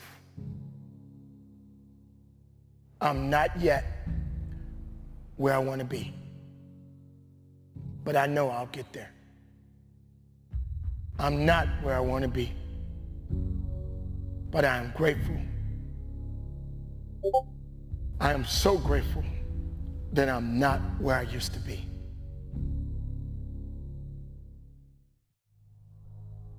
I keep thinking to myself that I'm never going to be good enough. Doesn't matter what I do. How many battles I've won, how much I've overcome, how much I've achieved. Sometimes, ladies and gentlemen, I feel like I'm undeserving because I haven't pushed myself enough. I look back sometimes at moments of regrets in my past. I wish I had made better decisions in my life. I truly do. If only I had pushed just a little bit more, did a little bit better. Just an inch, just a fraction of an inch is all I needed to give. I know, ladies and gentlemen, there are moments in your life you've experienced it too. You didn't rise up to the challenge when it called for you. You didn't rise up to the challenge because you were afraid of it. You could have just given a little bit more effort, but you wasn't prepared for the effort because you wasn't built for it. And this is the time when you have to recognize what is necessary to get the job done right. It's very difficult, I know, because you keep telling yourself over and over again, you're just not there yet. I'm not where I want to be. But please, please, listen to me. You need to remind yourself, you may not be where you want to be, but look how far you've come. Look how far you've gone. With all of the circumstances you've been through in your life, everything that you have been through, everything that has came at you and knocked you down and put you down on the ground, but you're not under the ground. So now you got to rise up, ladies and gentlemen, and push forward and go after it. Look at how far you've come, how much you had to overcome, how many battles that you had to face just to get here. Just look at everything you've achieved. Just when you thought you were out, something pulled you back up. Your willpower, your faith, whatever it was, you got to where you needed to be. You have to know that as long as you're living, there's always going to be some kind of a battle, some kind of a struggle, some type of a conflict in your life. But you got to be prepared, ladies and gentlemen, to go through the challenges. This is not a dress rehearsal. This is a moment. This moment, ladies and gentlemen, is your life as much as any other. Spend it in a way that'll make you proud. No matter how far you fall down or fall back, ladies and gentlemen, keep going forward. Do the work, ladies and gentlemen. Do the work.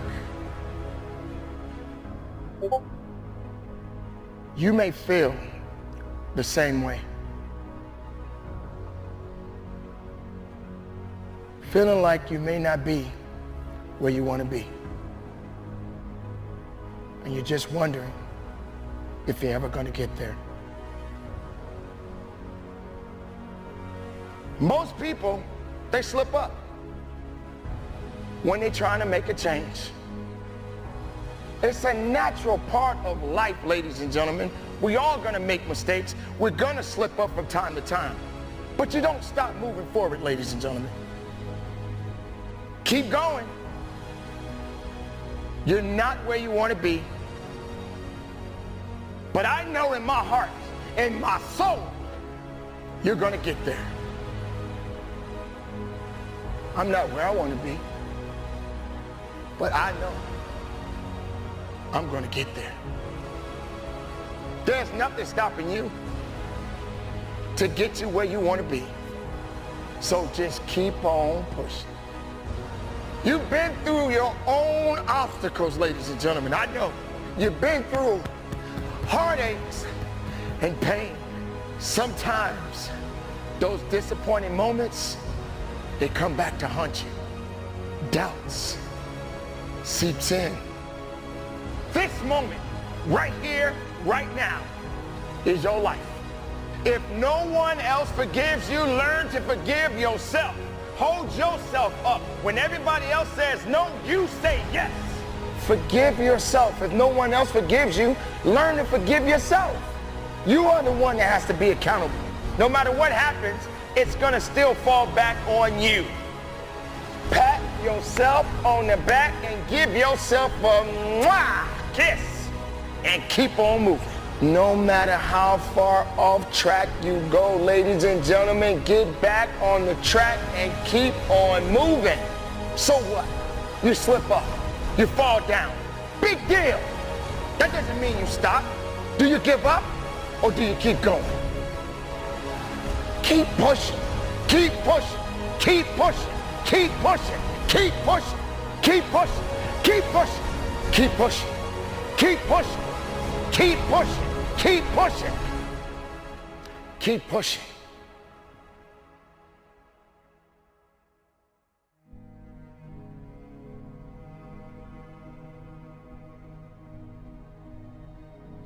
Keep pushing. Keep pushing. Keep pushing. Keep pushing. I gotta keep pushing. I gotta keep pushing. I gotta keep pushing. I gotta keep pushing. What's up, man? Made it back. Another 24 hours down. It's incredible. I'm proud of you for that. And I know you don't want to be here. I get it. That state of mind. It's tough. I understand that. But don't quit. Because if you quit, you're going to wind up right back where you started. Remember when you started, how bad and how desperate you were to be right where you are right now? Yeah, I remember that. You gotta keep that same attitude, man. You gotta keep moving forward. Keep pushing it.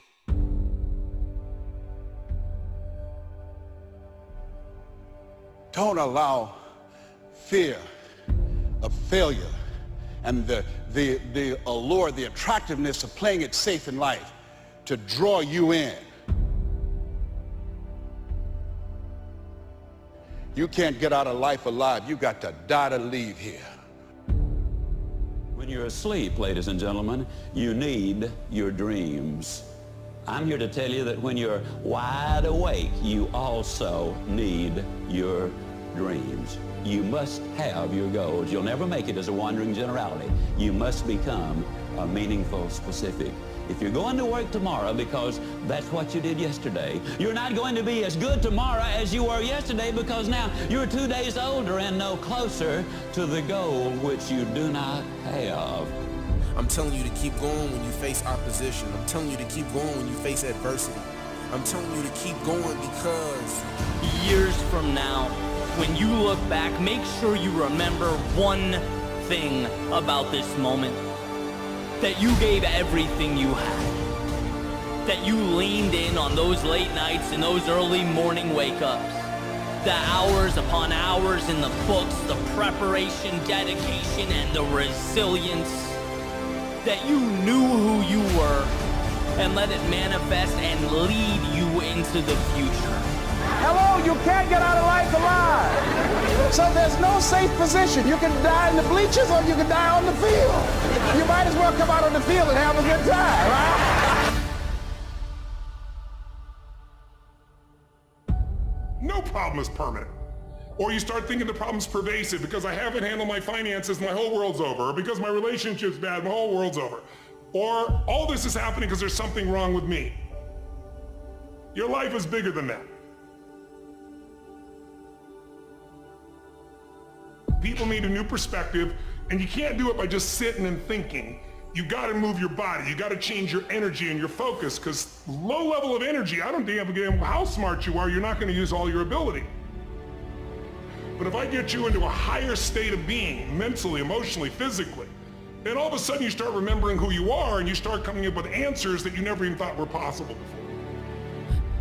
Doesn't it really astonish you that you are this fantastically complex thing? And that you're doing all of this and you never had any education in how to do it? You never learned, but you're this miracle? It's one of the great wonders of life. You aren't here to simply survive or navigate foreign territory. No, you were made for this moment.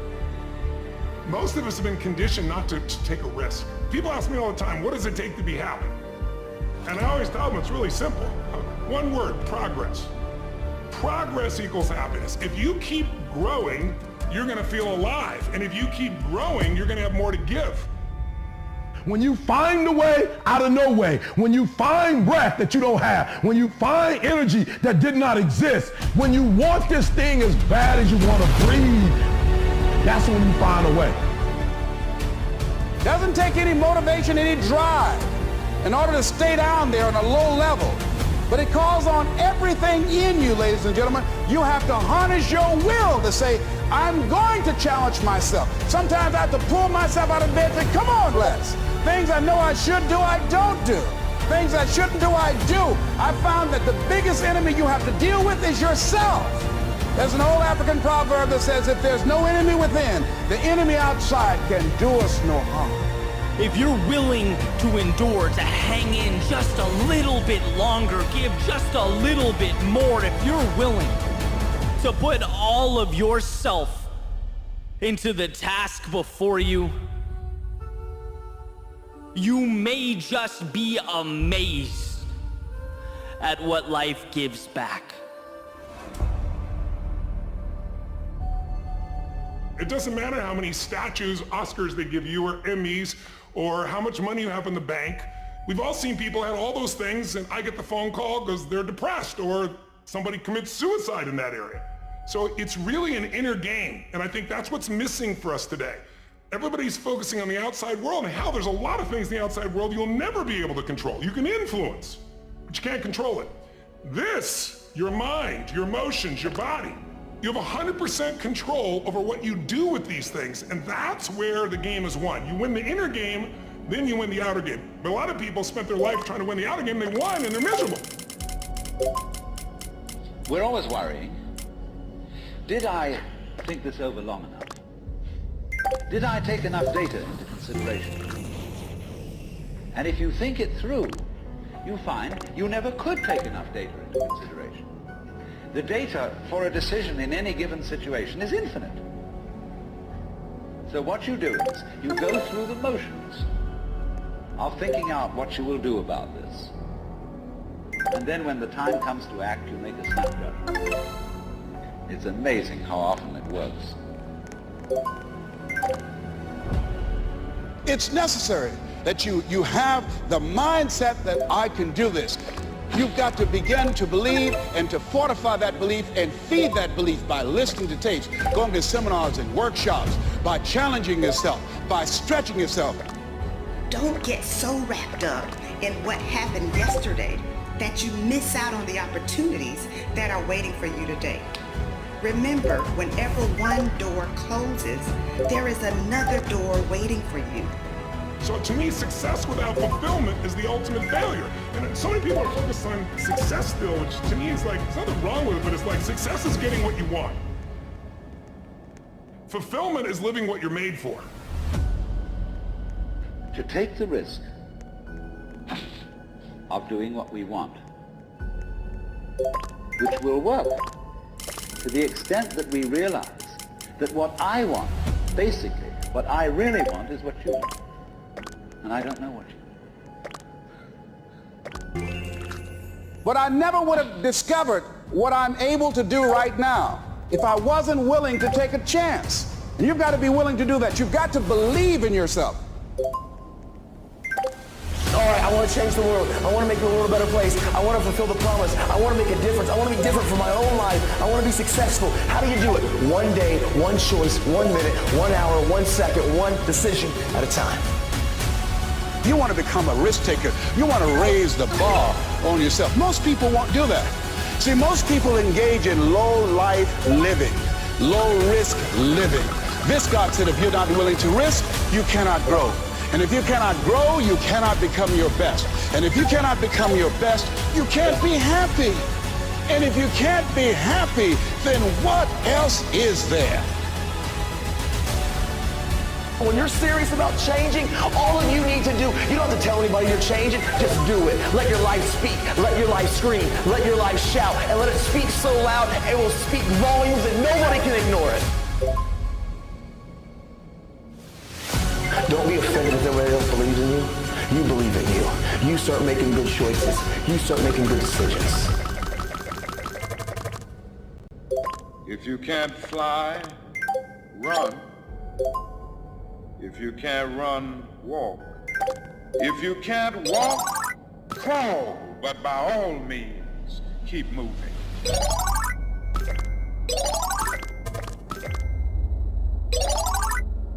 They looked at the most successful men and women in the world, and they found that they had like 7, 8 things in common. And one of the things they all had in common was a routine. They are obsessed with their routine. They don't have a gap of wasted time in routine. You know, I realized the reason why I'm so successful and the reason why I don't get in trouble like I used to when I was younger, because when I was younger, man, my schedule had so many gaps in it. The devil had like, okay, he might pray at 6, but my man is watching TV. He playing video games by 8:30. It's not that I'm sweeter than nobody. The devil can't get to me because all my time is taken up. And by the time he get to me, I'm asleep. I'm too asleep to say it. I'm just being real. 8:30, he like, Eric, you should. I'm like, bro, I'm tired. Come back to me tomorrow. You know what I'm saying? Like, tip me tomorrow, bro. I'm about to go to sleep. I'm good. My body said, all you gotta do is put your shoes on. That's the hardest thing you gotta do. Just put your shoes on and I'll do the rest. I can't put your shoes on for you, but put your shoes on and then just go. And I just went and I was walking for do the 11 incline board, and I was just walking for an hour, and I was just like, you know what, it's almost an hour. I don't feel like running. My body was like, don't worry about it. We'll get to that when we get to it. I did my hour, was about to get off. My body was like, you know we run now. I said, what? We run now, let's go. You ain't tired? I said, I am tired. No, you're not, you just walked for an hour. You're not tired, Eric. Your brain is telling you some dumb stuff. If you were tired, you wouldn't have been able to walk for an hour. Okay, so let's do this. Just run for 2 minutes. I'm trying to help somebody right now go to a whole other level. The reason why you go back to sleep is because you've always gone back to sleep. It's like a default. You go back to sleep because all you gotta do is stop going to sleep, and then you're gonna stop going to sleep. All you gotta do is stop fussing and cussing, and you're gonna stop fussing and cussing. All you gotta do is stop spending all the money you got and start saving it. Listen to me, I became #1 in the world. I became a millionaire not because I made more money. I became a millionaire because they told me millionaires only live off of 30% of their income.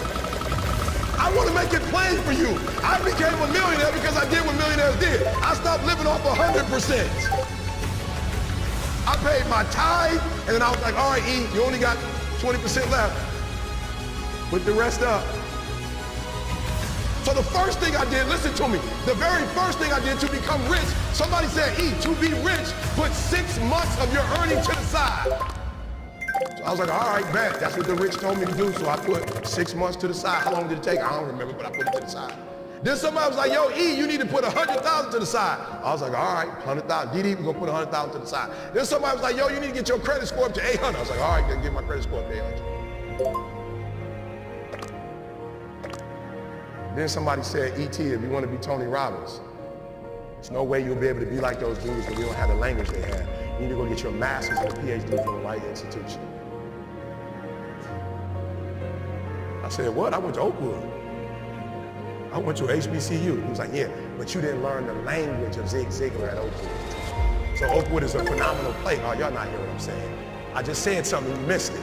Now you need to go to Michigan State University. CJ, you see my master's degree anywhere? What about my PhD? Not in the office, not at church. You ain't seen it in my house. I didn't go to Michigan State to get a PhD. I went to Michigan State to learn the majority language. Listen to me very closely. When you graduate and you get a job, if you want to get paid, you never say no. You never say it can't get done. Don't you ever say out your mouth it can't get done. Even if you feel in your heart it can't get done, you don't say it out loud. You let the broke folks say that. You let the folks they find first say that. You always say it can get done. Even if you don't think it can get done, just say it and try to make up something. But every time I put on a dress shirt and button it up, I just feel, and I hear people say all the time, man, you look like you dressed for success. I'm like, is putting on a shirt and a tie dressed for success? I'm dressed for success. I'm getting paid. I'm dressed for success. I'm not dressed like he dressed, but I'm dressed the way I feel comfortable. I feel good being me. I feel good not to have to, like, not only can I say no, I don't have to explain why I said it no more. It feels good being me. Because guess what? I can never be sweet being you. The majority of you are poor because you read poor stuff. You watch poor stuff. Bro, you just scrolling through like you ain't got a life. For real, some of y'all on Instagram, you're on there for 30 minutes. If I ask you what you saw, you don't even know. You just scrolling through. Rich people don't waste time. They realize it's their most important commodity. They don't watch a lot of TV. They don't do a lot of entertainment. If they're not working, they're studying their craft and getting better at their craft. So I need you to stop having the poverty mindset. So when I quit my job to be an entrepreneur, my mom was like, whoa, what are you doing? I was like, I'm quitting. My mom was like, don't you dare quit. You're going to embarrass me. You got a wife and kids. Does YouTube have insurance? Does YouTube have a 401k? And I was like, yo, Mom, I ain't trying to be funny and I ain't trying to be disrespectful. I love you. But you can't teach me how to be a millionaire because you're not one. You come from the working class, and I'm not mad at you, Mom. We wouldn't be where we are without you. But you told me that every generation is supposed to get better. So I'll take your values, but I won't take your work ethic. Because rich people don't work, they think. Poor people go, clock in, I make this much an hour. Rich people go, I put them to work, and I make this much an hour. See, what happens is you're working for you and your family one, they got 40 of you working at one time. So they giving you 20%, and then they keeping the 80% off of 15,000 people. So what you have to decide is, are you gonna keep being the 99% or are you ready to be a part of the 1%? Because it doesn't make a difference where you come from, high school dropout. It doesn't make a difference where you come from, GED. It doesn't make a difference where you come from, a 17-year-old mom that got pregnant. It doesn't make a difference where you come from, took 12 years to get a 4-year degree. It doesn't make a difference. You know what makes a difference? What makes a difference is when you become a 99% or a 1%. And when I start thinking like, acting like, and behaving like a 1%. So I went to every single class, and when the teachers was talking, they thought I was just doing homework. I wasn't. I was listening to how they conjugate verbs. I was listening to how they tell stories. I was like, ooh. I peeped it out, y'all. They way more linear. So that I realized when you do corporate, it's A, B, C, D, E, F. It's 1, 2, 3, 4, 5. It's topic, body. It's topic, support, conclusion. I need your language though if I'm gonna compete. I need your rules if I'm gonna compete. I need your codes if I'm gonna compete. The problem with most of you is you don't have a 1% language. You got a poverty language. There was a language that I needed to learn. Does it mean I need to abandon the language that I learned? Absolutely not. Don't be average, like for real. Whatever it is you do, do it, and take a different perspective. Listen to me very closely. The problem I have with most kids, if I tell you what it takes, most of you will die of exhaustion. You pass out before you reach 10,000 hours.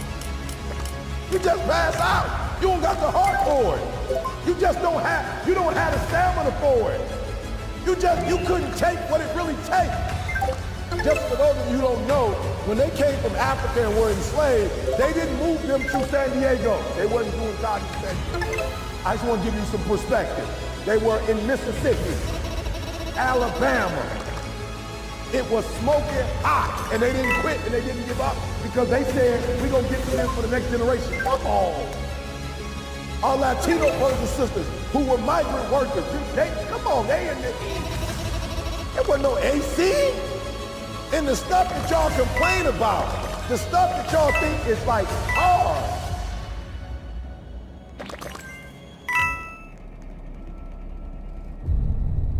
You should be a monster. Because everyone says, well, you should be harmless. You don't want to be too aggressive. You don't want to be too assertive. You want to take a back seat. No. You should be a monster. And then you should learn how to control it. The definition of being aggressive is forceful and sometimes overly assertive pursuit of one's aims. In combat, almost nothing will happen the way you want it to if you don't force it that way. The enemy, nature, time, there's all kinds of things that are going against you. It's a losing battle. And if you don't use force of will, then you're not going to get it done. What it means is you need to make things happen. This is the good thing about being aggressive. Sure, there's certain parts of your nature that are aggressive, but it can also be trained. You can start to think with an aggressive mindset, which is I am going to take action. I'm going to overcome obstacles. I'm going to push through roadblocks. I'm not going to take no for an answer. And those are things that you can train. There's so often times where people, they get told no or they hit an obstacle and it's game over for them. They're just done. They're done training. They're over it. And your attitude, you have to go, okay. Little roadblock, cool. How am I going to get through it? How am I going to get around it? What I need you to do is evaluate yourself today. Evaluate yourself to see where you are in this race of life. Many of you don't even realize that you've been racing to the finish line. This life is a race. Some of you need to be pushed to start running because you've been walking or you haven't been moving for so long. And you don't even know that you're in a race, that all of us are competing to win. But it doesn't matter where you finish. It matters that you run after your goals and your dreams. The way to live is to run after your dreams, to run after your goals, and to run after that finish line. There may be things in your life right now that's holding you back from running, but you have to break through those things. They're there to hinder you, but you can't let it force you to stop running. Chase your dreams, chase your goals. I don't know the situation you're in right now, but the situation that you're in is not your future. It's not who you really are. It's not your full potential. The sky's the limit, but it all starts from within. It's all up to you. You should be a monster. You have to be hungry for greatness.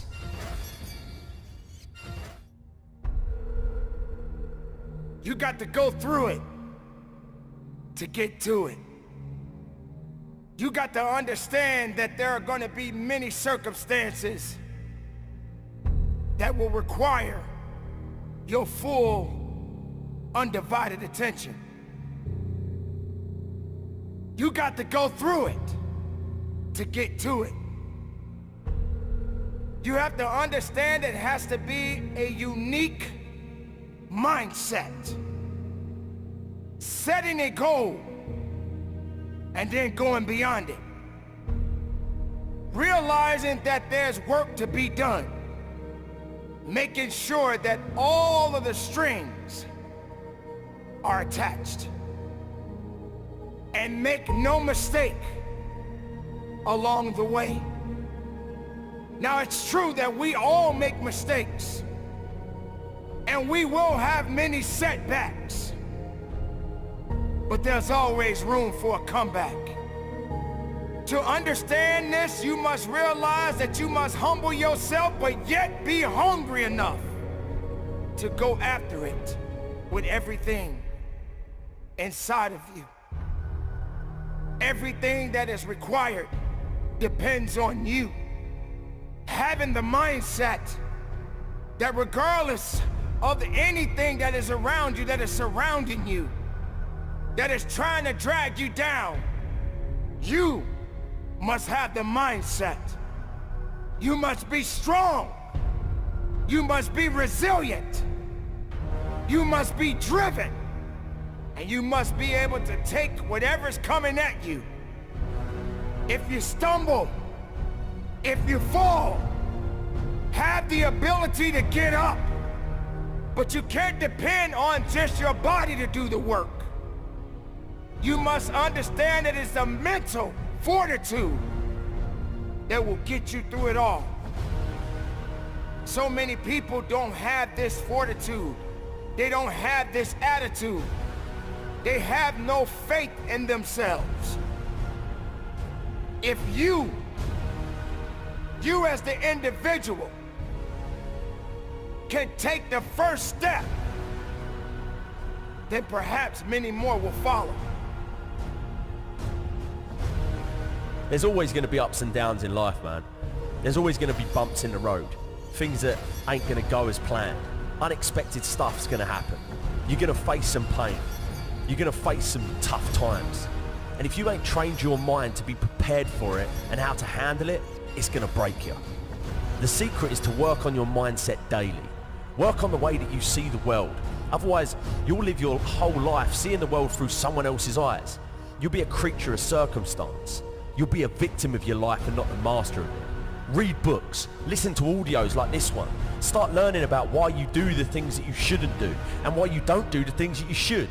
It's all because of the way that thing between your ears is wired. But know this, you're in control of rewiring it whenever you make the decision to do so. At any moment, you can take control back of your life and start creating the life that you deserve, not a life that someone else has paved out for you. And when all of the struggle comes, all of the bad times, all of the dark times come around, which they inevitably will, you'll be strong enough to take it head on, and it'll make you rather than break you. You have greatness inside you, let me tell you. Unlimited potential, but you have to train your mind. Every single day, things are going to happen outside of your control. The weather, terrorism, coronavirus. But you can't control any of that shit. All you can control is how you choose to look at situations. You can control the information that you're letting in here. Never forget that you can have anything in this life that you want if you're willing to go and get it. You've got to have belief. You've got to have belief, and that belief comes from working on your mindset every single day.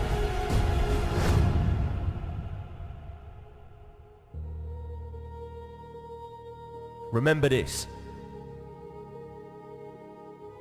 You can be a victim of your life or the master of it. The truth of the matter is, how are you so emotionally injured, so mentally drained, so physically fatigued that you have allowed your dream, your destiny to take a back seat to this excuse that you don't have what it takes, that you're not smart enough, that you're not tall enough, that you're not wide enough, that you're not deep enough, that you're not connected enough, that you don't know enough people. You keep comparing yourself to that person and this person. When will the excuses stop? When will you see your purpose bigger than your excuse? I don't know your name, but I know you have a dream. I don't know where you're from or where you're listening to me. You may be listening to me in your closet, your bedroom, the gym, the car, the bus, the train, the plane. I don't know where you're going, but I know you are going somewhere. You've got a destination. People that make excuses are not connected to their destination. They don't have an end game. They don't have a goal. You have allowed yourself to become a weak link covered under the blanket of excuses. But I'm just wondering if there's anybody here that has a dream. And if you've made your excuses bigger than your dream, the time is now to apply pressure. It may not be easy, but it's not impossible. This is not a I feel like it today. This is not a I'm motivated for a week. This is an every single day mentality. You may have to work 3 jobs. You may have to lose sleep. You may have to go to college and raise 5 children and still maintain your marriage and work your side hustle. I don't know what your story is, but if you will keep a no excuse mentality, then the sky is not your limit. The sky is your starting point. This is an every single day mentality. I never get turned off. Every single day, I want my destiny. I want my dream. When somebody is in love with who they've been called to become, what they've been called to fulfill, what they've been destined to do, there is no day off. There are no lights. Listen, I'm not a light switch. You can't turn me off. I can never get turned off. Every single day, I'm giving everything I have. That's how big my dream is. And so there's no excuse. There's no pain. There's no dilemma. There are no speed bumps. There's no distraction that can turn me off. I'm not a light switch. You can't turn me off. I want this thing every single day. If it's important to you, you're gonna find a way. You won't have to look for a resource. You will become resourceful. It's not always about the accomplishment. It's about the effort. If we can just keep that effort going, the excuse is irrelevant. You gotta be stronger than your excuses. Excuses don't get results. Now we've got to go through the process of being stronger than our excuses. We get one opportunity to come this way. We get one shot. We got one life to live. Life is too short to make excuses. Truth is, everybody's got purpose, right? Everybody's got a dream. Everybody's got something they have to pass or achieve or become. But we are generationally programmed to love convenience. And the truth of the matter is, it is so convenient to make an excuse. I want to give you just a few things that you can do to help you to stop making excuses, to help you to stop habitually gravitating to the place called convenience. If you can hear my voice, you've got work to do. You've got a destiny to fulfill. You've got a purpose to walk into. You've got a test to pass. You've got dots to connect, rooms to walk in, stages to stand on, and tables to sit down at. We all want to do something. We all want to be somebody. We all want to go somewhere. And if these things are going to happen, we've got to stop habitually gravitating to excuse. Number one, you gotta stop comparing yourself to everybody else. Rule number one, kill the comparison game. Well, I don't do it like them, and I don't say it like them, and I'm not as tall as them, and I'm not as strong as them, and I don't have the money that they have. I don't have the resources that they have. The reason why I couldn't do it is because my parents weren't there for me, and the reason why I didn't get to go to college on a full ride because my coach, he didn't create the highlight reel for the sports scholarship. The reason why, and so we're just programmed to blame everybody else. When will you look in the mirror and stop comparing yourself to everybody else? Compare ourselves to the way people look. Compare our stories to their stories and our relationship to their relationship. Every single day, the excuses that we make are like a warm blanket pulled over us, covering up the underlying issue of fear, the spirit, the personality of fear. Truth is that the reason why you haven't done it is because you're afraid. Maybe if you could just listen to this a couple times, maybe you'll stop making so many excuses, because the excuse is nothing but a cosmetic. It's makeup, it's a blanket, it's a convenience that we habitually gravitate to because it just makes us feel better. But the underlying issue, the underlying cancer, the inflammation is fear. We're afraid. We're afraid that if we give our best, that best isn't good enough. We're afraid because we're constantly comparing ourselves to other people. We're afraid that we won't be seen. We're afraid that people will change if we evolve. We're afraid that maybe we'll lose our friends if we began to shift our thinking. You have to have a marriage mentality when it comes to achieving what it is that's on the inside of you, what it is that's in your head, to manifest it and hold it in your hands. You have to have a marriage mentality. The problem with many of you is you keep dating the idea, the potential of focus and success and determination and discipline. You're only disciplined once a week. You're only determined twice a week. You're only enthusiastic about the journey on Sundays or Wednesdays. Once you make a covenant, you know what? I'm gonna commit to this. You're gonna put the blood, you're gonna put the sweat, you're gonna put the tears in, you're gonna lose sleep, you're gonna go days without eating, you're gonna do whatever it takes to make the sacrifices necessary to manifest. There are too many people in your life who have left you. There are too many people in your life who have counted you out. There are too many people in your life who have whispered in your ear and said, you'll be worse off without them. Prove them wrong. Keep loving those who have lied on you. Keep blessing those who have cursed you. Don't be bitter. Don't be frustrated. Listen, just remain faithful behind the scenes. Promotion is coming. Stages and opportunities are being prepared right now as you sacrifice in secret, as you put the work in the dark room, as you do what is required to hold in your hand what you see in your head.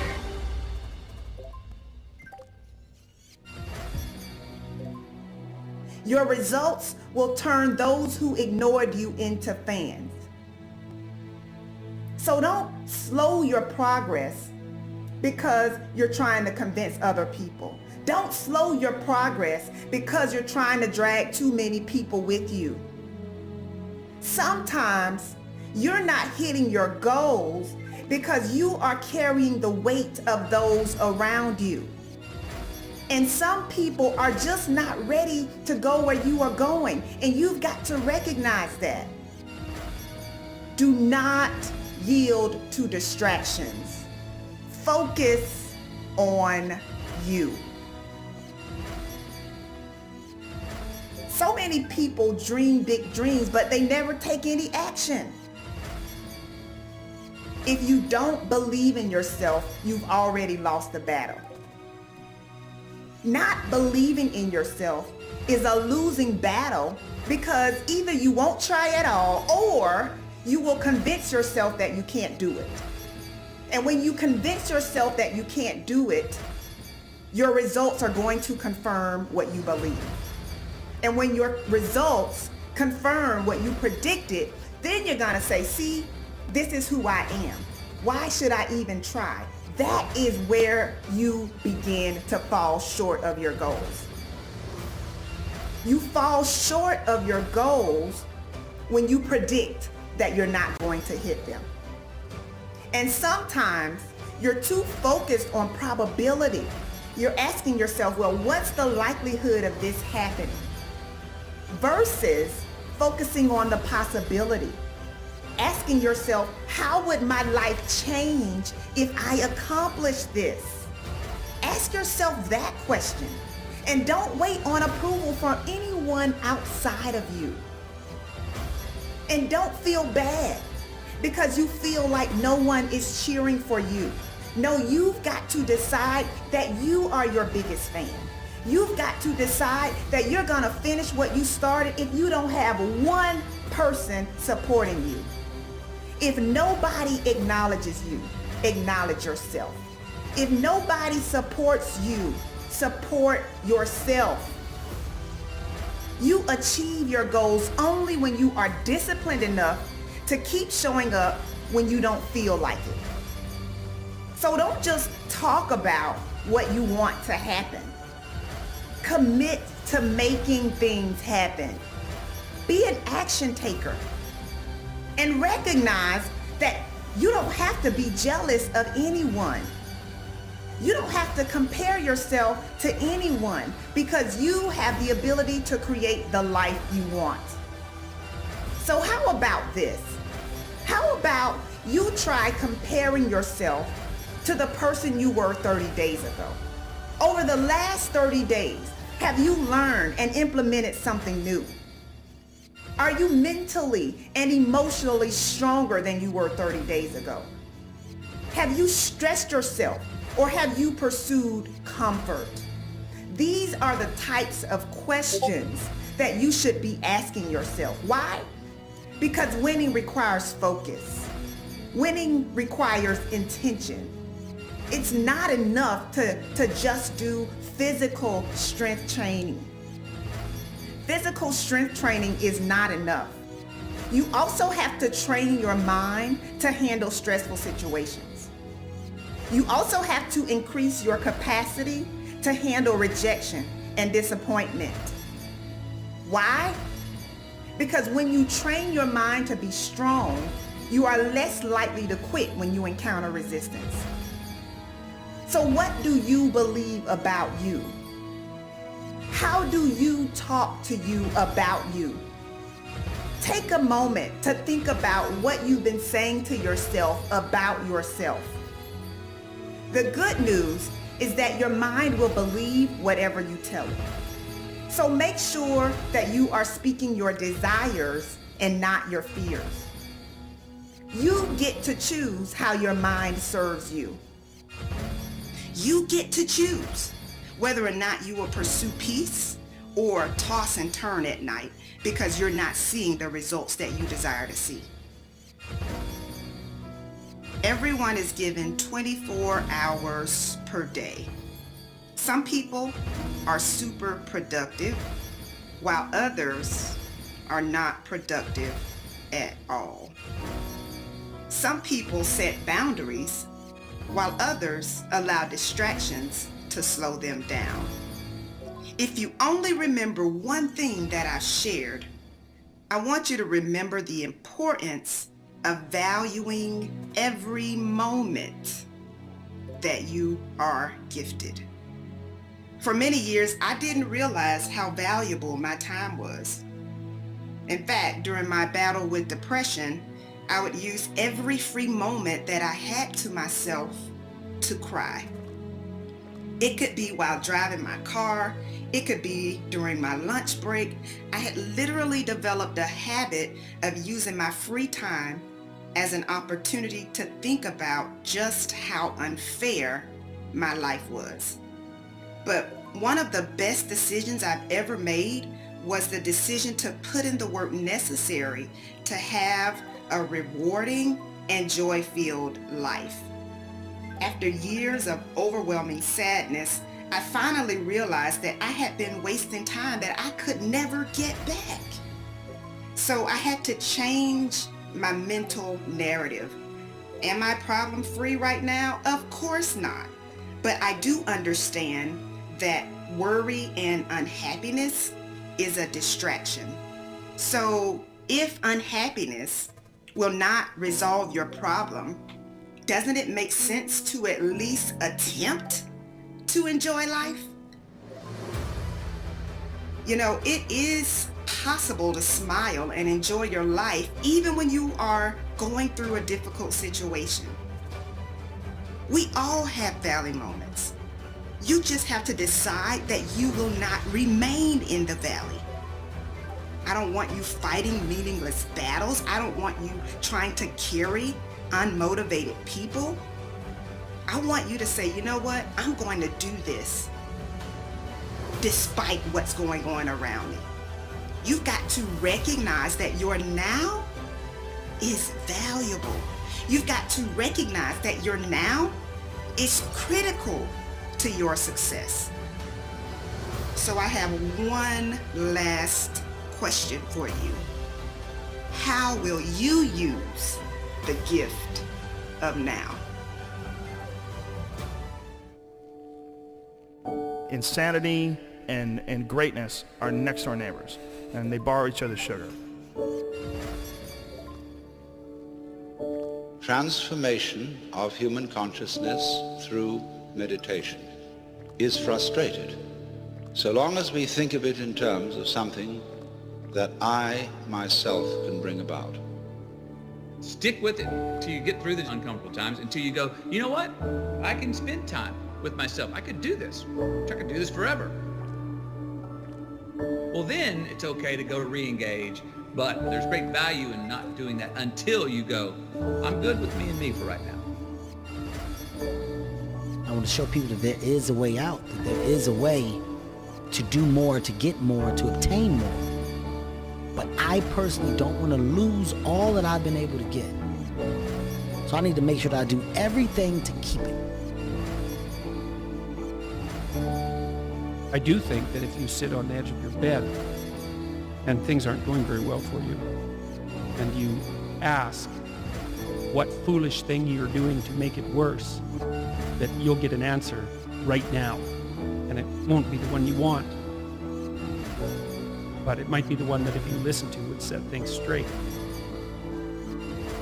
I mean, that's the bright side of tragedy. So when you come through it, you really will have an appreciation for the moments without tragedy. You don't really feel it unless unless life burns you. You don't really feel it. That's the thing. All I'm doing is sparking the awareness in others to go, why not? Why can't I create? Why can't I start? Why can't I be a business? Why can't I be a CEO? Why can't I be a tech guru? There's so much that some people just don't understand they can do. When it's all said and done, my book is gonna be full of all the shit that Kevin Hart did. Because I never was content with doing just 1, 2, or 3. Why not? We get this strange feeling that we have never had, you see, in our lives, that we are no longer this poor little stranger and afraid in a world it never made.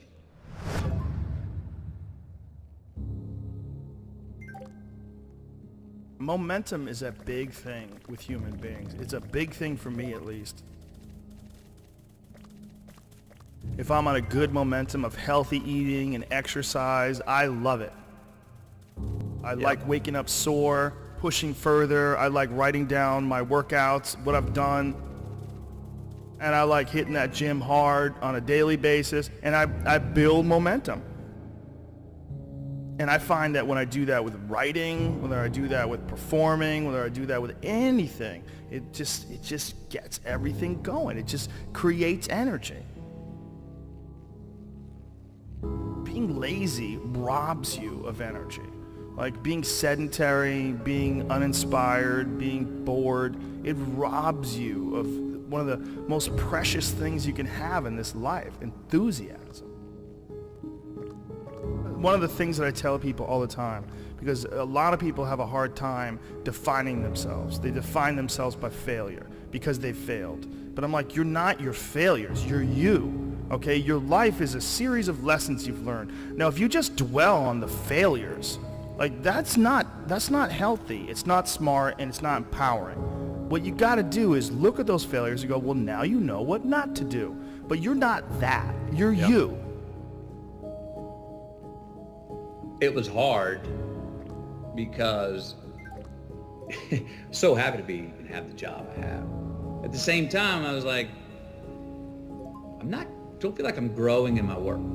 And my life at that time had become extremely vital, meaning I just had a newborn son with Camilla. Wow, the only thing I ever knew I wanted to be, and now I was. And here's this job that I had held most reverence for in my life, fatherhood. Now I was. My emotions, the ceiling and the basement of my emotions, the range was so wide. I was laughing louder, crying harder, getting angrier, showing more joy, having more sadness, all across the board. All emotions were much more extreme than they were or could be in the work. I said, your life's more vital than your work, but can my work challenge the vitality I'm feeling in my life? So the work I wanted to do, there were certain scripts I wanted to do Dallas Buyers Club at that time, other scripts. Nobody's going to touch me with a 10-foot pole in those movies. All the dramatic roles I wanted, they're like, no, not in McConaughey, we won't finance it. Okay, so I can't do what I want to do, so I'm going to stop doing what I've been doing. So I stopped doing rom-coms. I said no, I stopped. Well, for the first 6 months of not doing rom-coms, I wasn't doing anything. Finally, nothing came in. And for 14 more months, nothing came in. I considered other careers. Didn't know if I'd ever work again. But after 20 months of being gone, unbranding as I now call it, being out of sight, not being in your theater or your living room in a rom-com, not seeing me shirtless on the beach, I became a new good idea. I don't know, I haven't seen him, where has he been? I was kind of refound. So I had to do that for myself. I loved doing the rom-coms, but I was getting the scripts and I felt like I could do the same script tomorrow morning.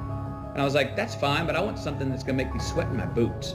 I want some work that's gonna challenge me and make me go, I'm scared of this role for all the right reasons, and I can't wait to go attack it and see how I come up the other side. Why seek the role that's hard? Because it costs me something. Because it costs. It's not really a risk unless you can lose the fight. I feel more alive in them. I have an experience in the making of them. I'm nervous every day I come to work. I feel like when I nail a day and I knock it and I know I did, I feel like, yes. I have a measure at the end of the day of like, you set out to do something, you prepared for it, you had intention, and you did it.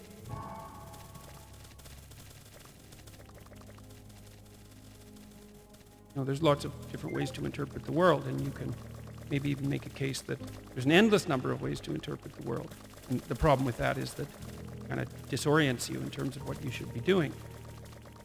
Just because there's a very large number of ways to interpret the world doesn't mean there's a very large number of productive, meaningful, and sustainable ways to interpret the world. The thing that's so interesting about the day is like a page in a book. I had one client who was spending about 45 minutes a night fighting with his young son about when to go to bed. And so, you know, they weren't having a pleasant time of it because it was just a constant battle. And that's common. Like, it's very common for parents of young children to be locked in a battle that occurs day after day. Sometimes it's around eating, sometimes it's toilet training, sometimes it's general behavioral issues, sometimes it's bedtime. It's like, okay, 40 minutes a day. So that's 280 minutes a week. So that's like, say, 5 hours. It's 20 hours a month. It's 240 hours in a year. That's 6 work weeks. That's a month and a half. You're spending a month and a half of work weeks doing nothing but fighting with your son. Don't fool yourself. No. Anything that's every day is a significant percentage of your life. You're awake, let's say, 16 hours. 5 of those hours are basically maintenance. So you got about 11, and then 7 of those are work. So now you're down to 4. And so if you're spending 15 minutes a day doing something painful and stupid, and you do it every day, it's like 10% of your productive life. Because people think backwards. They think, well, I have a vacation coming up and that's really important. It's like, no, it's not. You're only going to do it once. It's not that important. Yeah. How you treat each other at lunchtime, if you eat together every day, that's your life. Yeah. Fix that.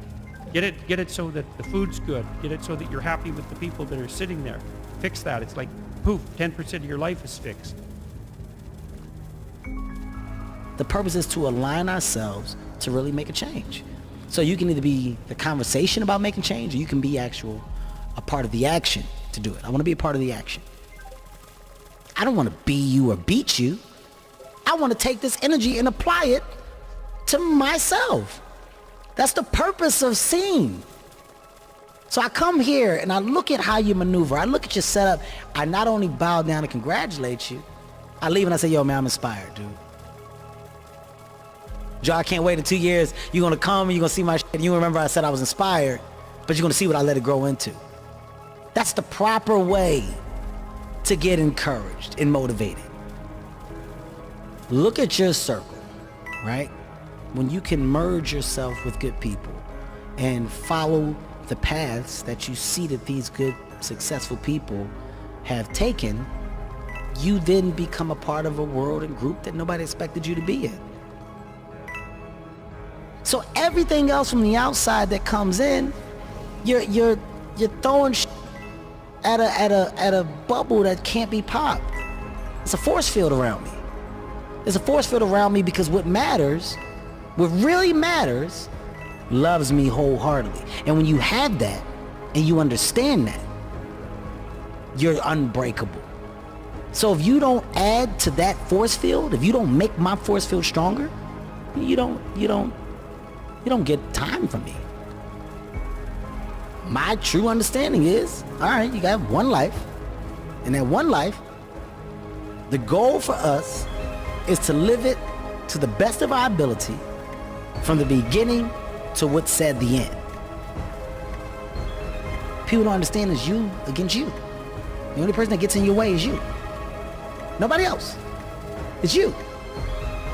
What I've understood is that what people are doing has nothing to do with me. I should always be a step ahead because I'm thinking differently, because I'm thinking about myself. Making myself better puts me in a position to make others better. Hard work brings great rewards.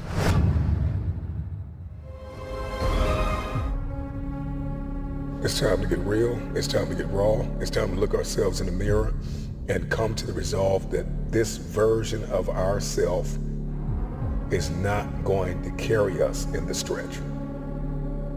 I've been this version of myself long enough that if I don't change, if I don't do something about this, then I'm gonna find myself bankrupt. For me to understand, for me to be better, for me to be stronger, I must learn to suffer a little bit. I must learn to struggle a little bit. I cannot reap the rewards of success without understanding about struggles. Success is not automatic. You don't get things just because you want them. You achieve your goals only when you are disciplined enough to keep showing up when you don't feel like it. You're gonna put the blood, you're gonna put the sweat, you're gonna put the tears in, you're gonna lose sleep, you're gonna go days without eating, you're gonna do whatever it takes to make the sacrifices necessary to manifest. There are too many people in your life who have left you. There are too many people in your life who have counted you out. There are too many people in your life who have whispered in your ear and said you'll be worse off without them. Prove them wrong. It's time to commit to focusing on you. You have to disappear and put the work in and come back and shock everybody that doubted you. But don't let yourself be vulnerable to weakness. Don't let weakness consume you. Don't let hopelessness consume you. Be about your business. Understand that you got to keep living and living strong. If you keep showing up, if you keep going hard, your results will turn those who ignored you into fans. Let your results speak louder than your voice. Can you hide yourself in the library? Can you hide yourself in the gym? Can you hide yourself in the boardroom and plan and do what is required behind the scenes in order to manifest the moment? There are many people out there in the world that don't have the capabilities that you have to carry on the good fight.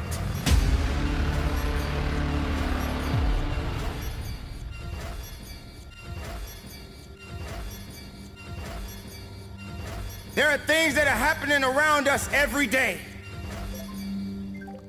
The things that are happening to us right now happens for a reason.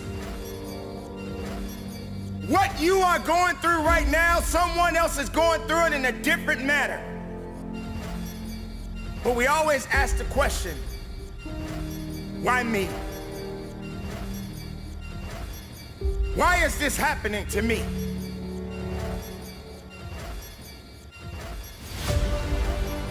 Everybody wants destiny. Everybody wants manifestation. Everybody wants fulfillment. Everybody wants the next level in the relationship and a higher quality of living. But nobody wants to eliminate distractions. Nobody wants to disappear for 3 months, 4 months, 6 months, and eliminate all distractions and get into a place where you can focus on just you. What if you could just shut out every distraction? What if you could just shut out the world for just a season and focus on you? Winning requires focus. Winning requires intention. Winning requires discipline. Success is the external reward of mastering your inner game. Are you in a position to quit?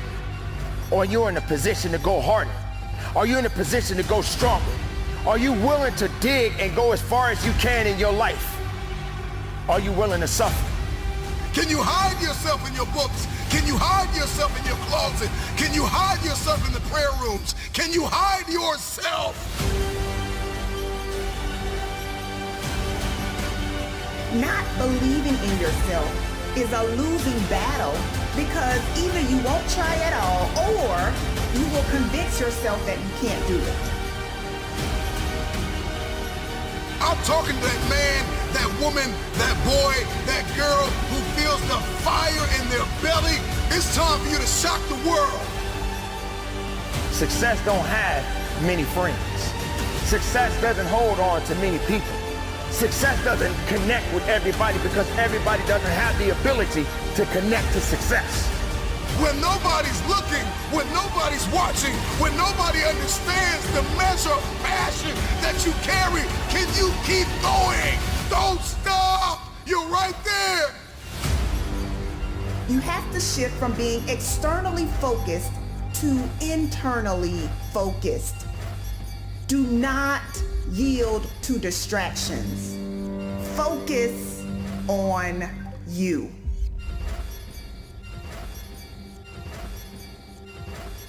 Why are you here? What is your destiny? One of the greatest tragedies in life is to live and not know why you're living.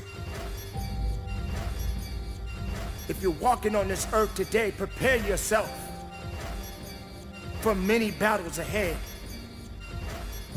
And you're not gonna win every battle because every battle is not meant to be won. Sometimes you're gonna need to humble yourself. What do you believe about you? How do you talk to you about you? Take a moment to think about what you've been saying to yourself about yourself. The good news is that your mind will believe whatever you tell it. So make sure that you are speaking your desires and not your fears. You get to choose how your mind serves you. Sometimes you gotta delete the app. Sometimes you have to walk away. Sometimes you have to fall back into the dark room and focus on you.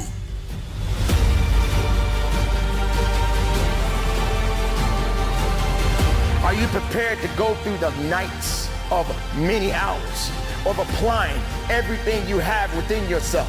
Have you had that point in your life when you was just so tired and you couldn't push that next hour or that second hour out because you needed your sleep? Oh, I need to catch up on my sleep. You can't catch up on your sleep, but going up to the next level in your life, that's what it's about. I'm talking to that athlete. I'm talking to that nurse, that doctor. I'm talking to that student. I'm just wondering if there's anybody here that wants their future, that wants to fulfill their destiny, that wants to manifest, that wants to walk in discipline. I'm just wondering, is there anybody here that's willing to disappear and focus on you?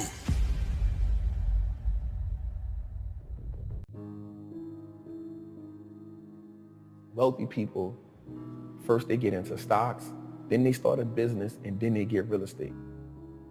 Owning a stock is like it's owning a percentage of a great business. The people who aren't wealthy is because they don't own nothing. You only have your money sitting in cash. If your money is just sitting in cash, realistically, you're becoming poorer every day. The key to wealth is through ownership.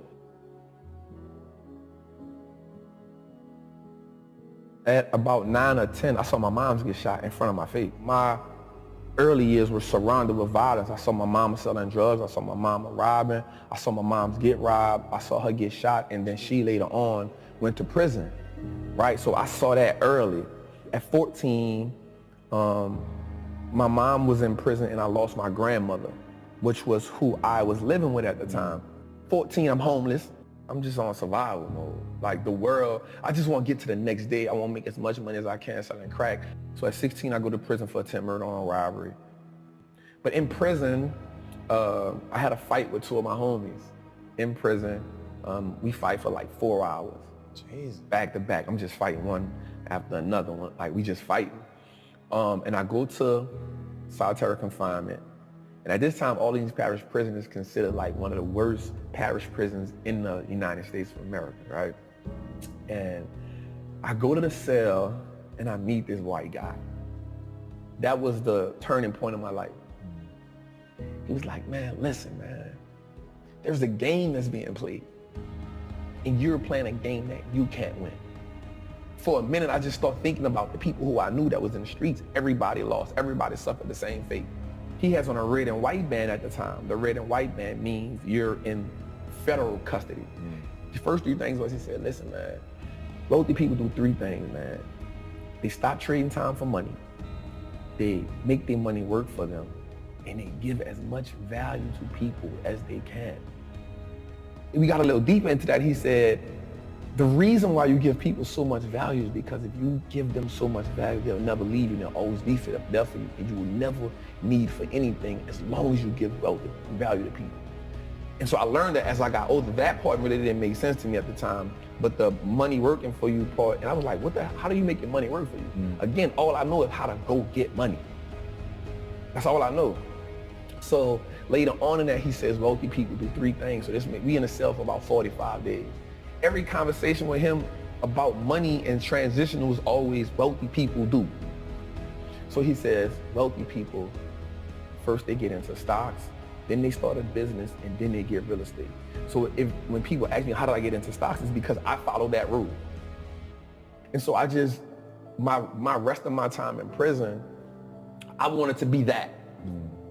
I wanted to be a part of that wealthy conversation.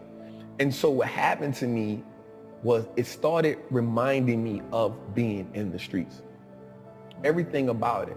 And I heard this term one time that said the real gangsters are on Wall Street. The real gangsters are in the government. And I was like, damn. The reason why people think wealthy people or people with money are sinister is because that's what you kind of taught in the hood. Like you kind of taught like the people who really have money, like they did some wicked shit to get it.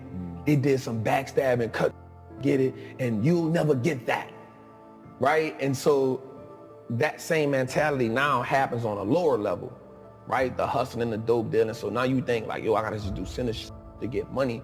And then the people who are successful in the drug game, they're looking at the people at the top like, damn, I wanna be that. But the people at the bottom will never get a taste of that. And so now we just kind of living off ambition. And so now the people who are in the middle who working, they're like, oh, them people with money, they all crooks. Because being at the bottom teaches you to envy people at the top. It just happens. It's something that brews down there, right? It's kind of like when you cook. I don't know if you had gumbo before, right? But it's kind of when you cook food, right? The base goes to the bottom. And so most people live in that bottom, never knowing how they'll get up there, right? I remember, so when I was working in the inner cities, I remember having this moment where I was like, wait a second, this is not an intelligence problem. Intelligence is evenly distributed. Like I remember saying to my wife, the next Elon Musk is going to be found somewhere in Compton. The problem is he doesn't believe in himself. And so he's not going to do anything. And so I became obsessed with this idea that generational poverty is not about money, it's about mindset. Now, it will manifest as money, but it is that, so I remember I had one kid come to me and I was the first person that told him, you can be successful. Like, why do you not think you can be successful? It didn't even make sense to me. And he was like, well, my mom always told me that the world didn't want to see people that look like me succeed. And I was like, I'm sorry, what? I'm like, even if your mom had good intentions, that is the worst advice ever, because if you think you can't be successful, that will govern the way that you move, right? So Kobe Bryant, people that have listened to me for a while have heard this quote 1,000 times, but boos don't block dunks. The world can hate you all they want, but if you're good enough, think about this. The best basketball players in the world were paid millions of dollars to stop Kobe Bryant from scoring, and the scored 81 points in a single game. 81 points. When you've got 5 people paid millions of dollars actively trying to stop you, and they can't, because you've gotten that good. That to me is the game of money. People can not want you to succeed all they want, but if you out-invest them, they can't stop you. So if people are not encouraging you to read, you're not going to read. What happens is now, no one now believes that it's possible. Once you keep passing that down, you start accepting the lower level. And then there's a few of us or a few people who say, nah, I'm an outlier, yo. Like, I'm about to go for it. And then whatever happens, I'm with it. You feel me? So for me, again, one of the greatest things that happened to me was my mother telling me, like, the world is raw and you got to get how you live. But I also saw my grandmother be a legal entrepreneur. So I saw it from both worlds. So while I'm in prison, I pick up a habit of reading. That was the game changer for me. On the streets, I never had the opportunity to just sit down and read because I'm always trying to survive. In prison, there was no longer a survivor mode there. I started hustling in prison. So I was working in the laundry. And so your clothes don't really get clean. So I found a hustle like, yo, I'll wash your clothes when we do it, but it's $5 or $25 a month. So that gave me a whole another set of money. And then I started being like a numbers dude. How Vegas have the numbers, the betting. I became a numbers guy. So I used to get up in the mornings and watch CNBC. So mind you, people in prison, they love to watch The Young and the Restless. And so I would have to get up before them to watch like Squawk Box, Jim Cramer. And I'd be like, damn, these motherfuckers get all this money and they not risking their life. Something gotta change for me. Like something gotta change. And so I just started listening to them every day and I started comparing it to the streets. A good business is just like a good hustler. A good business has great product. They have great clientele.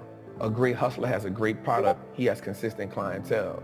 A good business on the stock market has what's called a moat, a competitive edge that keeps his competitors away. A good hustler on the street is gonna have that competitive edge where they be like, nah, yo, I ain't rocking with you. I'm gonna just wait till trap come back, right? So there's the competitive edge. A good business has a good branding moat, meaning my name is good, right? So a good hustler on the street, yo, Trap got that blue magic. I'm good on you. Like if I can't get Trap, I'm gonna just go Trap. But Trap got that blue magic, that's what I'm rocking with. Branding mode, right? That's it. A great business on the stock market has more assets, more liquidity than debt. A good hustler on the street is if you don't learn how to fund your business, if you're operating where all you have is re-up money, you're not gonna last long. So those components reminded me the same. On the stock market, in the world, if a company's paying tariffs, that's equivalent to a dude on the street going pay draft to go hustle in somebody's hood. Like you can't hustle over here unless you pay me draft. It's the same as a tariff. It's the same thing. Yeah. So once I broke the game down to a way that I can understand it, it wasn't about me just being brilliant. It was like, yo, how do I make the game winnable for me? Like once you start understanding the fundamentals, you give yourself power because you now understand, like you said, you see how the machine works, right? And so most people look at the machine and marvel and say either, like most people look at the stock market, 98% of the people who I know look at the stock market and say, yo, that's not a game I can play. I'm staying away from it. And so the way it's set up is the world is set up, well, listen, cool, I don't even want you to play. Just give me your money, I'll play it for you. So when we look at like banks, like we understand that banks don't necessarily work in our favor, right? So banks only give us 0.05% interest on the money we have there. Well, we can get 8% just by putting our money in an index fund. So why would I just sit my money in a bank and let the bank make all the money? Because all they're gonna do is invest the money for you. So they now operating as the plug. They operate now as the man who, I'm gonna front you this, I'm gonna make my money, I'm gonna take the cut, I'm gonna give you just enough to keep coming back. I wanna go to the plug. Who is the plug? The stock market. The relationship with money in my community is you make money just enough to pay bills. And so once you get tired of paying bills, you say, you know what? I need to treat myself to something, right? No matter if I gotta go in debt, no matter if I need to treat myself to something to take this misery away. So you treat yourself to something that you can't afford at the time, right? But it makes you feel good in the moment. And so because it makes you feel good, you say, you know what? I'm living. This is a reprieve from everyday struggle. So that's the mindset comes in and say, everybody around me had the same problem. no one represented the solution. So if I don't change something, I'm only going to end up like everybody else I know. Somebody has the solution somewhere. There's too many people out here living the life of their dreams that I'm watching. They know something I don't know. And the only thing that they had was access to a different type of information. In 2010, this is after I'm home from prison now, right? I'm home from prison. I'm back in the streets hustling. Because even though I have the information, I don't have the money, right? And I'm like, well, I got to get the money. My door gets kicked in 2010. They get 8 pounds of weed, $10,000. Yeah, by the cops. 8 pounds of weed, $10,000, a 223, a 40 with extended clip and a beam, and 100 X pills. So the cop tells me, you ain't learned your lesson. You ain't learned your lesson. And I was like, damn, that was some, right? Like, I got knowledge, I got information, but I still fell victim to the same shit that everybody around me knew. So therefore, the knowledge that I had wasn't powerful because it wasn't applied. So I was fortunate, God bless me. I wound up getting found out guilty because it's called fruit of a poisonous tree. So they kicked in my door, but they didn't have probable cause because they stopped me in my truck, didn't find nothing on me. So they went to my house, kicked the door in with no search warrant. So now everything you find is null and void. So now I get into the robbing game. So now I start robbing dope dealers. And I got in a situation where I was good at it. Me and my partner, God bless his soul. And then one day I almost got killed. And I go to my partner and I say, bro, I'm out. Like it's a done deal. But when they kicked my door in, something happened. So they took my truck. They took my money, but they didn't mess with my stock account. I said, oh, okay. Start working as an iron worker, building stadiums, building power plants. It's crazy because I was making good money. $2,000 a week, that's good money to something. Like, yo, $2,000 a week, yo, that's it. $2,000, $2,500, like it was amazing. I started saving and investing 70% of my money. I was living bare minimum. I was like, if I'm gonna change, I gotta make like the hard choices.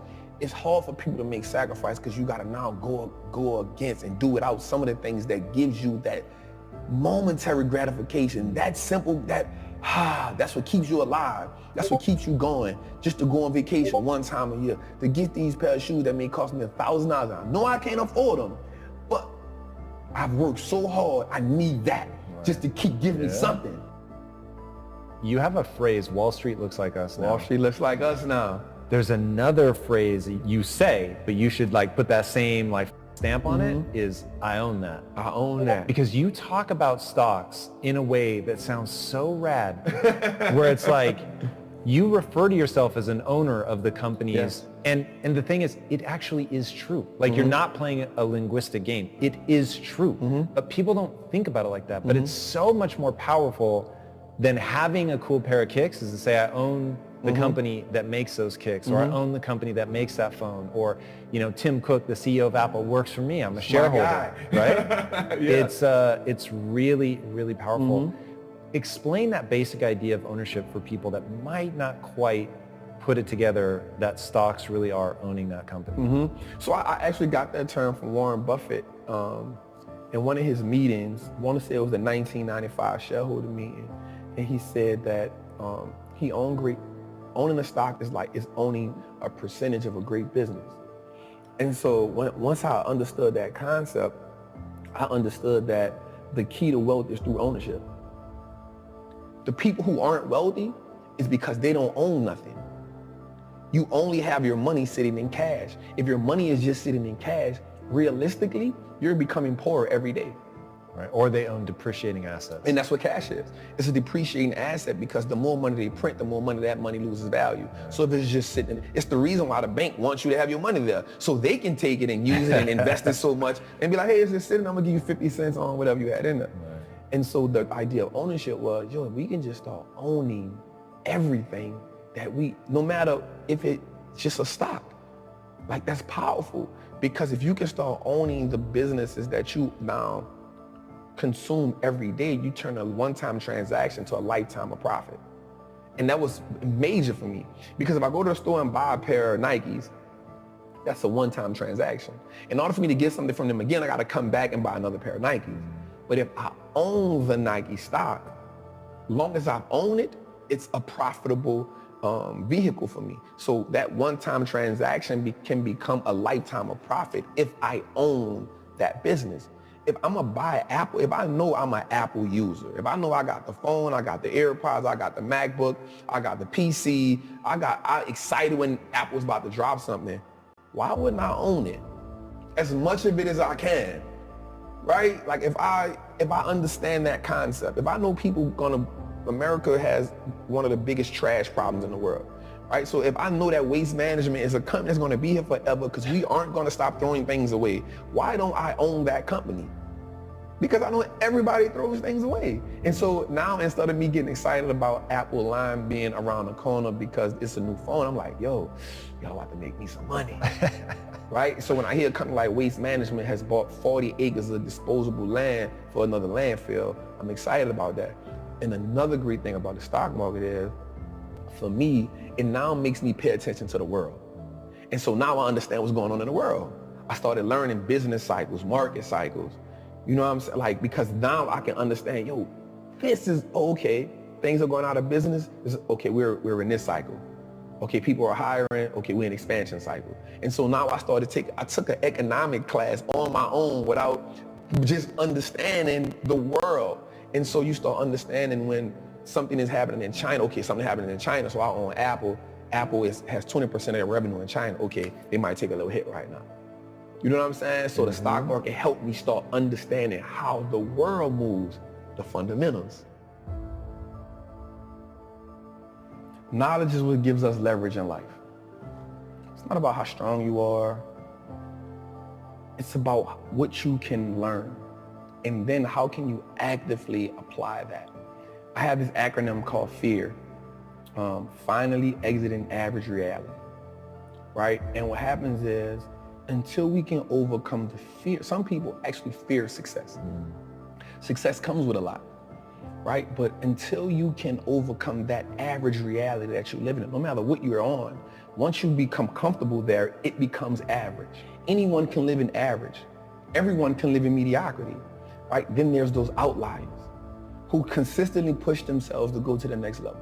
And the thing about the human mind and the human body, it will go as far as you push it, as long as you believe in it. Like you said, the only belief that matters is, what do you believe you can do? I personally believe that there is nothing I cannot do. And for me, it's all about impact, purpose, fulfillment. Like, the money is a byproduct of everything else. That isn't my focus. My focus is I have a knowledge and information that I know that can change lives. Not just one life, not just like lives. And so the way that you change lives is by consistently learning, finding new ways to put that information out there, being able to open up, being able to be vulnerable, because people need to connect. People connect to knowledge in the way that they can see two things that help people: imagery and vocabulary. So for me, it's always about, how do I attain as much? It's always a challenge for me. How can I attain as much knowledge as I can, because I love learning, but then how do I take that and be able to now reciprocate it or give it to somebody who may not understand calculus or trigonometry, but if I can give it to them in this way, they can say, oh yeah, I got it. And there's more people that struggled in the world that has become successful. So struggle has to become a language that I struggle. So that's the language I'm great at. So if I can break down things into a struggle language, now I make it the game winnable for everybody. What do you say to people that don't think they have enough money to invest? So the important thing for me to tell them is, start where you are. You build a house brick by brick. If we look back at our situations, you see you inherited that, whatever it is, that poverty. You inherited that mindset, that idea of scarcity, that idea that you don't have enough money. You inherited that. Building wealth becomes a revolutionary act, because now you start saying, I'm going to go against what I was taught, right? And so I say, by starting with $25. If you can do $25 a month, that's cool. If you can do $25 a week, that's cool. Because what happens is, once you start understanding the power of how your money works, you'll start saying, yo, I don't need to do that, because that's taken away from this. That 25 will now become $50. Guaranteed. That 50 will now become 100, because you're going to start doing more with less. Invest in your first stock. It don't have to be a winner. It doesn't have to be a home run. It can be an AT&T stock that costs $26 right now. It may not be the best investment in the world, but you stole it, right? And the great thing about anything is you can't be great if you never go to practice. You can't hit 81 if you never get in the gym. So just get in the gym and then find somebody who can teach you. Be dedicated to understand the process. We have to understand the power in learning and being educated, man. Strength, leadership, power, authority, guidance, patience are God's gift to us as men. Hundreds of people give up on their goals on a daily basis. And it's usually because they realized quickly after starting their journeys that they're alone. Nobody's waking them up in the morning. Nobody's pushing them when they start to make excuses. And nobody's patting them on the back when they hit a milestone. Stop relying on outside sources of inspiration, motivation, and support to fucking get you there. Put your goddamn head down and take charge of your fucking life. True desire in the heart, that itch that you have, whatever it is you want to do, that thing that you want to do to help others and to grow and to make money, that desire, that itch, that's God's proof to you. Sent beforehand already to indicate that it's yours. You can't get it because you want it. If you put in the work, they can't deny you. If you put in the work, they can't stop it. Be great. Pursue your own version of happiness. Life always offers you a second chance. You know what it's called? Tomorrow. For far too long, you've been holding yourself back. It's time for you to walk with purpose. It's time for you to walk into your gift. It's time for you to live your best life. It's wrapped in your capacity, your ability to believe in a dream, even if nobody believes in you. To get something you never had, you have to do something you never did. If every time you go to better yourself, somebody hits you with a line like, why would you want to do that? You need to find another fucking social circle. If I'm going to fall, I don't want to fall back on anything. I want to fall forward. Figure at least this way I'll see what I'm going to hit. We did not come this far to just break down and lose now. I'm a winner. I'm going to win. I'm telling you, the one thing you cannot get back is time. It is your greatest asset. I'd give somebody some of my money for a couple more years to be with my wife. Time is the greatest enemy. You thinking it's infidelity. The greatest enemy. You thinking it is finances. You thinking it is in-laws. You thinking that it's differences. No. It is time. We've got to learn how to steward our time. We got to learn to tend to it, guard it, keep it. I just want to make sure that the life we got left, that is sweeter than the life that if I would give up or if I wasn't focused and I wasn't doing what I'm supposed to do. So when you've been with somebody since you're 16 years old and they got a chronic illness, don't you know it's easy for me to go drink? It's rough. My life, it ain't what it used to be before she got sick. Like while God is blessing her, she still got MS. I lost 5 ounces to cancer. You don't think I could have smoked some weed? You don't think when I'm going through that pressure, I couldn't have broke? But you talked about it, mental toughness. It is in those times we have to be stronger than we've ever been before. Why? Because they need us more than they ever needed us before. And you guys are blessed in that you are the 1%ers. Not many people want to be in your life who want the life that you have, and you got it, and you not taking it serious. Like, you know how many people would die to have this life? You know how many people would die to be on the field on Sunday? You know how many people would die to eat the way y'all eat? You know how many people would die to have the gear y'all got? You know how many people would die to get on these planes and travel the world? You know how many people would die to have your life? And you got it. It's your life. You got it. What you gonna do with it? You gotta be able to see it when it cannot be seen. You have to see it happening. You have to believe in the unseen. Because if you can't believe in it, you will never manifest it. But when you believe in it, you demand the universe to assist you in what you're doing. And if you can see it before everybody else can see it, then it's going to eventually come to you. Forget about January. Forget about February. Forget about March. Forget about April. Forget about May. Forget about June. Forget about July. Forget about August. Forget about September. It's over. So forget about the past. Listen to me and make the rest of your life the best of your life. It's your boy E.T. I know you can do it. I believe you can do it. Now go out there, get up, get out, and go get some. Are you wasting your time or are you using your time wisely? You can replace money. You cannot get a year back.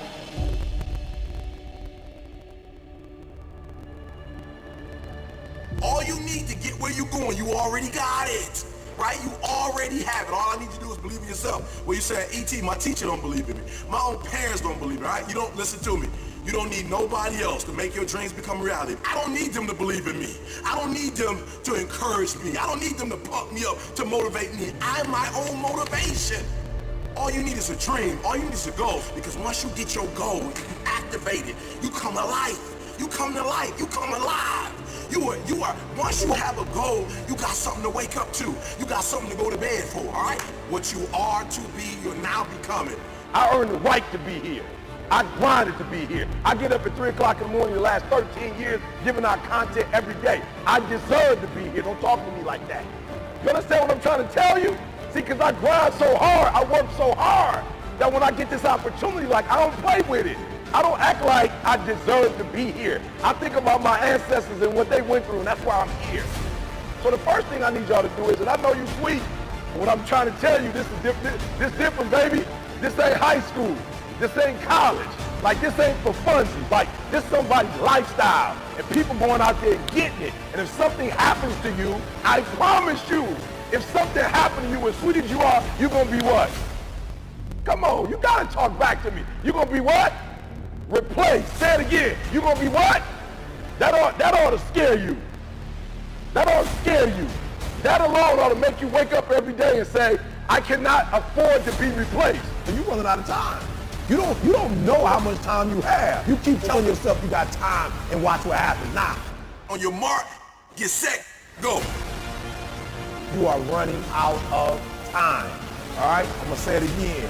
You are running out of time. 2 weeks. My man told his grandfather, I'm graduating in 2 weeks later. Even before he literally marked his grandfather passed. Who's going to pass in your life because you average? Who's not going to see you blow up? Who's not going to see you accomplish your goals? Who's not going to be able to enjoy the fruits of your labor with you? Who put in why? Because you average. And one day you're going to be great, but you think you got time. You think you got time. AET 3 years from now, 5 years from now. I'm telling you, you deserve to be great now. And not only do you deserve to be great, there's some people in your life.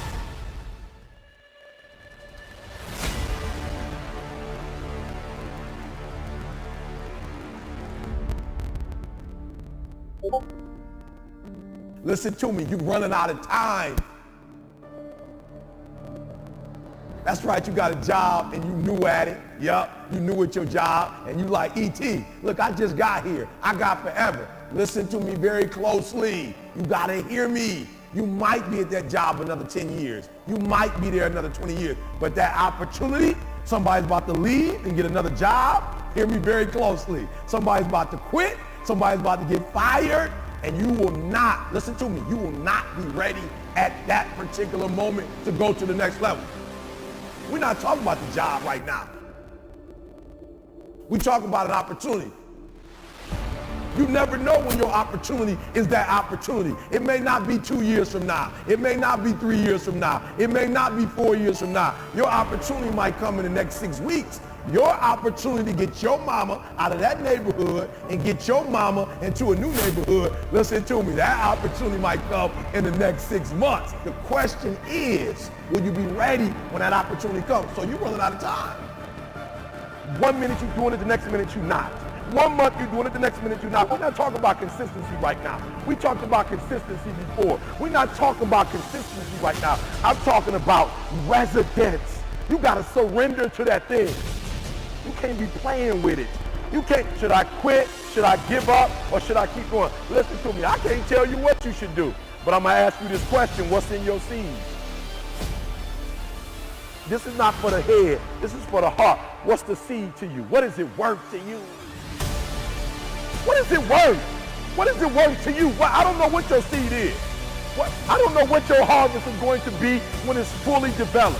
I don't know if you should abort right now or not. I don't know if you should quit or you should give up, but I'm gonna ask you this, what's the value of your seed? I know my seed, I couldn't give up. Homeless, I still couldn't give up. 12 years to get there, I couldn't give up.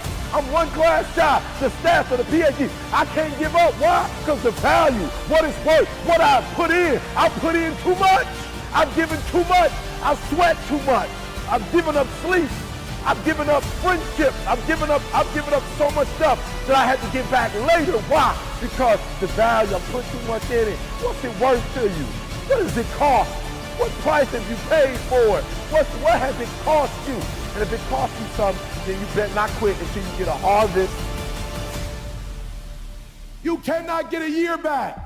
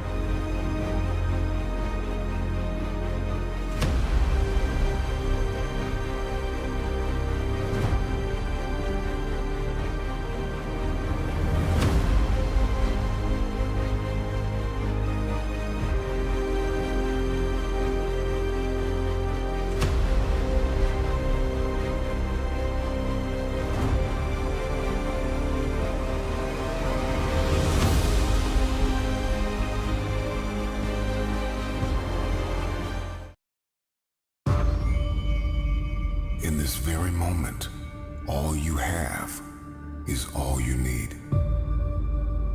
What would you like to do? What do you believe you've been destined to do? Sometimes you have to fall back into the dark room and focus on you. You have a date with destiny. You have unfinished business. It's time for you to go back to the drawing board with a new perspective. If you can see it, you can have it. I am clutch. I am the difference maker. I am the game changer. I must work out X amount of times a week. I must forgive. I must evolve. I must become. I must retain. I must grow. I must live. I must evolve. I must go to the next level. I must live in this type of house. I must drive this type of car. Perspective is what changes the game. Stop complaining about the divorce. Stop complaining about the job loss.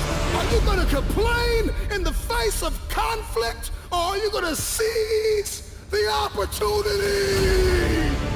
What if losing your job was the opportunity? What if the divorce is an opportunity?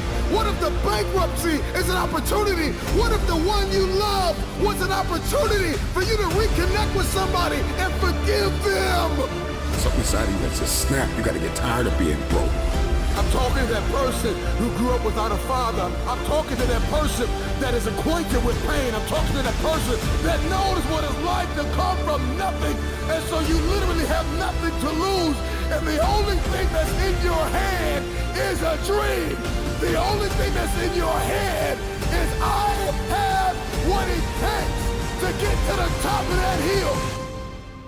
You must understand that there is more than one path to the top of the mountain. Goliath! There will be many giants in your life. There will be depression. There will be anxiety. There will be oppression. There will be stress. There will be overwhelm. Will you buckle under the pressure or will you rise to the occasion? You are not dead yet. You may be tired, but you are not dead. You may be broken, but you are not dead. You may be weary, but you are not dead. You have an opportunity to rise above what happened to you. You gotta make it up in your mind that all you have is all you need.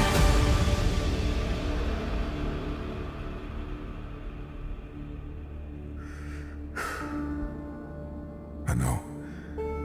It hasn't been easy. It's time to win.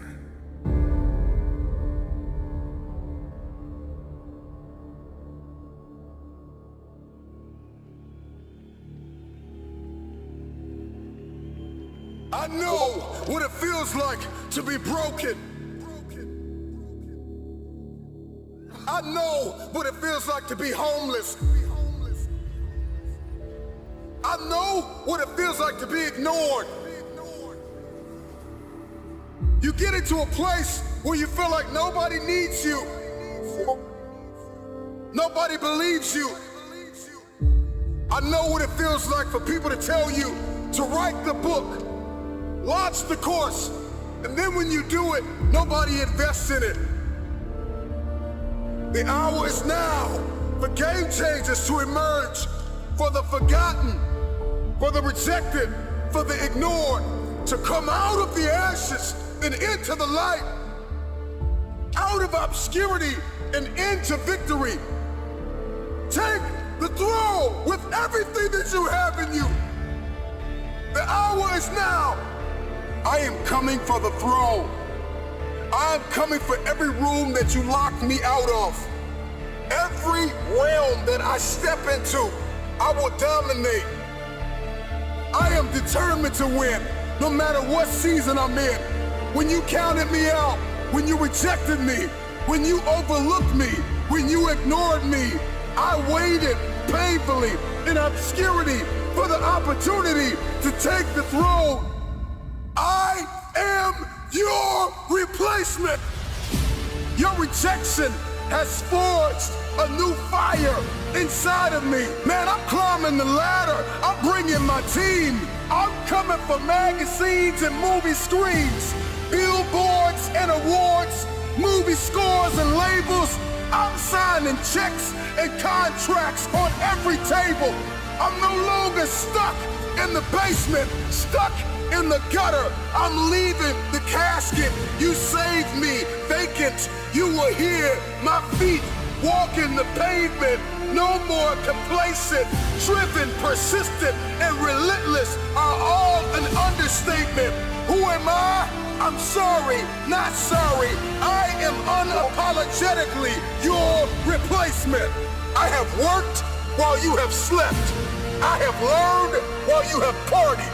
I have saved while you have spent. And I will live like you dream. I am relentless. I am resilient. I will not back down. I will not surrender. I am now an agent of change and transformation. I am your replacement. Every room that I walk in, I will change the game. I'm influencing neighborhoods and towns, startups and corporations, from the forgotten about hoods to the nations. I'm coming to reconstruct and resurrect broken foundations, leaving everybody that rejected me out of the equation. The marathon continues. The Mamba mentality has left a mark. Shout out to the NBA legend, Kobe, and your daughter, Gigi. From Tom Brady to Drew Bledsoe. Rain, sleet, or snow, I grind.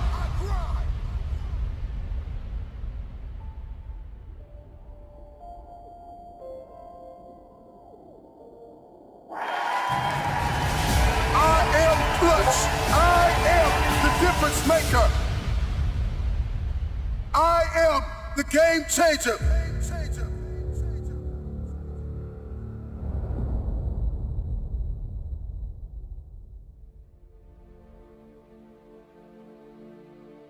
Make this moment the moment of truth about yourself.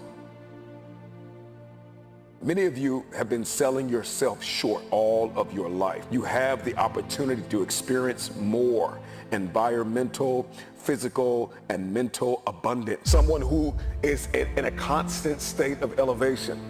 Their self-talk is, I know who I am, I know where I'm going, and I know where I came from. I want to continue the conversation of self-awareness. You know, there are a few quotes that I love and want to share with you as it pertains to the conversation of self-awareness. And the quote is, there is definitely a direct connection between finding your passion and reaching your potential. You will never fulfill your destiny doing work you despise. Passion gives you an advantage over others because one person with passion is greater than 99 who have only an interest. Passion gives you energy. Are you aware of what you are doing with your day-to-day time, your grind? Do you like your current relationships? Do you like your circle of influence? Do you like your wardrobe? I think a lot of us, we are programmed to hold on to things that we no longer like. The time is now to step into a place of diligence, hustle, humility, and hunger. The future belongs to the hungry, the humble, the hustler.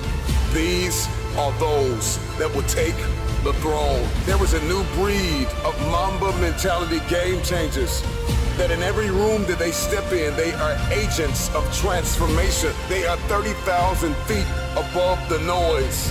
They are architects, pioneers, innovators, students, athletes, lawyers, doctors. I'm sounding the alarm that a new mentality will emerge inside of you.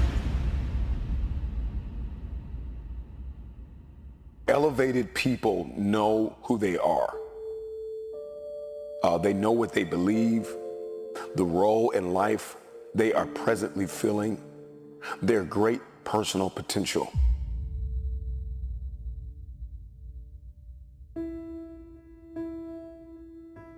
When you are self-aware, you need to be extremely cognizant of your evolution and the fact that you're going to change, the fact that you're not going to be the same person you are.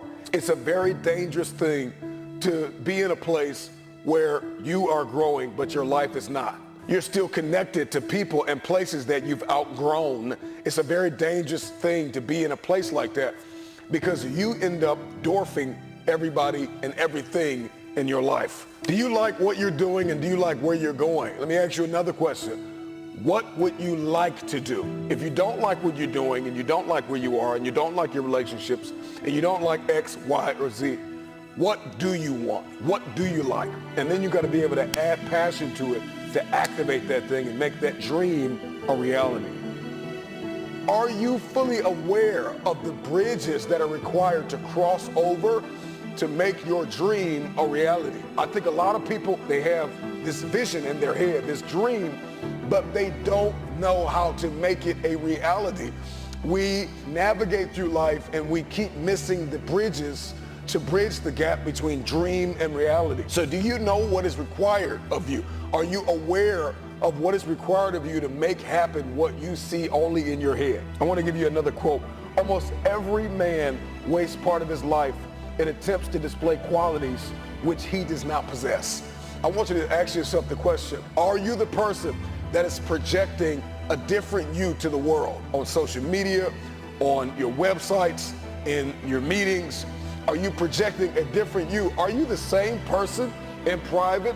And I know that there are multiple versions of yourself, or even I have multiple versions of me, but are they consistent? I want to ask you the question, are you aware of your why? Are you aware of your why? So now that you've discovered, okay, I'm not doing what I want to do, and I need to learn how to do what I want to do, and I need to figure out the bridge to bridge the gap between the dream and the reality, do you know why you want to do what you actually want to do? What is your why? Because if the why is great enough, If you're aware of that why, then you can begin to back that why up with work ethic. Every why's got to be backed up by work. You want to be committed. You want to be consistent.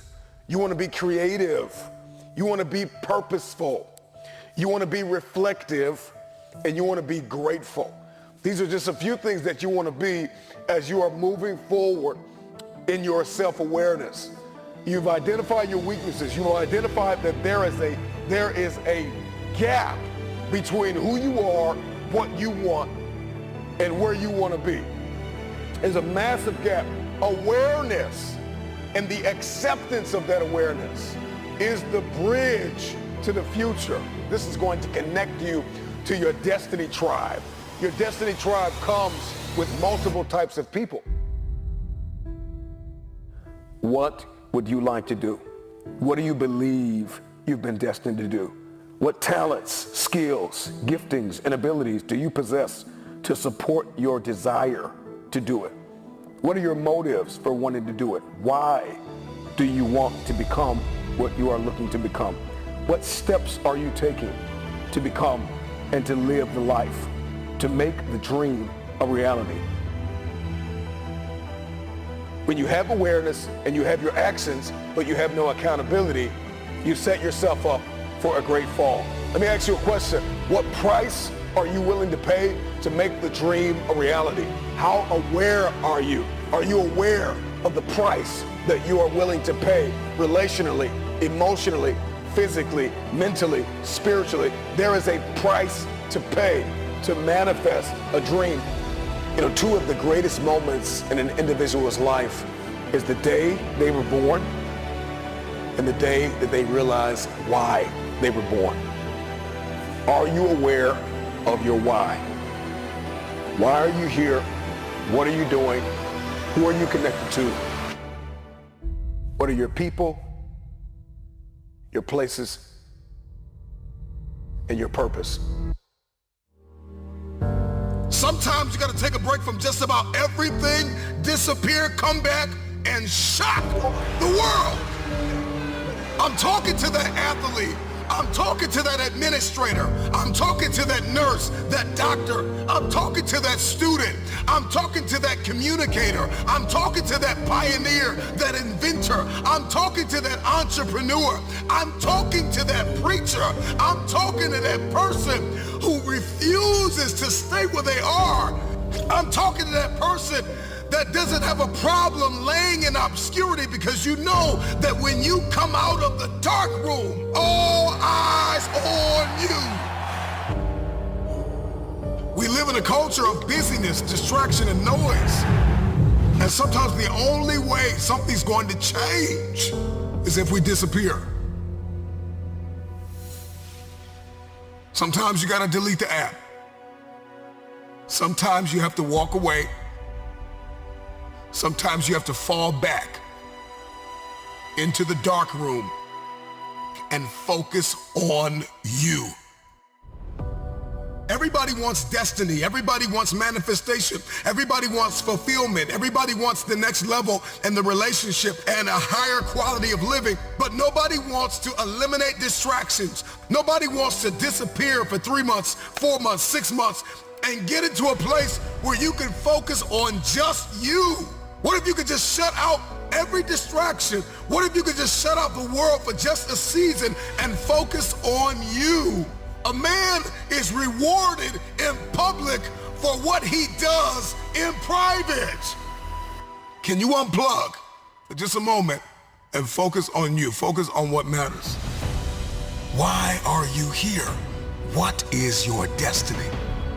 The reason why you don't see it, the reason why it has not manifested, the reason why you are so frustrated is because you have not been willing to forsake all that you've been called to forsake and to follow through behind closed doors.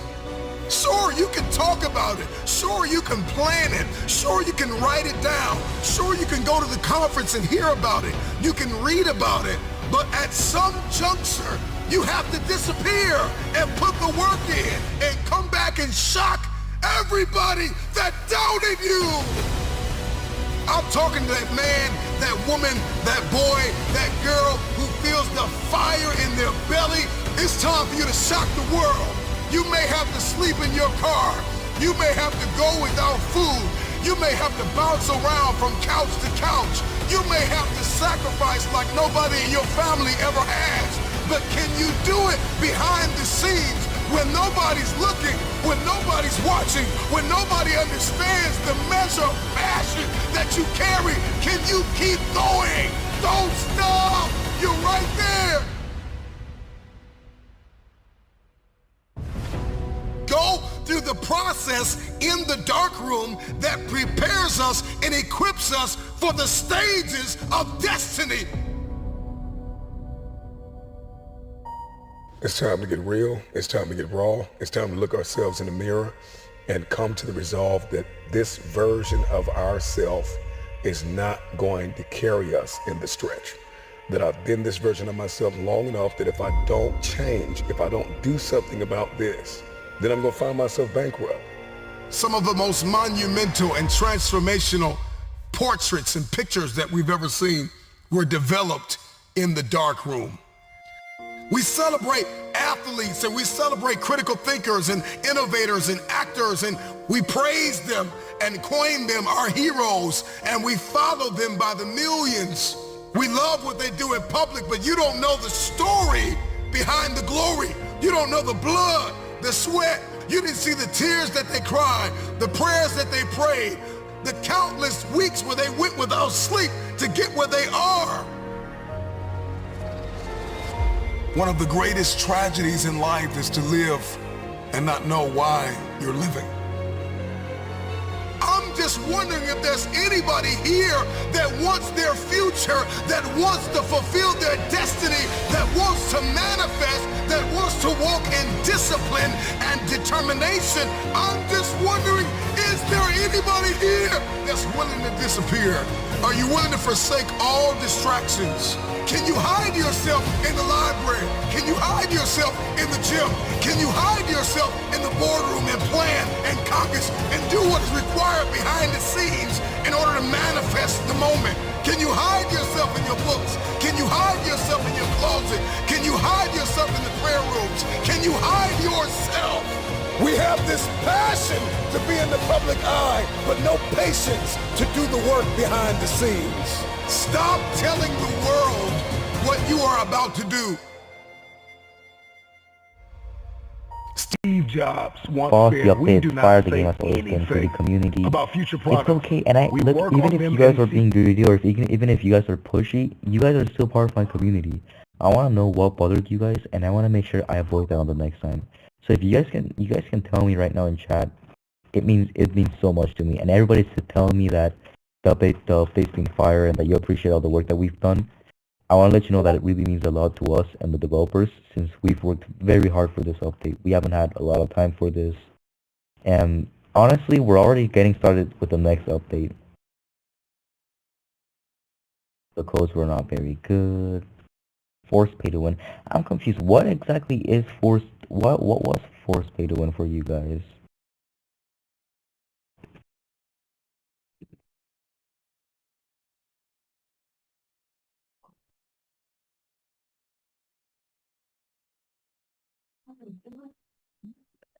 The update is a big fat L. I can't make much yen to open the eggs, and people are going to grind, yet I can't sit here for more than a few hours. The codes are bad, and passes are hard to get.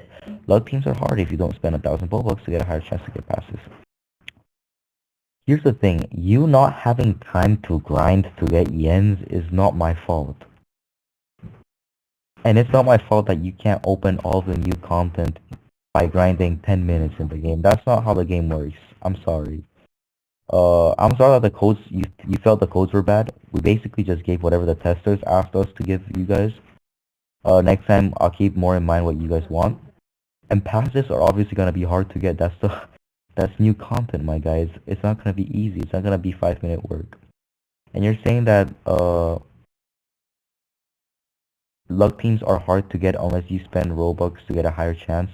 That's why they spend Robux to get a higher chance. I think the problem that with this specific person is that you're trying to unlock everything in the game in 10 minutes. And frankly, dude, that's not how this game works, and no other game will work this way. I'm sorry if you can't grind and you don't have time to do so, but that doesn't mean that it's an L update.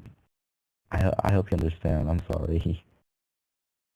I'll definitely think about the codes next time. I'll ask you guys. I'll ask you guys what you guys want so that I can do it beforehand.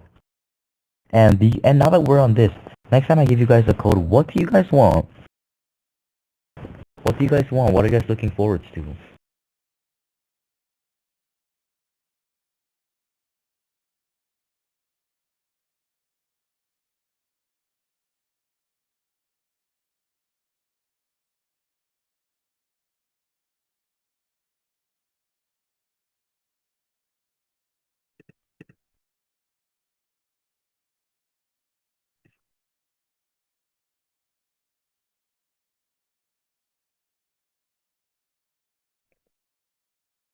New insta passive doesn't work. If anything doesn't work and if anything is bugging out, please report it on bug reports and we'll get it fixed ASAP. Don't worry about that. Are you going to unban anyone from the game? We might do an unban wave, but reset the data of the people who got banned. Well, I'm not sure because the people who got banned are people who exploit or dupe. The people who's complaining are probably the greedy people who just want to get free stuff without doing stuff. And the passive thing is probably just people complaining too much instead of really reloading. Yeah, here's the thing, guys. The update hasn't even been out for like an hour. You're not supposed to be able to get everything in an hour. Boss, I love this game and everything, and I finally enjoyed. We have a new egg to open this update. This update isn't bad. I really am enjoying it. Wanted Summer Island, but now I heard you are adding it to the game. It's not hard, like people can stop complaining. Yeah, exactly. What you guys want, we'll add back. Don't worry, guys.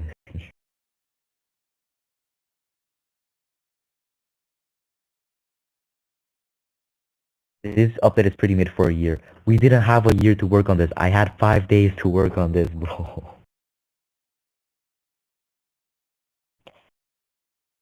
I had was it 5 or 6? We had 5 or 6 days to work on this update. We did not take a year. Remember, I'm a new owner. New Divine is so good. New Divine, New Divine. You know what, bro? As far as you guys are enjoying it, might be.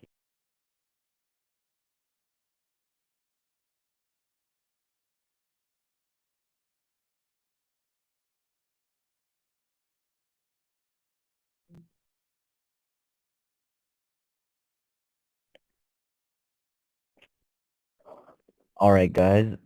Let me see.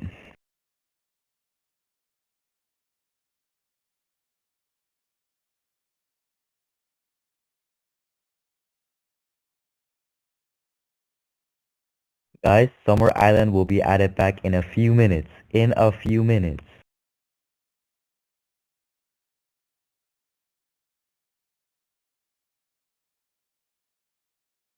Yes, sir.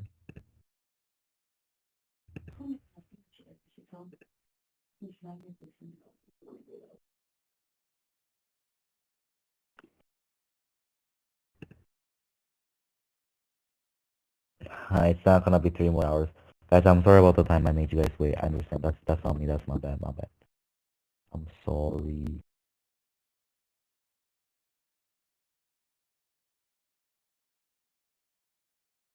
Okay, I keep on seeing this thing where I'm making you guys spend Robux to farm yen. Can somebody elaborate on that? We definitely did not intend to do that. And if there's a way we can fix that for you, for the free-to-play players, I'll do that right now, ASAP. The boss, I suggest making discounts when there's Black Friday or other days. Of course, yeah, of course. The boss 5 times event isn't on, it's only for the... Was it only for the 3? Ah, damn it, my bad. Give me a second, let me double check, guys.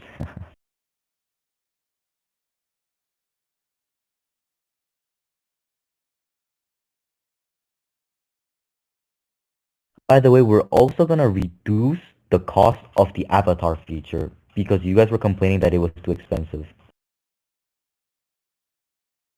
I think that's another W, I guess, for you late game players.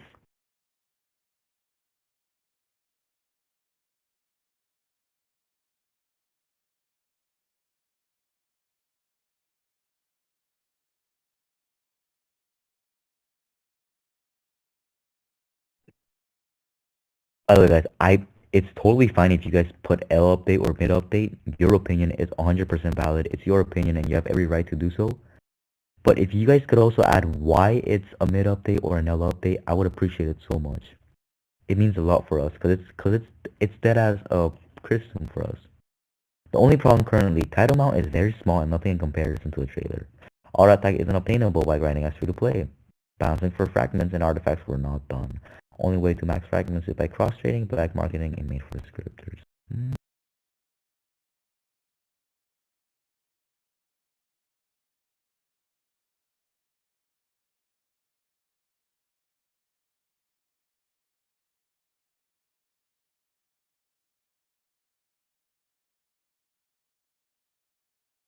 Many people are being ungrateful even though you're kind enough to start the game back. And it might be a bumpy start, and thank you for... Here's the thing, yeah, I first of all, thank you so much for appreciating the effort. But like he said, big things like this will always have a bumpy start. And this is barely our first update, my first update with this game. And we only had like 5 or 6 days to work on this. I think so far the results have been amazing. There are many things that you guys are complaining about, but we are all changing those. I think that's what matters. I think what matters is that you guys are willing to give me feedback, which I appreciate so much, and I'm willing to take that feedback and implement it on game. I think we'll do well in the future. I think we'll do well. We'll do well.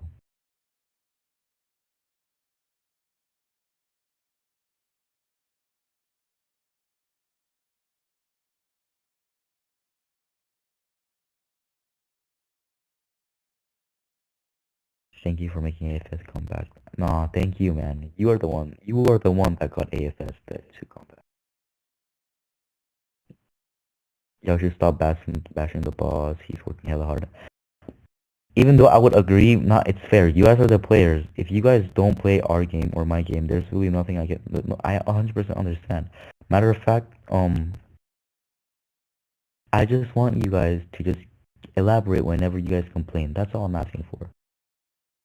Boss, I think this was a good first update, especially for 5 days of work. Exactly, 5 days of work. I think that's what you guys should put in mind.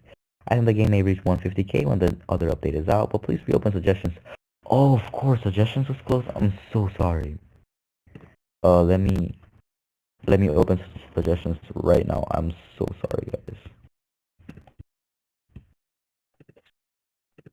I'ma put 2-hour cooldown. Bomb.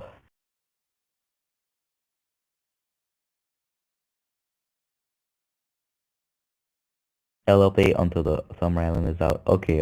Just wait, my man.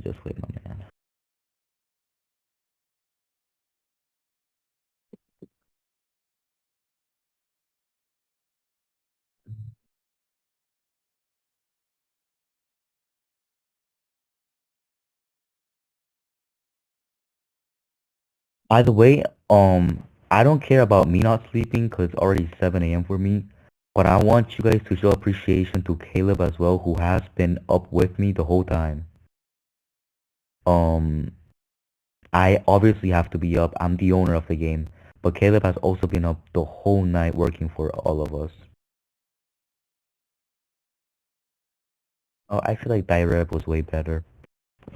I understand, that's your opinion, and I think that's 100% fair. Direb has done 35 updates for this game, and this is barely my first update. I just want you guys to give me a little bit of more patience, and you'll see that right now as well, whatever feedback you guys have, we're immediately going to be implementing them. And I want us to, like baby steps, move forwards together to a point where we can achieve that balance. And I think we'll do amazing. And I think that for the first update, and the update that took us 5 days, it's not bad at all, right?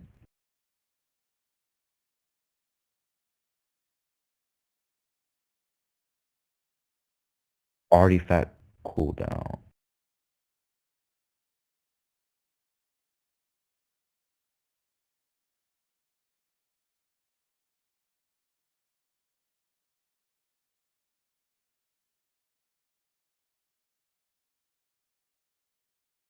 Pause, there will be haters no matter what. 2 islands in 5 days. That's the thing, guys. And our other developer, Afghan Dev, they cooked out what 26, 30 characters in 5 days. That's insane.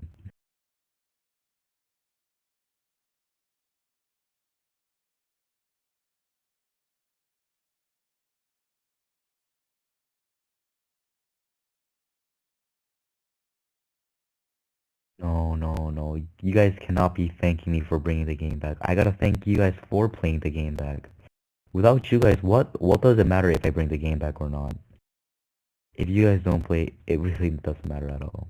It's all up to you guys. I appreciate you guys. You guys are amazing.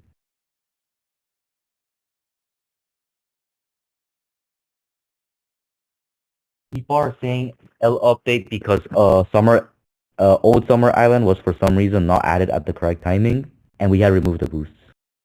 We're adding all of them back though.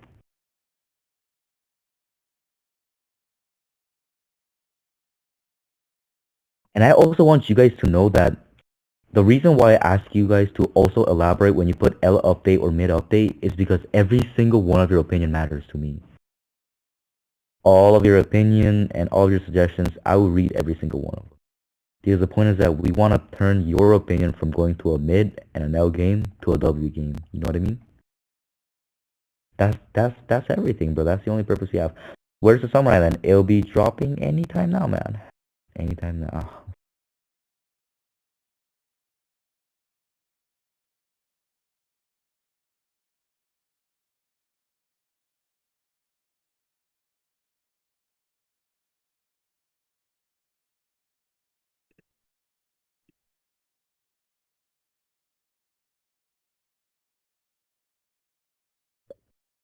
Update still no secret. Bro, the update hasn't dropped even for like an hour or something. I need y'all to be a little bit patient with it. Guys, you guys are not gonna get every single new item in like 30 minutes, man. I feel like everyone has been waiting for a year for this update, and most people stop playing. A 10 times event would be more fitting. The reason I can't do that is because for a whole year, for the people who did play, they had a times 3 running the whole time.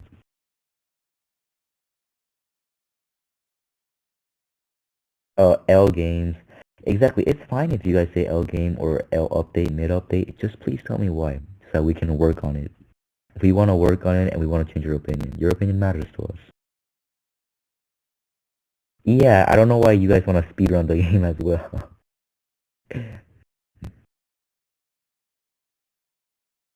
Yes, I will have more time, and I see that the artifact cooldown.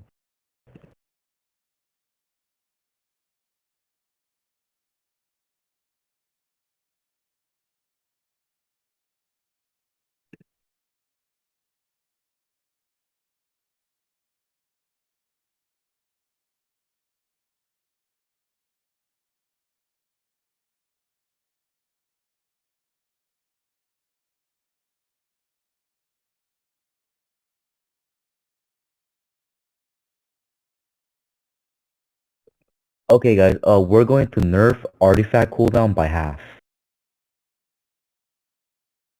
I hope that means a lot. I hope that's something that you guys appreciate. I've heard your feedback. I see that you guys really want it. We'll fold. Yeah. Yep.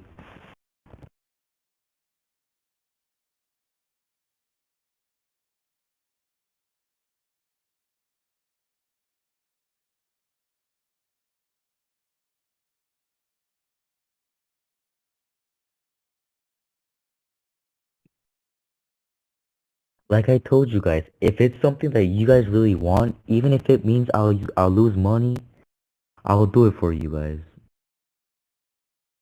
This is a game. This in the end, this is an experience, like Roblox says. And us as developers, we just have to do our best to provide you the best experience. I think that's my opinion. Does your opinion really make a difference though? Like for real? Yeah. You guys right now were complaining about artifact. I immediately told Caleb to fold that into half. It matters. Every single one of your opinion matters. It doesn't matter if you're a mod, if you're a staff, if you're a YouTuber, if you're unverified, if you're verified, if you're just a community member. Your voice matters. At least while I'm here, your voice matters. If you're a developer and if your name is Verse and if you call yourself follow on Twitter, your opinion does not matter.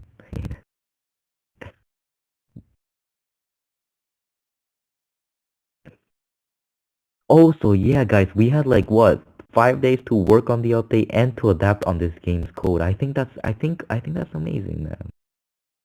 I think it's a really good beginning. I think it's a really great beginning. And I understand why you guys might be a little bit frustrated, but I just want you guys to have that in mind. Nah, I'm so for real. Afghan Dev and our front end guys, they made all the 30 skills in 3 days specifically.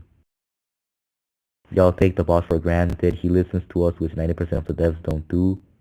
He did make a pay-to-win game, AOPG, but this game is going the right direction.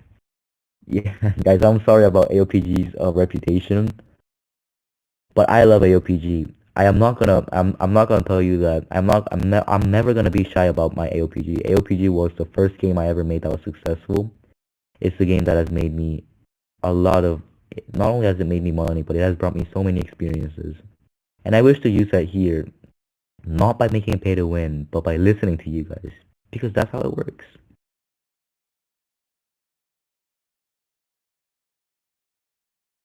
The game is lagging. Before the update, the game wasn't laggy at all. The thing is that some of the servers that were immediately joined in when the update got launched, those old servers are still gonna be laggy because you guys kind of broke Roblox. That's because we had like what 80, 90k players. Yeah, absolutely insane. You guys are insane.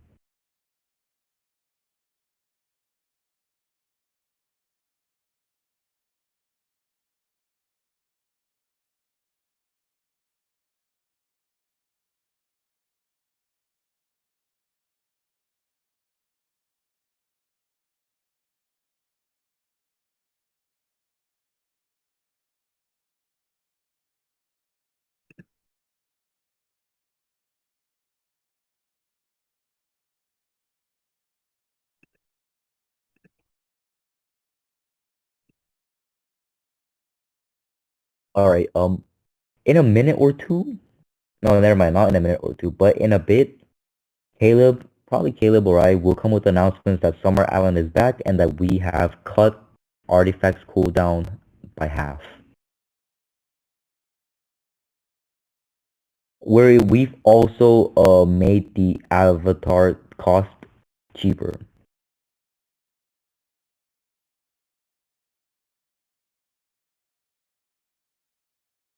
Thank you guys. I'll come back with the podcast maybe soon. I love you guys. Thank you for your support. And like I said, your opinion will always matter, at least as far as I'm in the head of this game. Thank you for playing and thank you for your feedback. Thank you guys.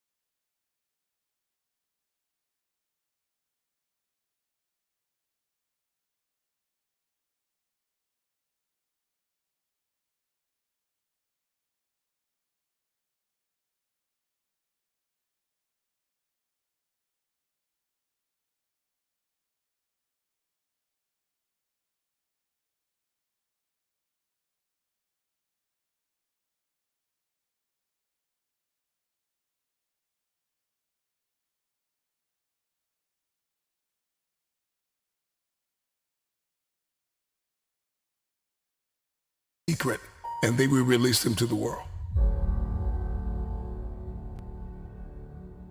We only have so much real estate in our minds and our hearts. We only have so much bandwidth in our mental capacity. And the more distractions, the more delusions, the more negativity that we allow to take up real estate in our hearts and in our minds, the less energy we have to fulfill the call, to fulfill destiny, to manifest the idea. Everything that you think about, that you meditate on, everything that has to your attention has to be worth your time. So now it's time to navigate and do an appraisal of everything that's in our life, everything and everybody in our life. Time to do an appraisal and ask them this question: are you worth my time? If you're not, it's time to unplug. Time to unplug. Time to unplug. I'm just wondering if there's anybody that can hear my voice right now that has come to the end of themselves and they are willing to eliminate distractions. They are willing to delete social media apps if they have to. They are willing to walk away from everything that is distracted, everything that has diluted your devotion and your determination, every disease and dysfunction and disorder that has pulled you from destiny after you have heard it, after you have received it, after you have written it down, after you have spoken it once. Do what is required to manifest it into reality. If you can see it in your head, you can hold it in your hand. Stop telling everybody what you're going to do. Stop telling everybody what your next move is, and just disappear and do the work that is required.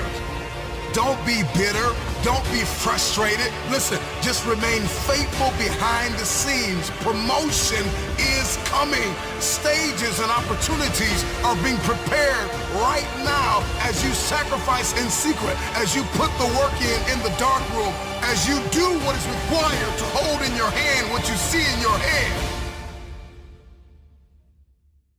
When no one is there to affirm you, when nobody's there to validate you, when nobody is there to agree with you, you build in the dark and you announce it when it's finished.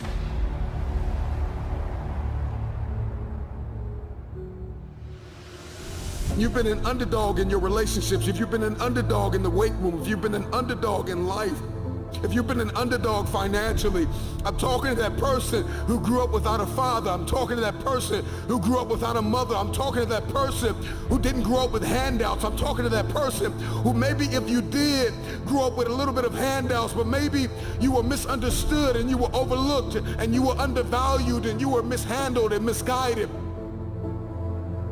You got a dream to buy a house. You got a dream for better relationships. You got a dream to win a fight. You got a dream to get your family out of the hood. You got a dream to lose weight. I mean, whatever that dream is, whatever you have, that goal, that improbable feat, once you get it set, once you smell that, once you get a feel for it, taste of it, and the underdog is an individual who refuses to live in the dark.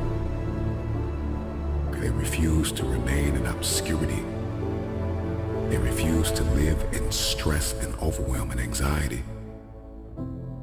They are somebody who is tired. Like when you come to the end of yourself, you got to get tired. Like you have to get tired.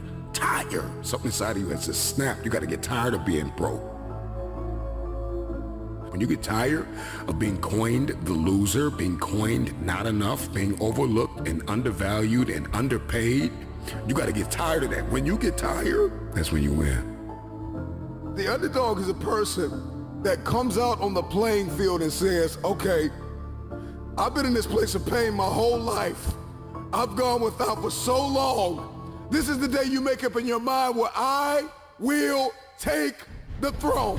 I'm talking to that person that is acquainted with pain. I'm talking to that person that knows what it's like to come from nothing. And so you literally have nothing to lose. And the only thing that's in your head is a dream. The only thing that's in your head is I have what it takes to get to the top of that hill. Because I am not the wolf on the hill. I am the wolf climbing the hill. I have nothing to lose. Counted out, overlooked, undervalued, misguided, betrayed, somebody who has been really dishonored, disrespected, somebody who has lost everything, who people stop believing in, is a very desperate person. They're climbing a hill. They're trying to achieve a dream. And when you are desperate, you are very dangerous. And a dangerous man or woman is somebody who is a disruptor. They don't play by the rules. They are coming for blood.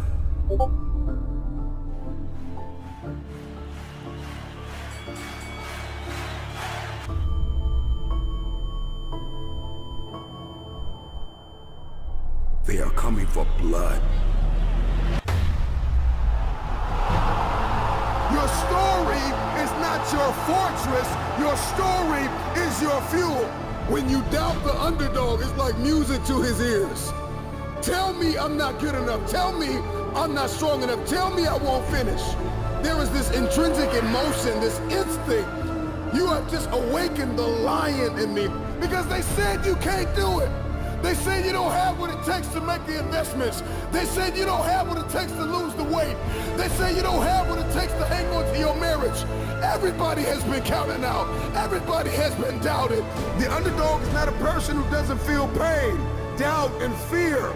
The underdog is a person that turns that pain, that doubt, that fear into their fuel. If you came from a place where you had nothing, that's everything that you need.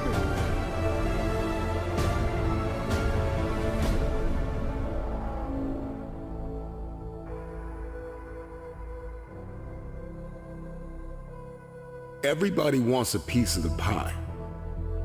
Okay? Everybody wants a piece of the pie. In any facet of life, in every arena you walk in, there's pie.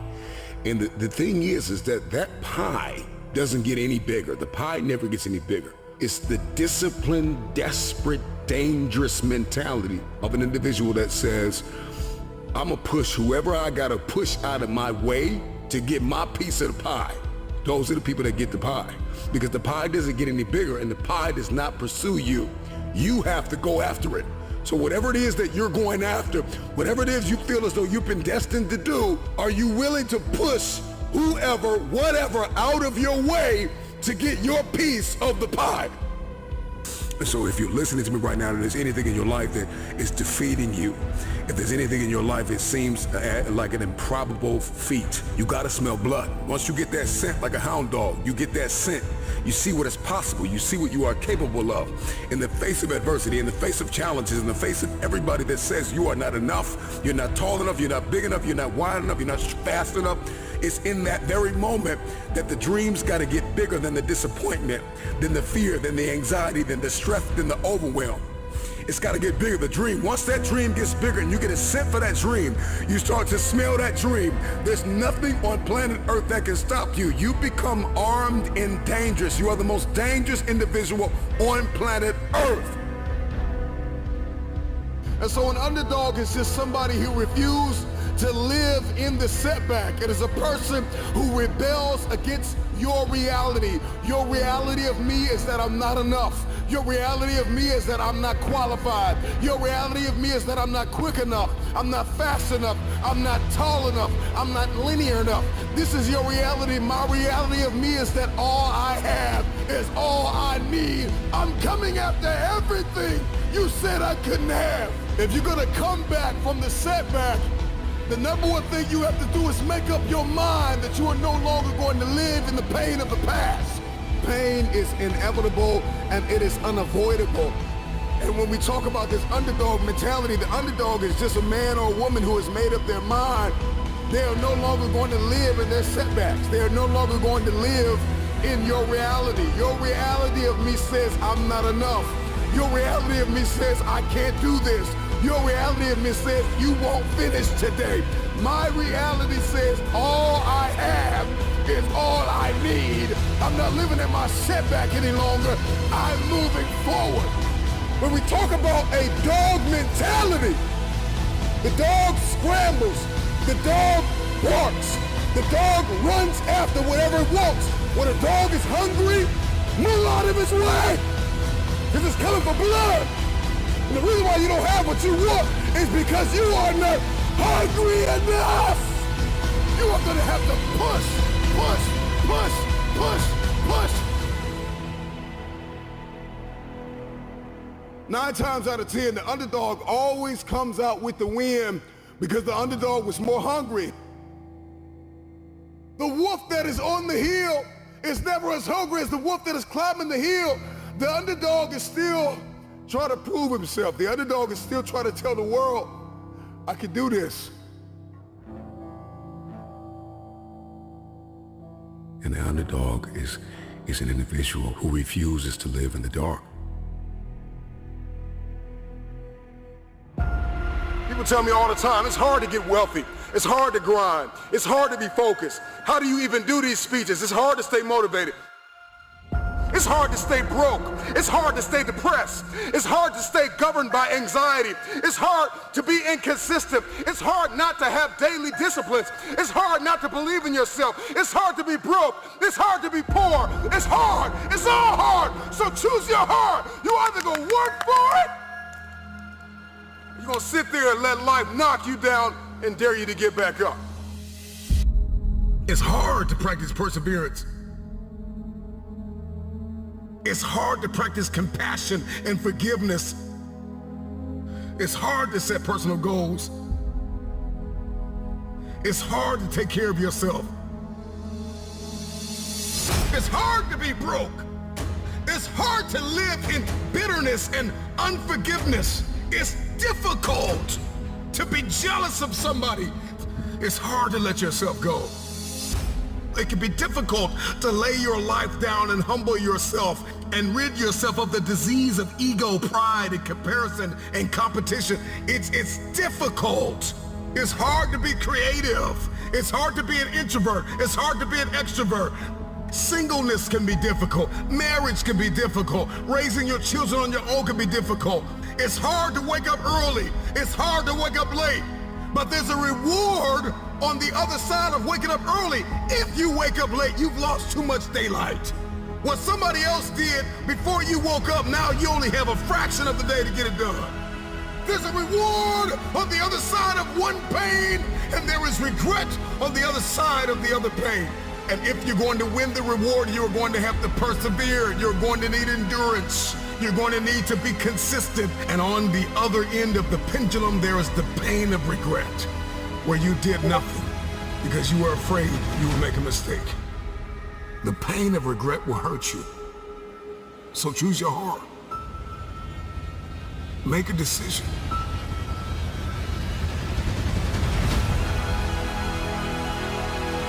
I want the pain of finishing something. I want the pain of persevering. Give me the pain of forgiving my haters. Give me the pain of forgiving people that tried to kill me. Give me the pain of letting it go. Give me the pain of growth. Give me the pain of acquiring new skill sets and talents. Give me the pain of managing my time well. Give me the pain of waking up early. Give me the pain of praying when I didn't feel like it. Forgiving when I didn't feel like it. Letting go. Give me the pain. I'll take that pain because on the other side of that pain, there is a reward. Every single day of my life, I'll take reward over regrets. Will you keep sleeping on your potential, or will you wake up and make it happen? Choose your pain today. The anguish, the irritation, the frustration that you feel today will be your strength to leap walls tomorrow, to leap hurdles tomorrow, to champion the day tomorrow. So you gotta turn your pain into progress. You gotta learn how to turn your pain into power.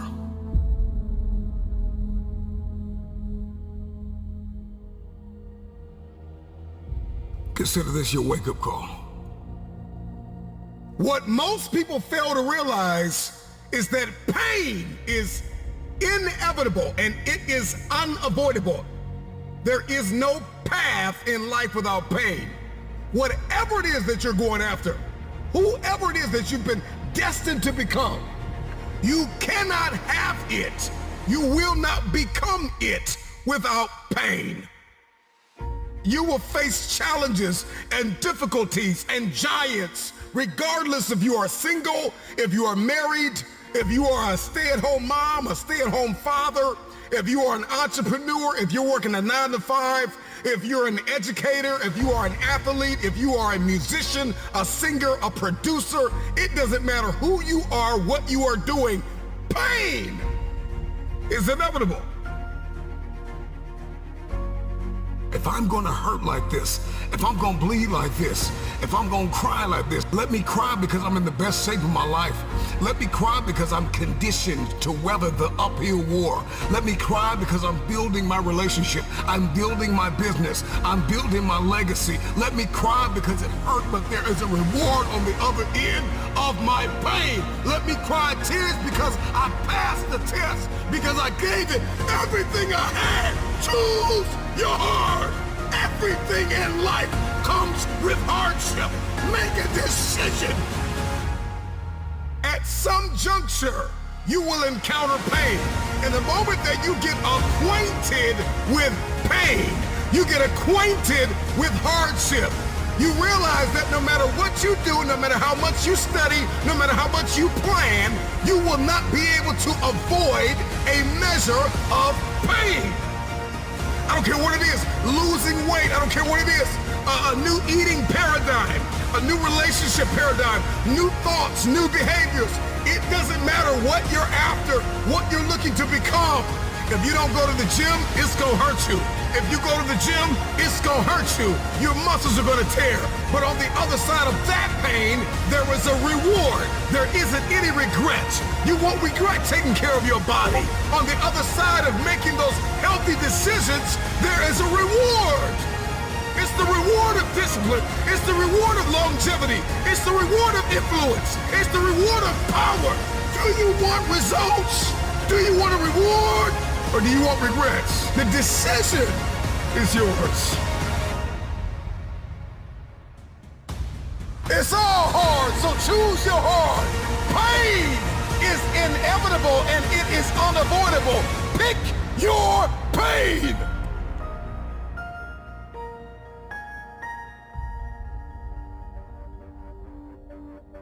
Everybody's got a plan until life knocks them out, because we weren't ready for the pain. And when the pain came, we did not process it. Processing pain is a skill set you've got to acquire. It's a type of currency. If you want the future, if you want next level, if you want tomorrow, if you want to manifest, if you want this thing, I don't care what it is, then you're going to have to get acquainted with pain. The pain of discipline, the pain of growth, the pain of learning, the pain of giving, the pain of forgiving. It all hurts. So pick your pain, choose your heart. Because at some juncture in life, at some corner you're going to turn, you are going to encounter pain. And you've got to process that pain well. Hear me when I say it. Pain is unavoidable. It's hard to let go of the past. It's hard to give sometimes of your time, your talent, and your treasure. It's hard to balance work life. It's hard to acquire new skills. It's hard to be stagnant. It's hard to be a workhorse. It's hard to be lazy. It's hard to learn how to manage and cultivate relationships. It's hard to learn from your experiences. It's hard to turn your mess into your message. It's all hard. It's hard to hold on. It's hard to let go. But there's a reward on the other end of many of these hardships. And you better choose reward or regret. There is always reward and regret attached to every decision that you make. Hope. Hold on. Pain ends. Pain does have an expiration date. And when that pain ends, another one will surface, but you will be strong enough because you endured the current pain well. Everybody wants resurrection, but nobody wants the pain of dying to themselves. There's a pain that hurts you, and there's a pain that changes you. So today, all I want you to do is make a decision to choose your heart.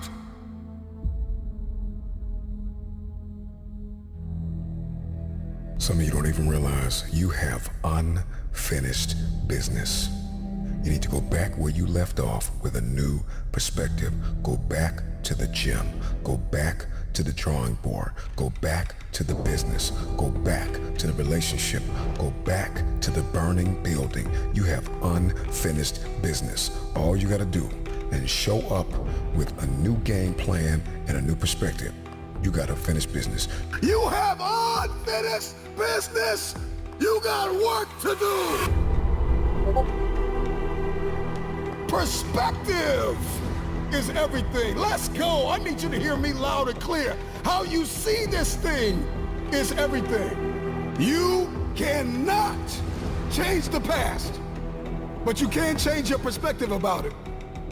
You gotta see this thing differently. Stop complaining about the divorce. Stop complaining about the job loss. Stop complaining about the relocation.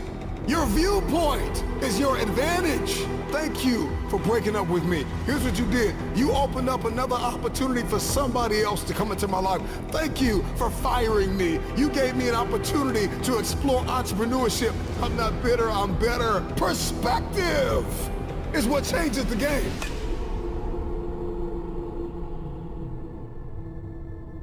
Everybody wants increase and abundance and lifestyle change and new zip codes and new area codes, but you only read once a week and you only work out once or twice a month. And so the reason why you don't have what it is that you see, the reason why what's in your head is not in your hands, it's not your reality, is because your perspective opposes your potential. You don't have it because you don't see the value in it.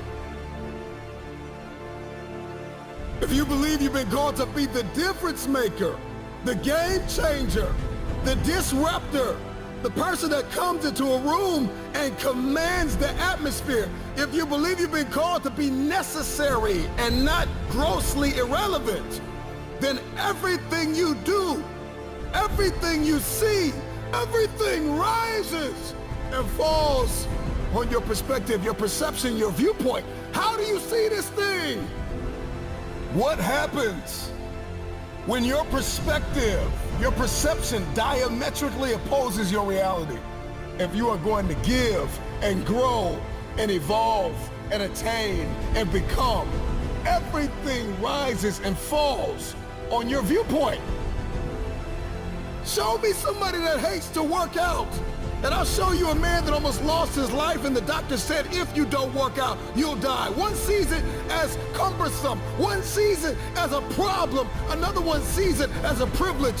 He sees it as his second chance, his new lease on life, that I have to work out. I get to work out. I get a chance to live a little longer. So one person sees the gym as a prison, and another person sees the gym as a passport. One man came within inches of losing his life, and another man has never come within 100 miles of losing his life, and he only works out twice a month, and somebody else works out 4 or 5 times a week. The reason why you only do it once or twice a month is because you don't see the value. Your viewpoint is either your advantage or your assassin. Your viewpoint will either get you going or get you killed. We see a storm, we see rain, and we think depression. We think I can't do anything. Instead of thinking grass can't grow without rain, roses don't bloom without rain. Number one, there's one thing I need you to stop saying, and that is, I should do something. That perspective, that viewpoint, that ideology, that philosophy, that mindset, it's gonna get you bankrupt. I should start this. I should stop that. I should forgive. I should. You don't get what you should, you get what you must have. I must work out X amount of times a week. I must forgive. I must evolve. I must become. I must retain. I must grow. I must live. I must evolve. I must go to the next level. I must live in this type of house. I must drive this type of car. I don't care how bad you think the shoes are that you are wearing. There is another man in this world who would kill to walk a mile in the pair that you wear. Marcus, what does this mean? This means that what you are complaining about, what you hate, what you can't stand, what you want to walk out of, what you want to give up on, There is somebody out there that would die to be in your position. And so here's what I need you to ask yourself. Is this problem an issue or is it an opportunity? Some of you, all you've been waiting for your whole life was an opportunity. What if losing your job was the opportunity? What if the divorce is an opportunity? What if the bankruptcy is an opportunity? What if the one you loved was an opportunity for you to reconnect with somebody and forgive them? I need you to see the bigger picture. I need you to have a little gratitude. You need to learn how to smile. You need to work out. I know you hate the gym. I know you hate to lift weights. I know you hate cardio. I know you don't like drinking water. I know you don't like taking care of your temple. You think it's the hardest thing to do in the world to commit. But there is somebody who's in the grave today, and if they had another opportunity to live, they would enthusiastically, with great confidence and courage and consistency, do what you hate just to live a little longer. Find the positive. See the bigger picture. Guard your gratitude. The trial, the tribulation, the adversity, the giant is not your assassin. The giant is your opportunity. Are you going to complain in the face of conflict, or are you going to seize the opportunity? I don't care what it is that you're trying to achieve, what you're trying to accomplish, what you're trying to give, how you're trying to evolve, what you are looking to become. Everything rises and falls on your perspective.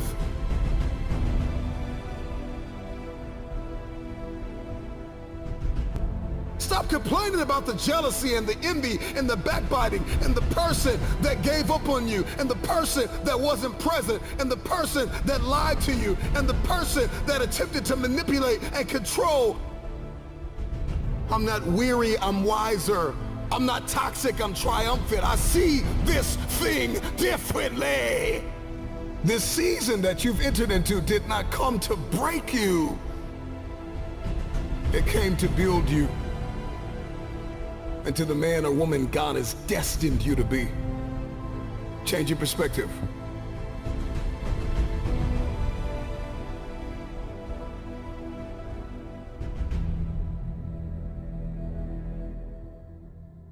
There's a reason why they say, see the light at the end of the tunnel. If you don't see that light, you're going to lose your mind. You will lose yourself. You will snap in half if you don't see past this. The challenge for many of us is that we got to see past our present pain and into the fruitfulness of the future. The right perspective makes the impossible possible. You cannot change the past, but you can always change your perspective. No problem can be solved from the same level of consciousness that created it. The severity of your problems is a matter of perspective. Change your perspective, and most of them become insignificant.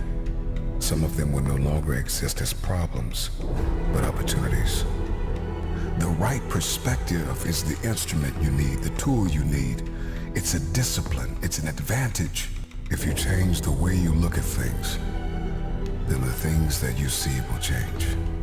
Knowledge, a speech, a motivational moment will not sustain you unless you put it into perspective. How will you see the rest of your day? Because how you see the rest of your day will oftentimes determine the way you see the rest of your life. Shift your perspective. If you can change your perspective, you can change the future. Many of you listening to me right now, you have unfinished business, and you need to go back to that dream, back to that idea. You have a date with destiny. You have unfinished business. It's time for you to go back to the drawing board with a new perspective. It's your viewpoint. And watch this. Your perspective actually shapes your language, and your language shapes your world. And so if you don't start thinking right, you're not going to talk right. And if you're not talking right, you're not going to experience the world that you see in your head. I don't know who God has called you to become, but what I can tell you is if you keep seeing it the way you have seen it, you will never become it. Everybody wants next level. Everybody wants wealth and influence, and everybody wants to be this esoteric novelty. But listen to me, you will never experience any of this showing up in your next season with the same viewpoint.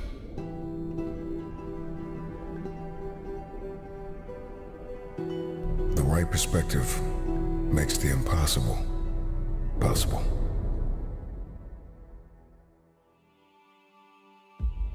I know you're tired. I know you're broken. And it feels like you can't take anymore. That you have come to the end of yourself. But all of this means one thing. That you are a survivor. Your greatest weakness, the hurt, the pain, the betrayal, the feeling that you get when you wake up and you are inundated with so much responsibility. Feels like you can't breathe. Paralyzed by the pain of life. I can only imagine what it's been like to be you. But I'll tell you this, there is a switch inside of every one of us. And at any moment in life, you can turn that switch from surviving to winning. Because ultimately, survival is an illusion. There's only two types of people in this world. There's people who lose, and there's people who win. And it's hard to be a loser, and it's hard to be a winner. Today, I want you to make a decision to flip the switch inside of you. From surviving to winning. It's time to win. See, the human being is the highest order of creation on earth. And one thing I am crystal clear about is that at any moment in your life, you can come across a speech or a piece of information. And if that information is applied, that revelation, it can forever alter the fabric of your existence. It's in the midst of our greatest storm. If you can hear my voice, you've survived. You survived the hurricane. You survived the storm. You survived the trial. You survived the betrayal. You survived it all. In order to change your life, all you gotta do is flip this switch from surviving to winning. See, a survivor will sit and wallow in the pain of the past. But a winner will build even when they are broken.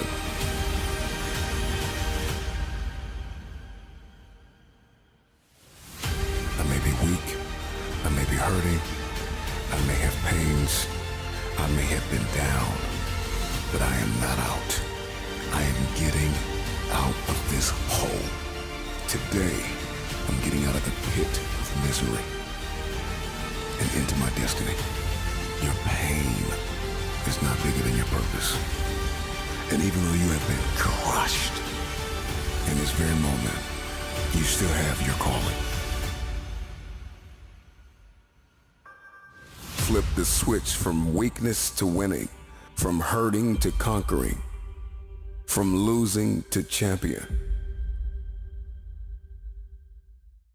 I can get through this. I will get through this. I must get through this. The days you're not plugged in are the days you don't get 120. I have too much to accomplish to be satisfied with where I am right now. I have too much on the line. I have too many people depending on me to win. I must stay hungry. You want to kill an alligator? You kill it right after it eats. Because right after it eats, it gets satisfied. And it goes to a state like it's almost paralyzed. Some of y'all in this room, when you paralyzed, you had a little success, you're done what nobody else in your family has done, and now you chilling. Come on, you ain't hungry no more? Next 100, I need you to stay focused. Why? You should still be hungry. What have you eaten that's got you satisfied? What have you done? What have you accomplished that got you so full? I'm a contender, but the next 100 gonna change my life. It's gonna change this world. We're ordinary people doing extraordinary things. If that's you and you feeling me, just say I can. Come on, I can. I can. Come on, one more time. Yep, I will. Yep, I must. All right. You study any animal in the animal kingdom, and I will tell you this, that the lion is king because the lion is hungry. The elephant is bigger than the lion. The cheetah is faster than the lion. But nobody is more hungry than the lion. Go ask any athlete, actor, musician, philanthropist, it doesn't matter. You ask anybody who is a champion, and the difference between them and their opponent is they were more hungry for it. If there's anything I can pour from my heart in this moment, my greatest piece of advice is to protect your hunger. Come on, I want to put some context into it. I want to put some context. They sent my mother-in-law home 8 years ago. The cancer metastasized throughout her whole body. They're like, it ain't nothing we can do for you. Go home, spend time with your family. And people was like, yep, that's it for her. She said, it's not it for me. And they said, what do you mean it's not over for you? The doctor said, she said, I don't care nothing about a doctor. I got to see my grandson graduate from high school. He's a junior now at Michigan State University. She said, I got to see my granddaughter graduate, and my only 2 grandkids. I got to see my granddaughter graduate from high school, and she graduates in June. She said, after that, I might die. But up until then, I ain't going nowhere. Are you hearing what I'm telling you? And what we said to each other is, I can get through this. I will get through this. I must get through this. So I just need you to think about 3 people in your family that you love. 3 people. 3 people that you love. 3 people. You got them? They there? You got them? This is what I need you to do for me. Because some of you have a hard time staying motivated for a straight 100 days. So what I need you to do for me is I need you to think about those people every day when you're doing what you're doing. Do you have some days where you just want to hit the snooze button? Raise your hand for me. You want to hit the snooze button, right? So watch this. This is what has to happen. That person that you think about has to be louder than the snooze button. So when you think about Granny, you got to think about, do I hit the snooze button or do I get up and make it happen for Granny? Are you hearing what I'm saying? Who you doing this for? So the days you don't feel like getting up, just think about them. Somebody tell me in this room, when you think about your siblings, when you think about mom and dad and grandma, when you think about your uncle and aunts, when you think about those coaches, those people who've been there for you, just raise your hand if you say, E.T., sleep is better than that. Just raise your hand and tell me, anybody in the room, sleep is better than them, E? Just raise your hand. Somebody tell me, E.T., you don't get it. You don't know how hard it is, E? I probably don't. I just lived in abandoned buildings, AI trash cans. I probably don't. Maybe I ain't never been through what you've been through, but I've been through my go-through. And you don't get here by quitting when you tired. You get here by quitting when you finish, when you done. You don't stop when you tired. You stop when you done. You stop when you complete it, when you execute it. Execution is worship. And so I execute for my mom. I execute for my grandma. I execute for my sister. I execute for those kids in the hood who looking for a role model. That's why I wear the hat with a PhD. That's why I wear the J's. So when the kids in the hood look at me, they say, if E.T. can do it, I can do it. That's why I can't quit and give up, even though I get tired just like everybody else. Why? Because this is what I do. This is my lane. This is your lane. You gotta murder it. So when I ask you, you got energy, don't play with me. When I say again, you got that energy for the next 100 days, I need to feel your soul in this room. All right, I can? Come on, I can? Come on, I can? I will. I must. Come on, I can? I will. I must. Come on, give yourself some energy. Come on, give yourself some energy. I don't care if you got to listen to me 1,000 times. I need you to get crystal clear about your future. Because the only reason why you are here, the only reason why you're alive is because you have work to do. And you got to figure out, why on earth are you here? What is your destiny? What is the dream that God has given you? You got to have like a shark mentality, because if a shark swims backward, it dies. A shark can only move forward. And so I need you every single day you wake up to smell blood and go after that dream. When you are hungry, you are creative. When you are hungry, you are innovative. When you are hungry, when you are no longer full, when you are no longer satisfied with where you are and you raise your standards, it is only then that you can have your future. If you can stay hungry, you can get the resources. If you can stay hungry, you can get the strategy. If you can stay hungry, the ideas gonna come. If you can stay hungry, the connections will be aligned. If you can stay hungry. The problem with many of you is that you got full, you got complacent, you got lazy. Somewhere along the line, you lost your enthusiasm, your optimism. You lost your hunger. I'm never full. I'm never full. I'm never full. I'm never full. You gotta get hungry, hungry, hungry, hungry! Eliminate all distractions. Eliminate all distractions. So you gotta have a goal. You gotta have a dream. You gotta get hungry. And then you gotta get real disciplined. Because motivation will get you going. A speech will get you fired up. But discipline is going to give you the power to stay committed to whatever that goal is. I'm gonna tell you this right now, some praise can be poison.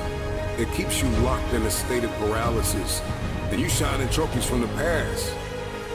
And that's why you always hear those people from the past like, yeah, remember back in the day when I used to do this, remember back in the day. They're still shining the trophy of the past accomplishments. So sometimes we can receive praise like a venomous snake that injects its poisonous venom in our veins and in our heart, and we get full.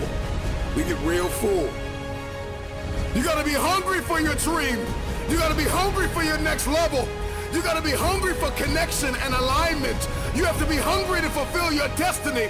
Hunger is not an idea. Hunger is not a mood. Hunger is a lifestyle. I'm never full. This is me every day, all day. I'm hungry to learn. You gotta be hungry to read. You have to be hungry to grow. You have to be hungry to manifest what is in your head. Just say, I can. Come on, I can. I can. Come on, one time. Yep, I will. Yep, I must. All right.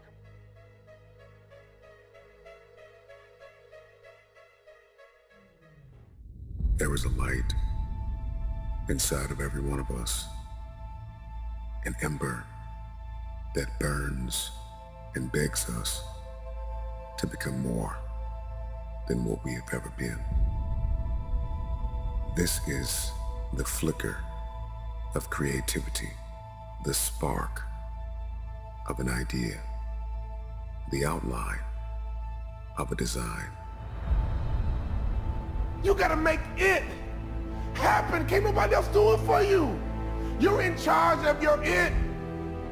Every day the clock is ticking. Every year the calendar moves. Your it cannot be delayed forever. Your it gotta start with your first step. Your it gotta start with your first move. Matter of fact, it begins in your mind.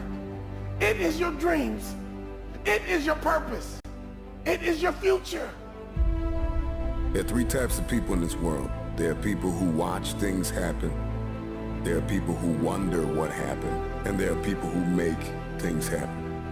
You gotta determine which person you are. You can make a wish, or you can make it happen. You must first believe that you can, that you will, that you must, when you are no longer willing to tolerate being in the room of failure. Then that's when you're gonna break free. Are you gonna rise and go higher and go stronger than you ever did in your life? Or you're gonna look in the mirror and see that image and realize that you are more than the image in the mirror? There's enough fire inside of you. After everything you have been through, you've got to be able to see your value. Are you gonna realize that it is time for you to step up and make it happen? Or you're gonna put aside all your doubts and fears? Or you're gonna be strong enough to go forward? Or you're gonna allow weakness to tell you that you don't have what it takes to make it happen? There is no one like you in all of the earth. There is no one that can do what you can do. You are the only option. You are the only play. Nobody else is going to be able to do this. When you get that in your head that you are the only one that is going to be able to do this, that nobody's going to give you a handout, that you have to make this happen, that every room you walk into, you show up and you show out and you leave it all on the table. We don't have time to second guess. It's time for you to rise up, and it's time for you to make that first step. It's time for you to start grinding so that you can make it happen. You got to make it happen. At the end of the day, you got to be strong.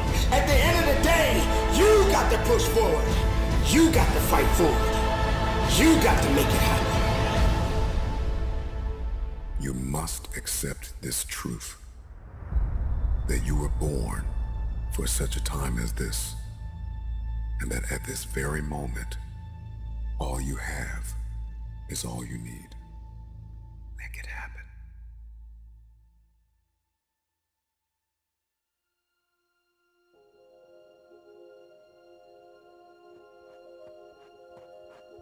Persistence, consistency, resilience, courage, establishing your priorities, mastering self-awareness, maintaining focus, believing. Others have failed, others have gone, others have missed their moment. This is the hope that strokes our passions. It's our aspirations that must become our allies. Do you really have what it takes when someone tells you that you're not good enough and you're not strong enough to prove them wrong and make it happen? Do you have the faith and the resilience to go through the storm, to go through the fire, to go through all of the things that have been trying to put you down? To make it happen, you gotta fight through all of that, all of your challenges, all your limitations, all your haters. You gotta fight through all of that, and that's why victory will taste so sweet. The moment that you destroy the door, the way out, in the room of your dream, that's when you make it happen. What you do while you are in pain will echo through the ages. Well, you're gonna realize that you are your greatest creation, and what you create relies on you. You may get knocked down, but so what? You may feel like you can't carry on, but so what? That doesn't mean that it's over for you. That doesn't mean that you can't go forward. That means you got to rise up. The process is muddy. The process is murky. The process is dark. The process is cold. The process is going to leave you in places where you're going to feel like you have been abandoned, like nobody believes in you, nobody supports you. When you don't see a light at the end of your tunnel, you got to remember the light that is burning inside of you that nobody is able to put out. There is not a person on this planet that can stop you. Sometimes you're gonna just say you just don't have it anymore. You must reconnect with your possibilities. That means you got to be hungry. That means you got to be strong. That means you got to have the power. That means you got to fight and push and dig and make it happen.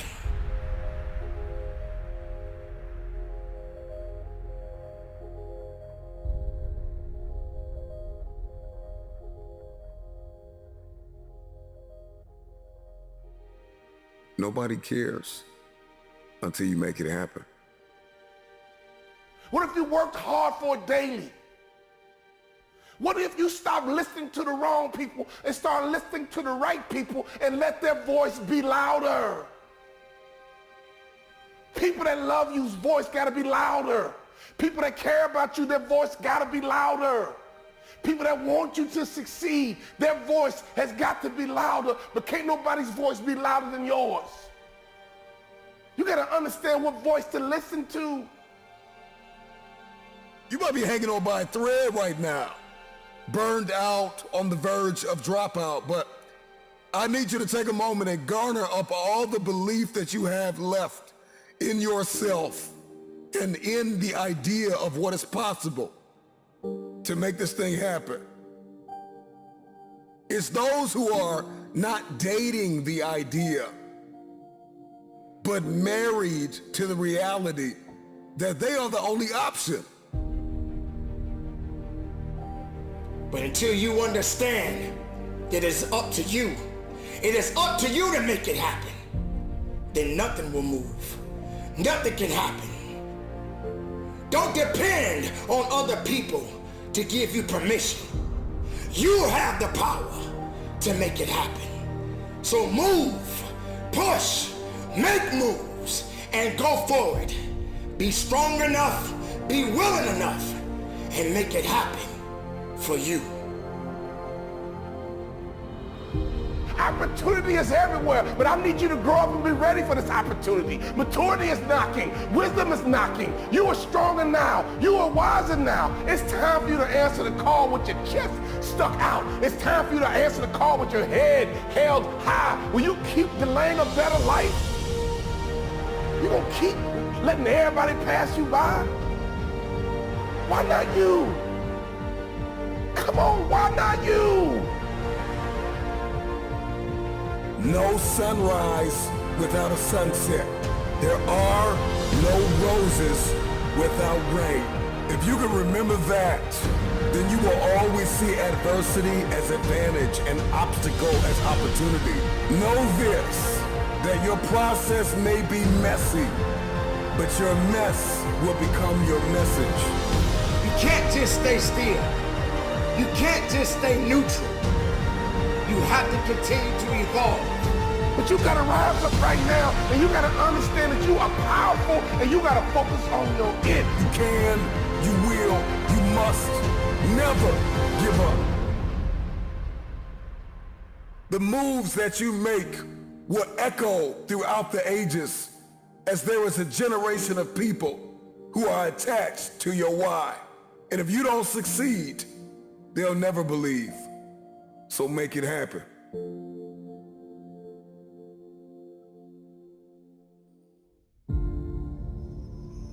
I'm talking to that football team. I'm talking to that baseball team, that basketball team. I'm talking to that fighter. I'm talking to that track star. I'm talking to that athlete. I'm talking to that student. I'm talking to the person who failed the exam over and over and over again.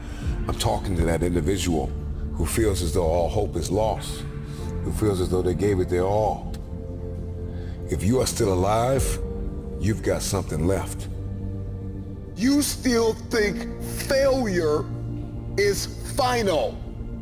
You're gonna learn to change the movie that is playing in your head. And the moment that you stop thinking that failure is final and you shift your perspective and you understand that failure is a lesson learned, it is at that very moment that you can break out of the prison of fear.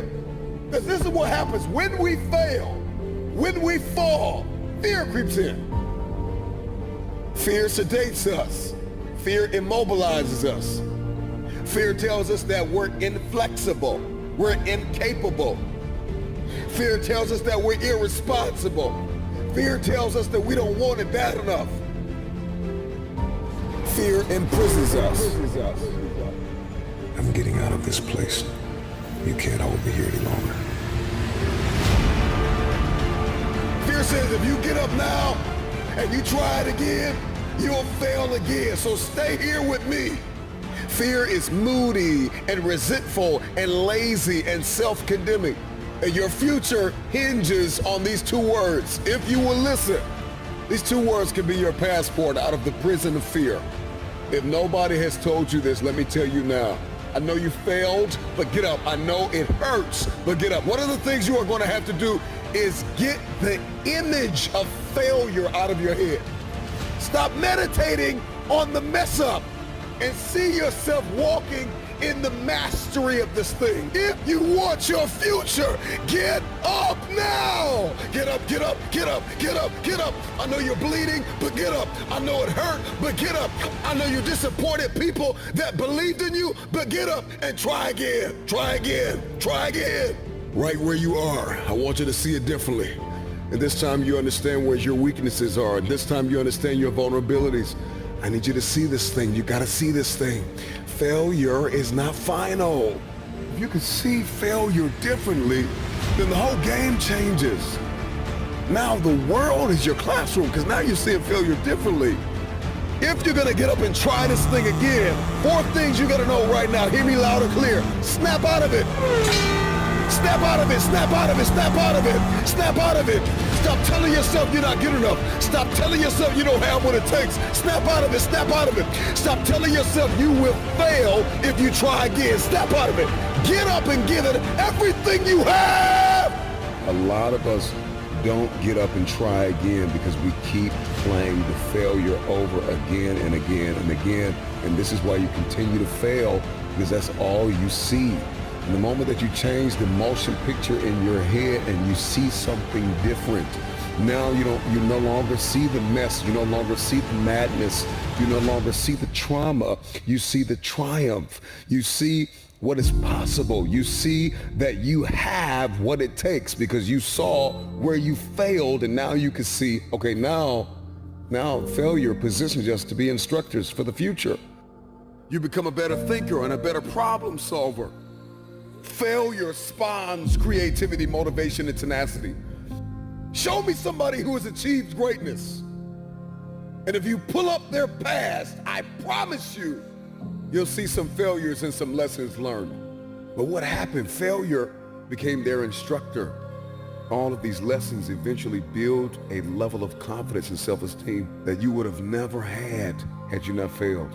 Failure teaches us how to value and cherish wisdom and understanding. Failure teaches us how to reprioritize. Failure creates opportunity to come back. I don't want you to see failure as a disease. I want you to see it as a currency. I want you to know that there are lessons that you learn and you gain wisdom in the lesson. You gain a deeper understanding of the power of your future. There are things you will be able to buy in your future with the currency of failure, with the lesson that you learn. We look in this mirror and we see what's possible. We see possibility. And oftentimes we date possibility. We date destiny. We don't marry destiny. We date destiny. We date the idea, the theory of success, what I could be, what's possible. We conversate about things we want to accomplish, but then we get trapped back in the prison of fear. Fear of failure. A lot of you have fear of greatness. You are afraid of promotion. You are afraid of elevation. You are afraid to hit the stage. You are afraid of opportunity because you're thinking to yourself, if I get on this stage, if I get on this field, if I get on this court, if I get on this track, if I get in this room and you give me an opportunity and I drop the ball, I won't be able to ever live it down. But listen to me, it is a lesson learned. And it is a lesson that you would have never learned had you not given it a try. Give yourself a chance to win. Give yourself a chance to win. Be the person that said, I tried, I gave it all I had, I tried, and now I can reevaluate, and now I can deliberately investigate my emotional and mental state, and I can figure out what's wrong with me, what happened, why did I miss the ball, why did I miss the punch, why didn't I see this thing the way I could have, what can I do better? If we can change our perspective on failure, our lives will never be the same. You're gonna learn to change the movie that is playing in your head. A lot of us don't get up and try again because we keep playing the failure over again and again and again. And this is why you continue to fail, because that's all you see. And the moment that you change the motion picture in your head and you see something different, now you no longer see the mess, you no longer see the madness, you no longer see the trauma, you see the triumph. You see what is possible. You see that you have what it takes because you saw where you failed, and now you can see, okay, now failure positions us to be instructors for the future. And see, when we get into the prison of fear, because we have fallen in an area, fear has friends. One of the chief friends of fear is doubt. And doubt kills more dreams than failure ever will. There are people who have failed in their head before they even reach the field. And so I want to invite you to renounce the spirit of fear. Failure is the only opportunity to begin again. And if I'm talking to anybody that's hungry for the future, all you need is an opportunity to try again. Failing doesn't make you a failure. It's something you did. It's not who you are. In this life, there will always be obstacles. There will always be challenges. There will always be giants. What has defeated you? What is your giant? Name it. Is it fear? Is it anxiety? Is it insecurity? Is it doubt? Perhaps your giant or your improbable feat is a better relationship, weight loss. What has been your obstacle, your challenge, your task? What is your giant? This is the last day you are going to allow this giant to defy you. I know it hasn't been easy. It's time to win.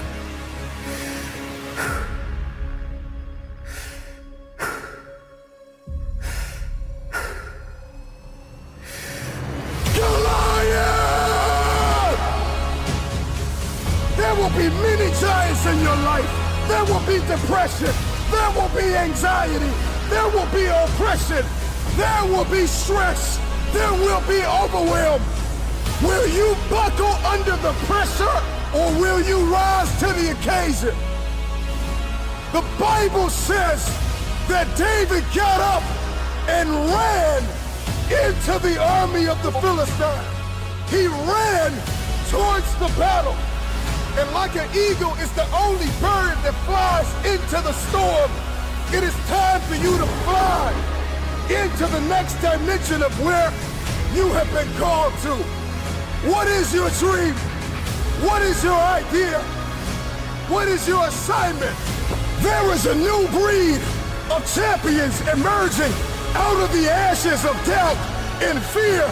Your knees may be knocking, your palms sweaty, but the time is now to rise up and run after it. Run after your dream. Run after your idea. Run after your goal.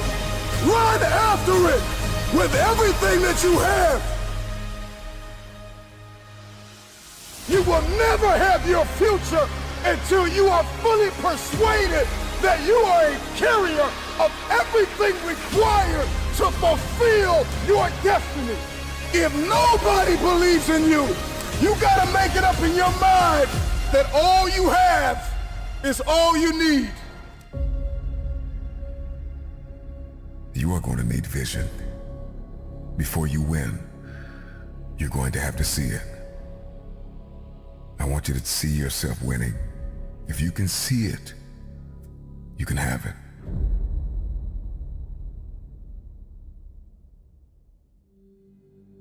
In this life, there will always be a man, a woman, a boy, a girl, or a team who will face impossible odds.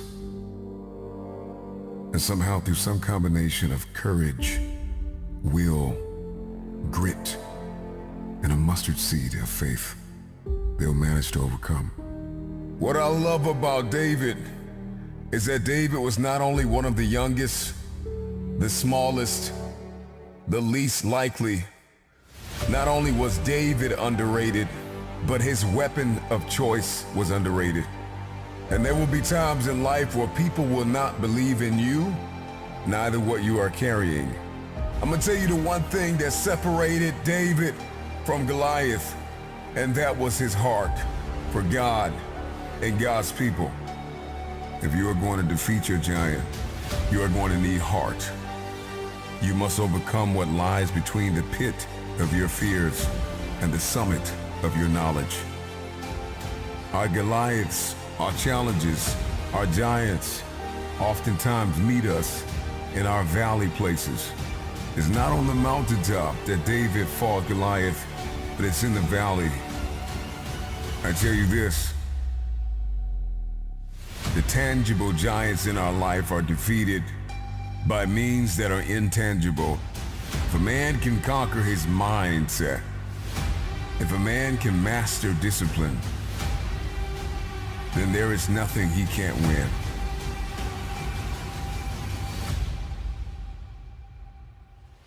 They will tell you that your dream is too big. They will tell you that your destiny cannot be fulfilled. They will tell you it is impossible to accomplish what you have set out to accomplish. But it's not about what they say, it's about what you say. I believe that you were born to triumph over every demon, over every devil, over every addiction. You are fighting for your family. You are fighting for your legacy. What you are fighting for is bigger than you. Do not forget this. David ran toward the Philistine. David ran towards the army. Your dream, your idea, whatever goal you have, get up and run after it. You can defeat this enemy, and you can have your future.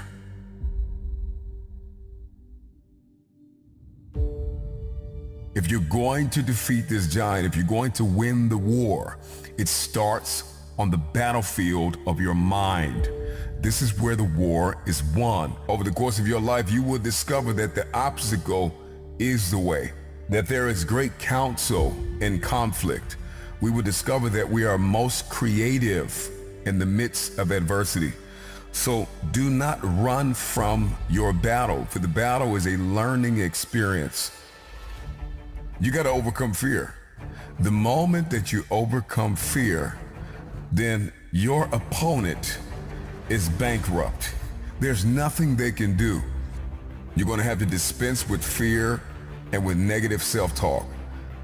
Remember your why. It is the why that gets us to win. And it is the why that gives us the power to persevere through the how. Stop looking for the addition. Stop looking for the validation. Stop looking for everybody to agree with what you're about to do. Stop looking for everybody to understand. And know this, all you have is all you need. I can see your giant of addiction running towards you with words of darkness, death, attempting to strike fear in your heart. Will you cower? Will you back down? Or will you run into battle? But I see a generation rising up against the one who called you powerless, rising up against the fiery darts of the enemy, rising up against the lie that have held us down far too long, rising up against the despair in the heaviness and the chronic anxiety. I have waited my whole life for this moment. Thank you to everybody that doubted me. Knees buckling, palms sweaty, heart heavy, but I'm ready. I'm afraid, but I'm running. You will hear my feet walking the pavement. I'm no more complacent. Here's to everybody that doubted me. Here's to everybody that stopped believing in me. Here's to everybody that counted me out. What has been tested what has been proven. Do something with what's in your hand. Do what you can with what you have. All you have is all you need.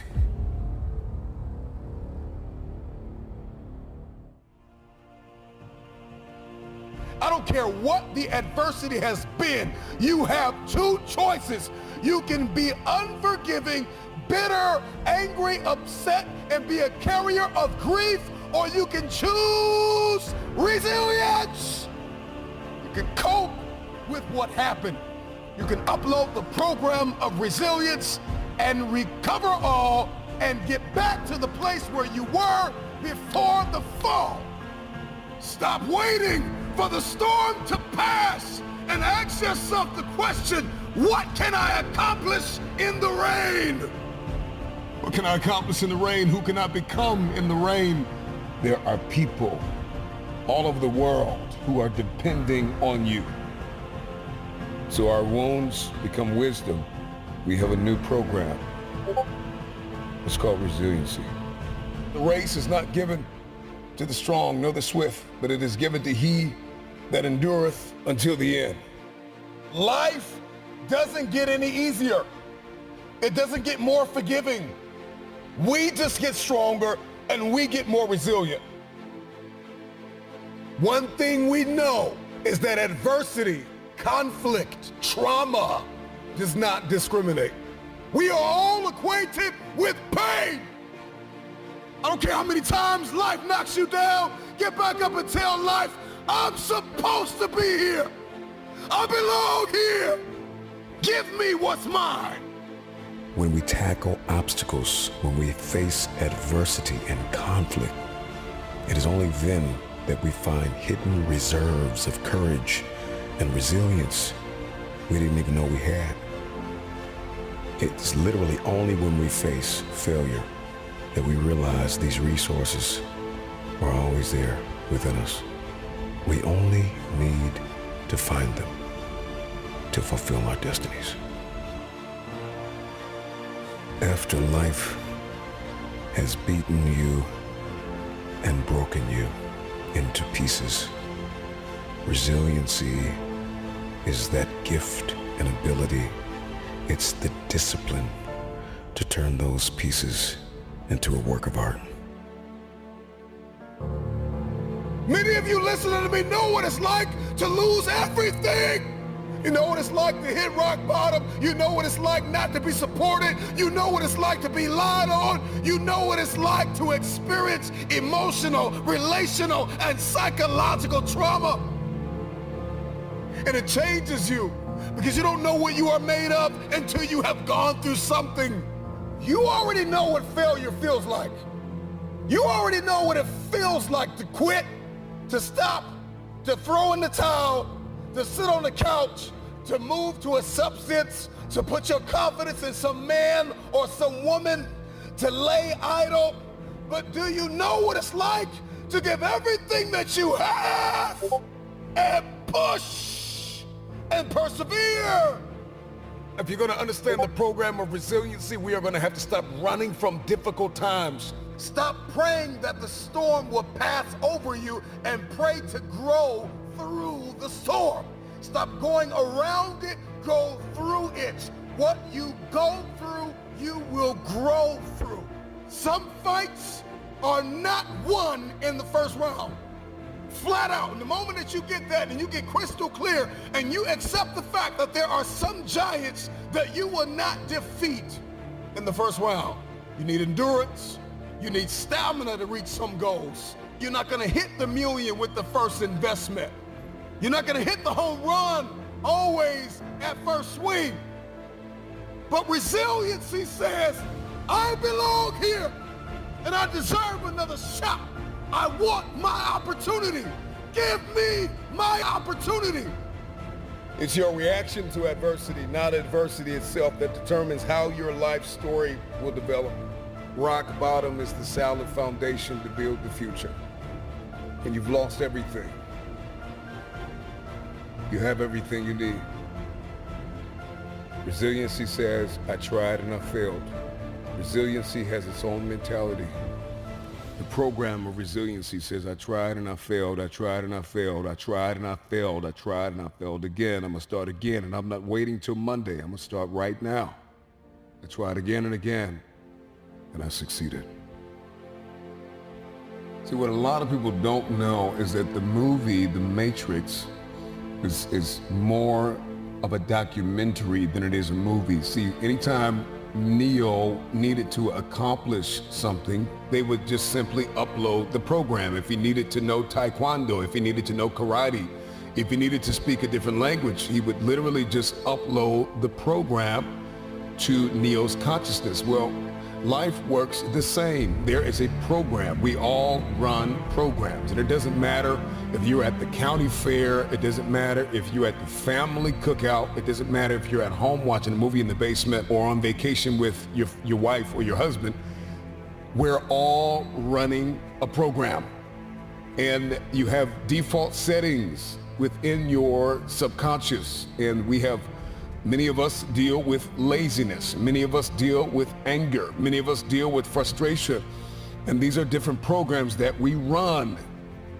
And so now you need to deliberately investigate and examine your internal man and ask yourself, what are the programs I'm running? Because for many of us, laziness is a program. Procrastination is a program. Anger and anguish and bitterness and unforgiveness is a program. And if you're going to hang on to grief and anger and unforgiveness because of the lawsuit or because of the jail time or because of the record that you think somebody messed up or the messy divorce you are going through or the job you lost or the business that tanked, I don't care what the adversity has been, you have two choices. You can be unforgiving, bitter, angry, upset, and be a carrier of grief, or you can choose resilience. You can cope with what happened. You can upload the program of resilience and recover all and get back to the place where you were before the fall. Get up! Stop waiting for the storm to pass and ask yourself the question, what can I accomplish in the rain? What can I accomplish in the rain? Who can I become in the rain? What can I build under these conditions? Resilience is based on compassion for ourselves as well as compassion for others.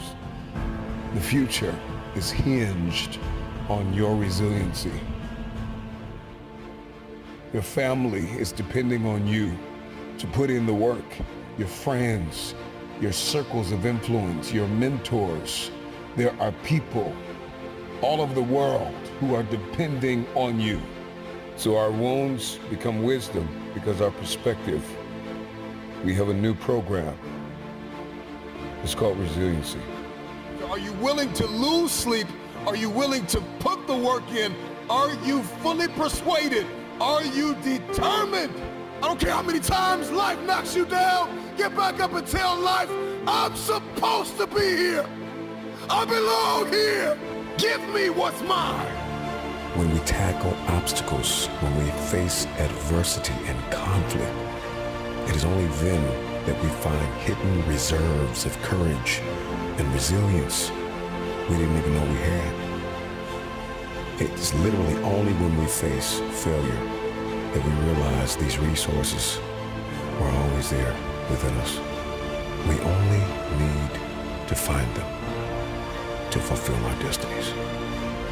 After life has beaten you and broken you into pieces, resiliency is that gift and ability. It's the discipline to turn those pieces into a work of art.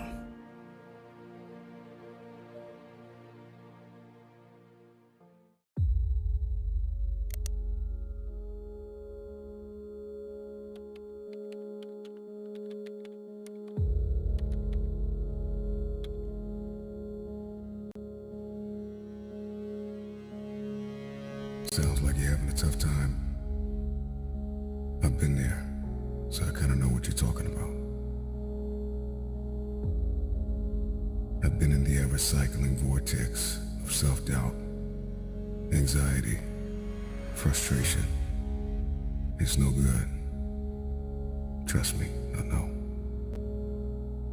Let me share a few things with you that hopefully will help the pain to subside.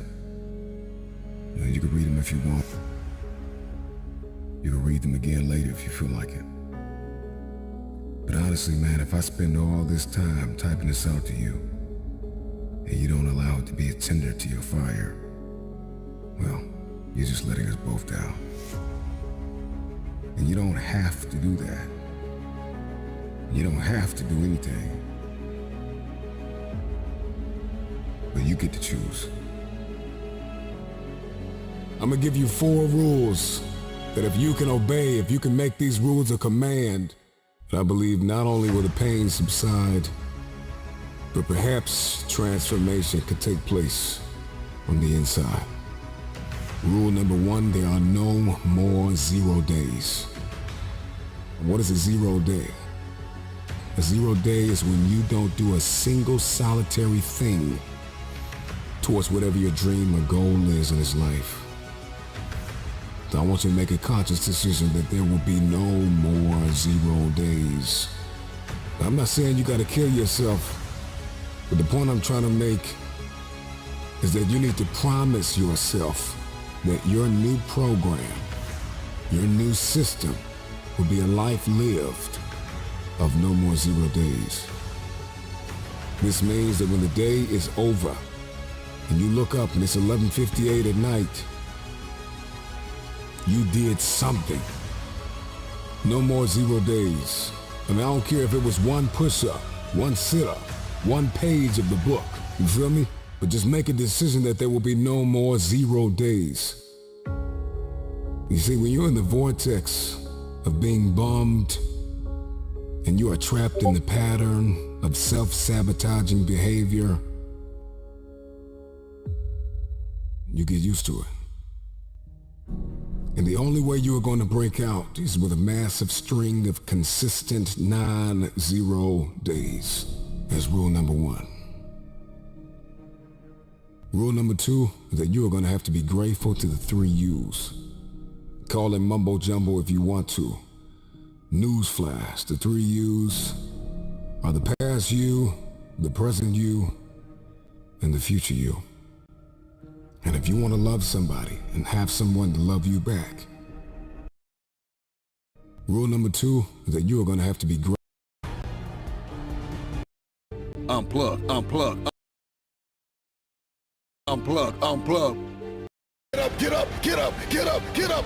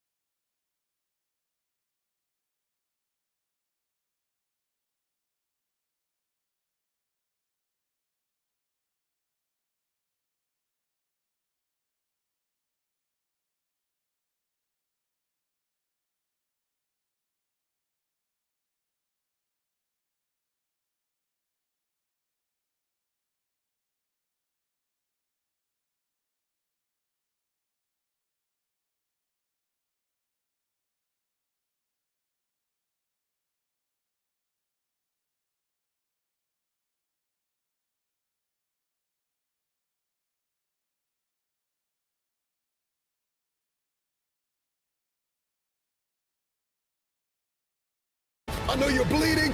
But Fries, did you save money in your past to buy something that resonated with you and thank the past you? Are you currently saving toward that dream or that goal you have or that improbable feat?